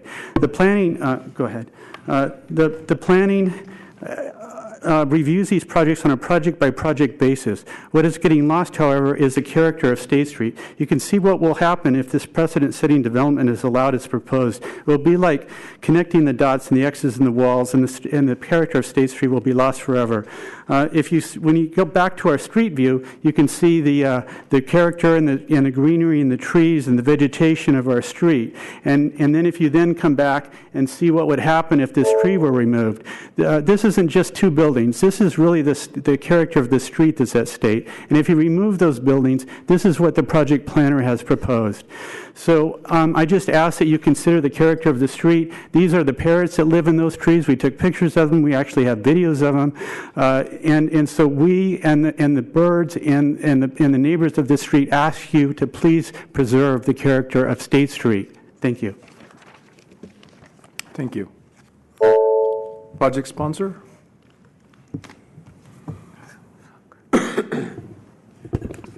Thank you, Commissioners. John Kevlin here with Reuben Junius and Rose on behalf of the project sponsor. So yes, we were here last year in December and received significant feedback from the Commission regarding the project's design. So I want to first start by discussing the substantive issues, and then we can speak to a couple of the procedural issues that have been brought up. We listened carefully to your comments from the last hearing and have incorporated them into the new project design. If I could get the overhead, you can see where we're at right now. These modifications include removing the third floor from both of the new buildings along State Street, leaving two-story buildings, as you can see right there. We've redesigned the facade so that they each have their own unique, distinct character. As suggested by the Commission, we've recaptured floor area to maintain the family-size homes by reducing the off-street parking spaces in each building from 2 to 1. And we've also proposed excavation in the hillside. We've had our geotechnical engineer update their geotechnical report, and staff has cleared us once again on environmental review because of that new excavation. We've also incorporated modest roof decks on each of the new homes. The reason we did this is that the only other open space for the projects are located at the second basement level, and so we felt that there should be some open space directly adjacent to that main living level instead of having occupants have to descend or climb 3 sets of stairs to get between that level and the open space. So the roof decks are set back 13 feet from State Street, so the activity won't be seen by the street, and we're using a hatch design, so we're not placing a stair penthouse on the roof, and it won't create any new mass on the roof. We did look at 22 Ord Court and see what we could do there, but we really weren't able to do anything while still maintaining a 3-bedroom home. If you take a look at the floor plans, the bottom level is a garage and storage space, and it's basically, because of the hill, it's below grade for practical purposes. The second floor has a dining and living area. The third floor has 2 modest-sized bedrooms, and so we have that partial fourth floor addition. It's set back 13 feet already from the front of the building, and actually 18 feet from the property line, and also 2 5-foot side setbacks. So we feel it's a pretty modest addition as it is, and it allows us to maintain a 3-bedroom home. So at the last hearing, DPW's approval of the tree permit came up. Since then, DPW has approved that tree permit, subject to the approval of the project. At this point, the city's expert agency has decided on the tree appeal. The BOA has a very high standard for overturning that, so I don't. It's obviously up to the Commission, but my thought is that it wouldn't be a great precedent to set that we defer to the appeals process every time a tree appeal is filed. Want to also make one last point about Supervisor Wiener's legislation. It's a little tough. It's like shadow boxing. We don't really know what it is, but in speaking with his aide just an hour ago here as they were leaving, the intent of it is to solely provide a conditional use process for a project like this. Commissioner Fong, do you mind if I just finish on that point? Okay, thank you. Simply a conditional use process, no substantive changes. It wouldn't require new findings. It wouldn't require that this project change at all, just that it would be required to come to this commission rather than be subject to a DR appeal to this commission. And the fact that we've been here before and we're here, we think that that intent's been filled. So thanks for... We're here for questions. Thank you. Okay, speakers in support of the DR?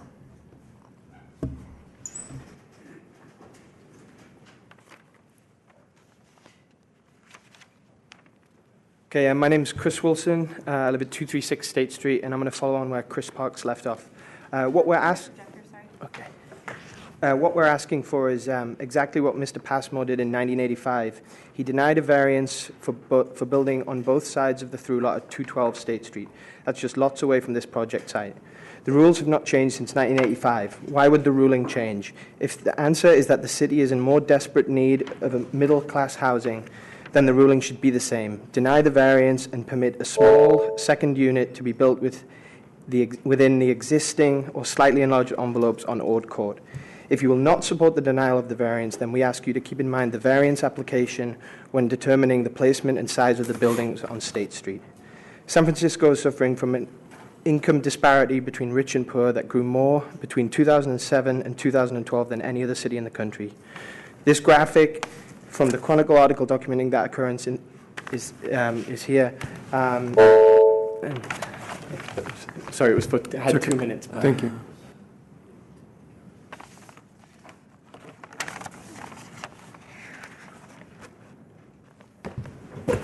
Andrea Goldman, 230 State Street. We think you have two ways to reduce the size of the two buildings substantially.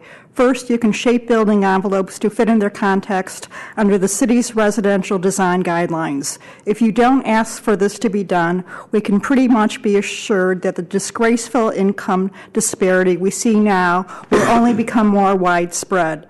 This will happen by continuing to build only mega homes that sell for millions that can only be purchased by a small percentage of people at the top end of the income spectrum. If you approve any building on State Street, we ask for the following modifications. That State Street building behind 24 Ord Court be set back from the front property line by 15 feet to accommodate retention of the two Monterey cypress trees, and that a condition of approval be included in the variance decision letter that requires the sponsor to engage a qualified arborist to whatever measures are necessary for preservation of the trees during and after construction.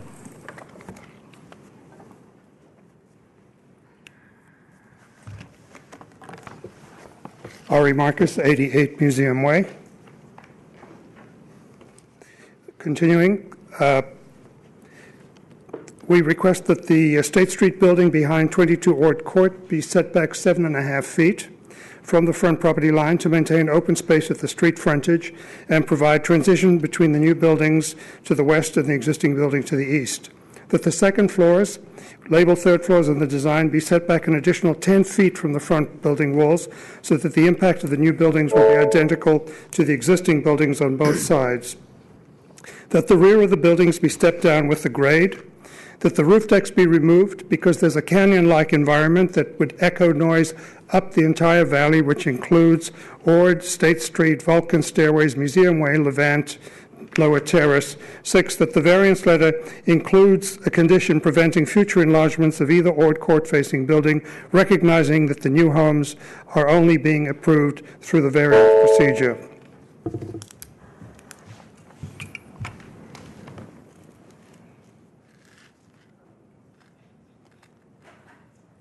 I'm Marianne Dresner, and I live on Ord Court. Something not mentioned in the staff report for these projects is the fact that 22 Ord Court has already benefited from a variance. This is the variance decision letter issued in 1984. The proposal at that time was for a second-floor addition, which was about 10 feet into the 11.5-foot front setback. Justification for that variance was based on the lot next door having its only building fronting on States. What is the point of going through these variances if they are now granted without regard for neighborhood pattern and allowing developers not one bite of an apple but three? The same property owner has now come back for a rear yard variance, even though it was already granted a front setback variance. Given that 22 Ord Court was already allowed to build up a front setback variance, we think that if the State Street building is approved in its rear yard, then the Ord Court building should not be permitted to enlarge again. Both a substantial front setback variance and a huge rear yard variance in order to build two extremely large units, which units will only serve the wealthiest of wealthy, not only makes a mockery of the variance process, but will Thank you. the transitional nature of this Thank you, ma'am. and the mixed income aspect of the neighborhood. Thank you. Thank you.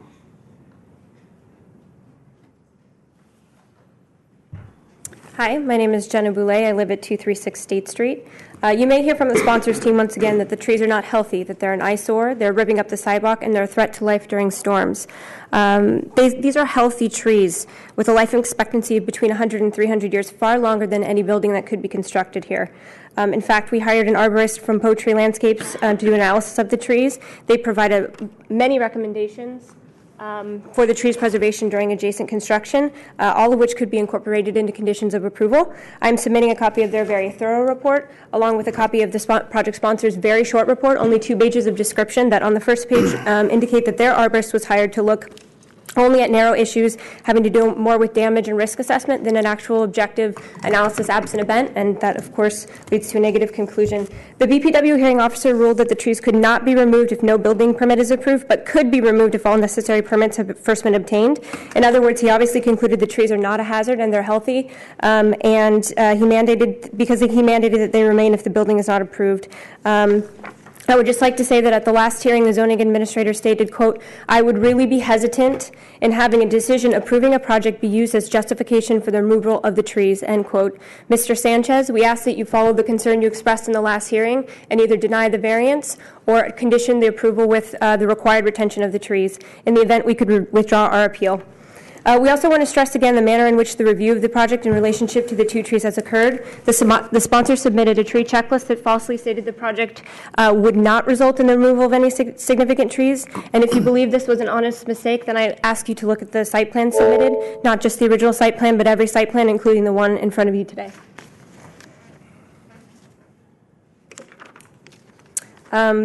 The plan shows not only one tree that's actually graphically indicated, but 2 trees in diameter, one listed as 8 inches and the other 9, both under the threshold of trees to be considered significant. Where did those numbers come from? Someone had to make a choice to use those numbers which are patently false. The actual diameters, according to the own sponsor's arborist report, indicate the trees are both well over 24 inches. Thank you for your time and consideration.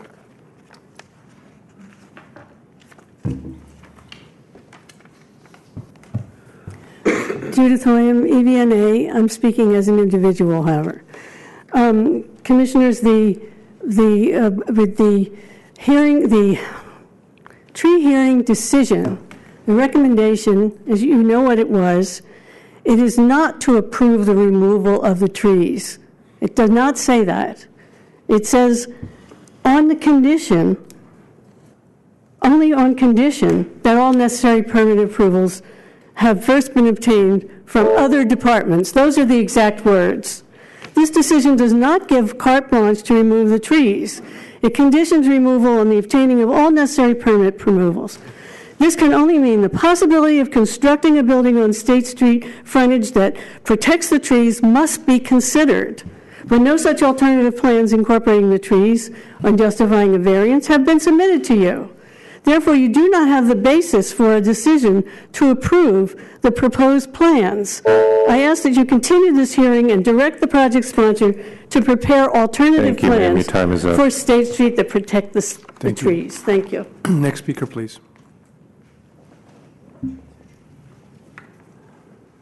Hi, my name is Kevin Rear, and I own 227 State Street. Other mic, please. Sorry, this one? Okay. Yep.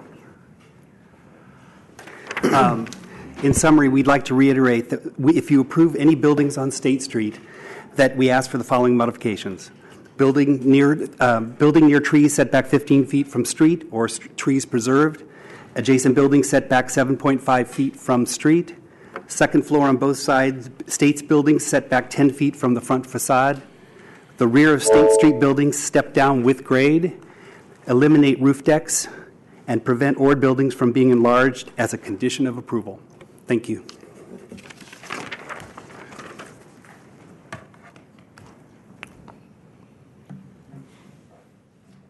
Good afternoon. My name is Dirk Aguilar. I live at 30 Ort Street. Thanks for the opportunity to address you once again. With your permission, I would like to revisit the circumstances of the variance request. The arguments that were presented in its favor fall short of establishing an extraordinary basis which I understand is required to grant a variance. As I see it, the developer deliberately accepted risk when he invested in an opportunity that depends on a variance to be profitable. If we accept that profit forms a legitimate basis for variances, then I'm concerned that we're encouraging more business risk and also poor judgment for future developments. A variance in this case essentially means that the neighborhood will be subsidizing profits that would normally not exist. Unless we handle them the way they're intended, we will remember today's date when we meet again at future hearings. Today, the Planning Commission has an opportunity to hold the correct parties accountable for the risk they chose to take by enforcing code that already exists. If a variance were to be granted, then we respectfully ask that you please continue this hearing. Thank you, sir. Your time is up. Thank you very much. Thank you. Okay.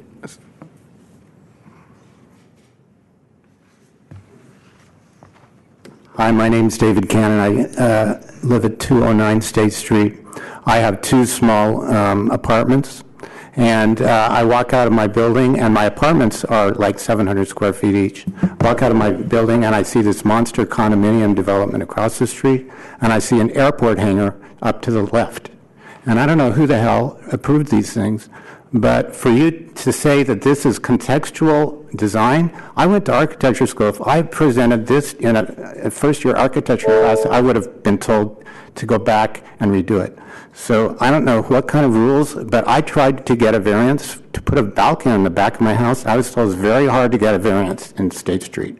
And now apparently it's the golden rule that applies in this case. The people with the gold make the rules. Now, I mean, I find it outrageous.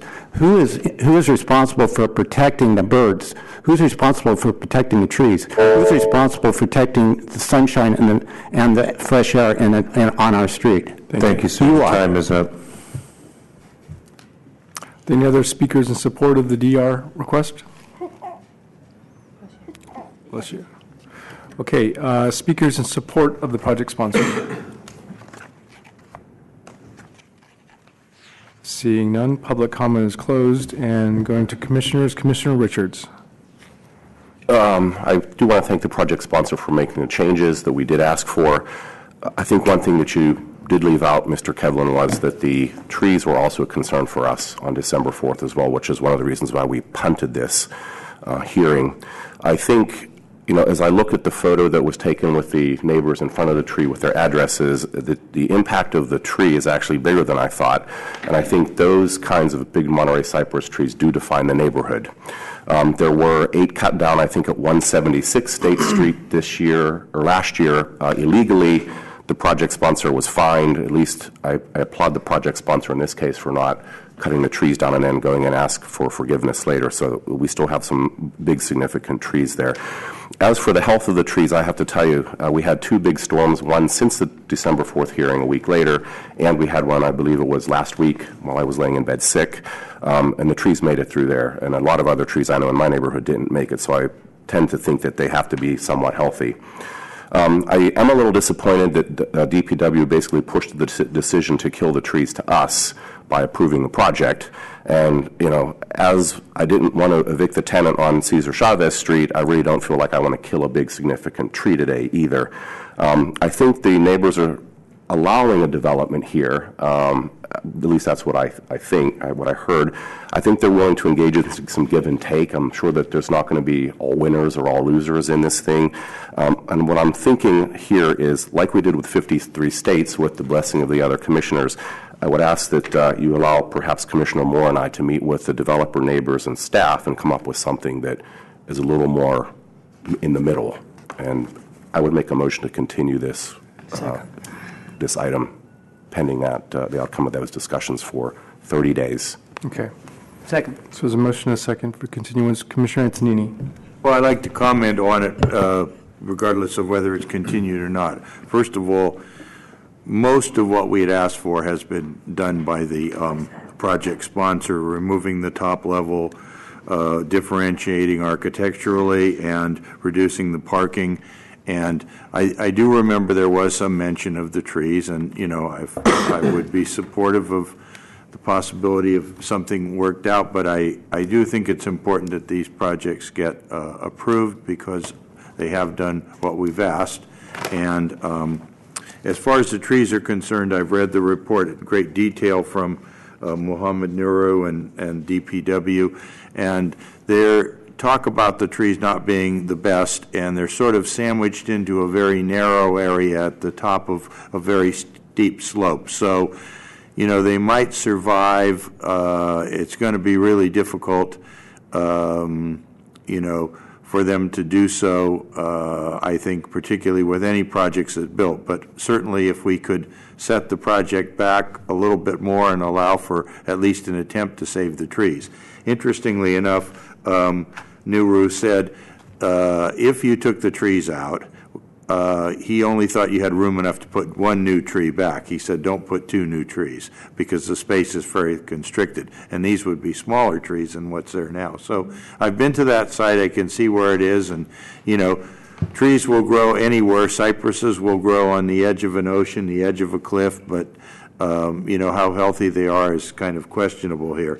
But, you know, I'll certainly hear what the other commissioners have to say, but I'm supportive of the project. I think it's, you know, well thought of, and it avails itself of a space that is a very difficult space to build into, but it is an open space, and I don't equate open spaces of a neighbor to a mid-block open space. It's a different thing. The mid-block open space is shared by the front and the back neighbors. This is someone else's property that's adjacent to your property, so it's a different kind of situation, one that, you know, would be impossible for one to use for recreational purposes due to the steepness of the space. So I think they're doing as good a job as possible with the plans that are before us. However, if there is a way to step something back in connection with Commissioners Moore and Richards, to allow for at least an attempt to save at least one or both of those trees,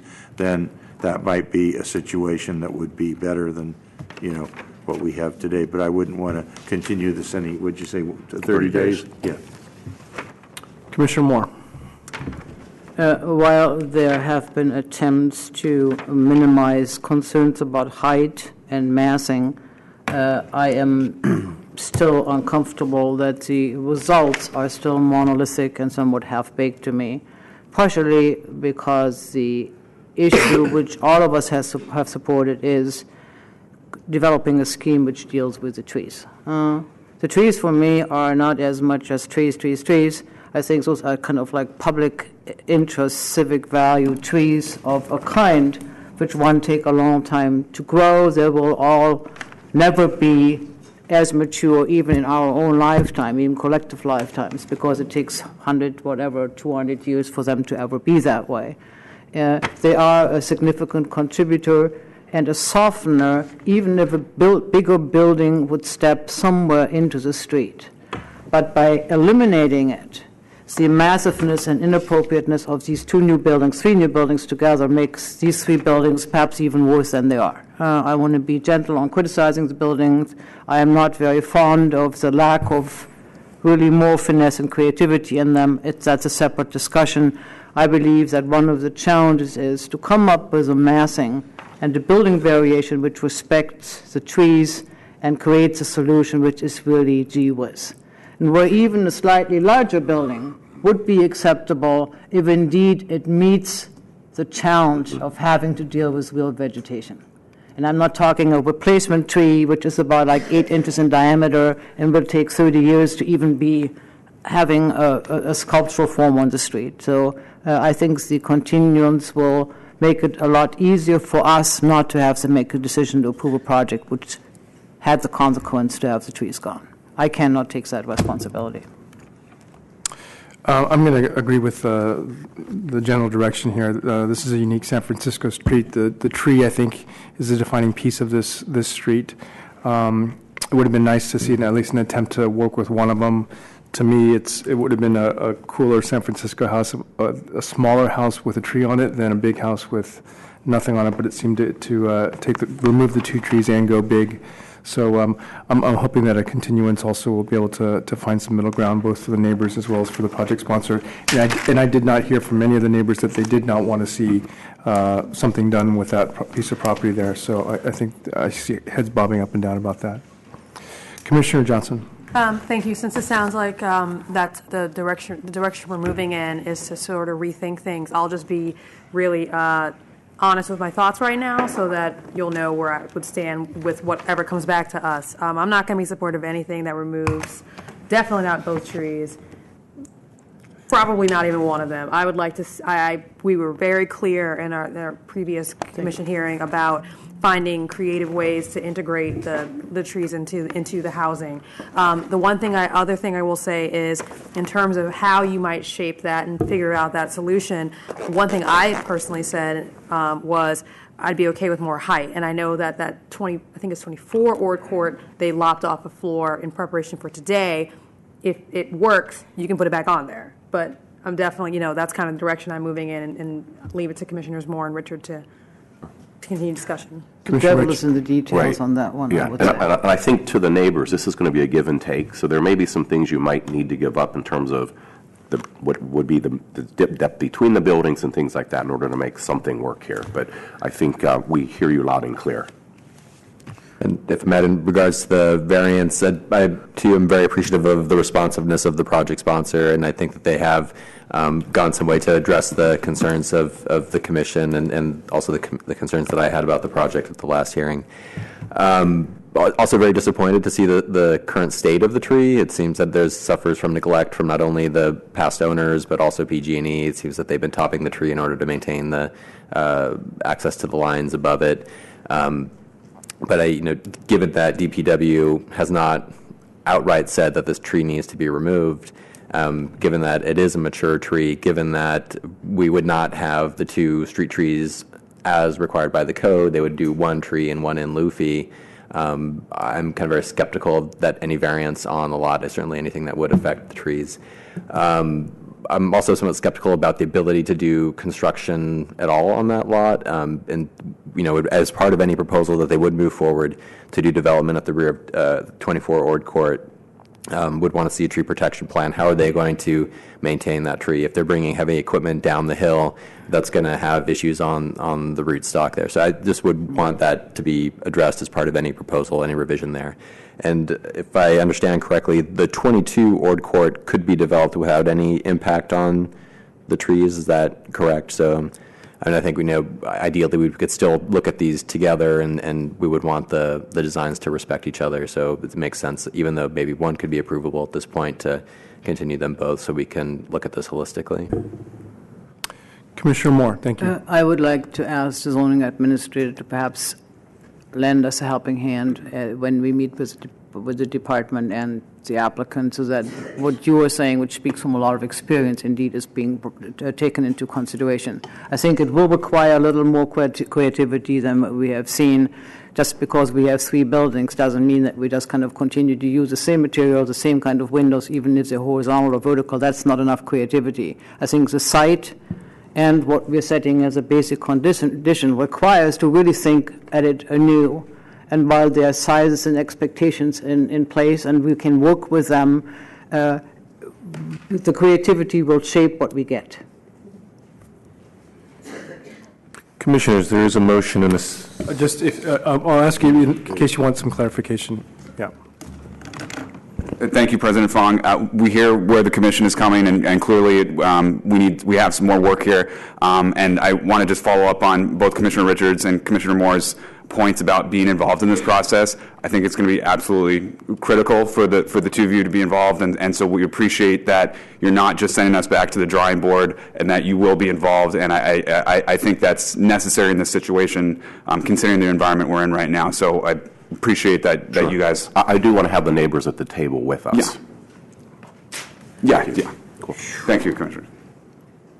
I would have to ask the director on some guidance. That is not what we typically do, because we're not doing a design by consensus. I personally find it very difficult. Particularly, the challenges are going to be architectural and creative and buildable focus, but rather than just early opinions. There's a time of exploring, and I would rather have Mr. Joslin or somebody from the team who's really hands-on in the room than asking the broader neighborhood representation. I find it very difficult. Commissioners, it's really up to you. We typically do have a design discussion at first, and then there is then often a follow-up meeting. I understand with the that. neighbors. I accept that. If we would take that sequence, it would be easier to do.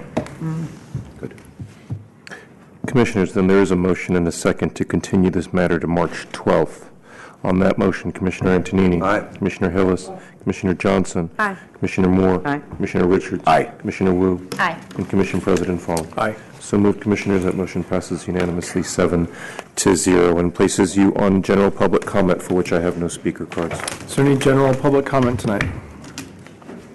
Seeing none, general public comment is closed and the meeting is adjourned.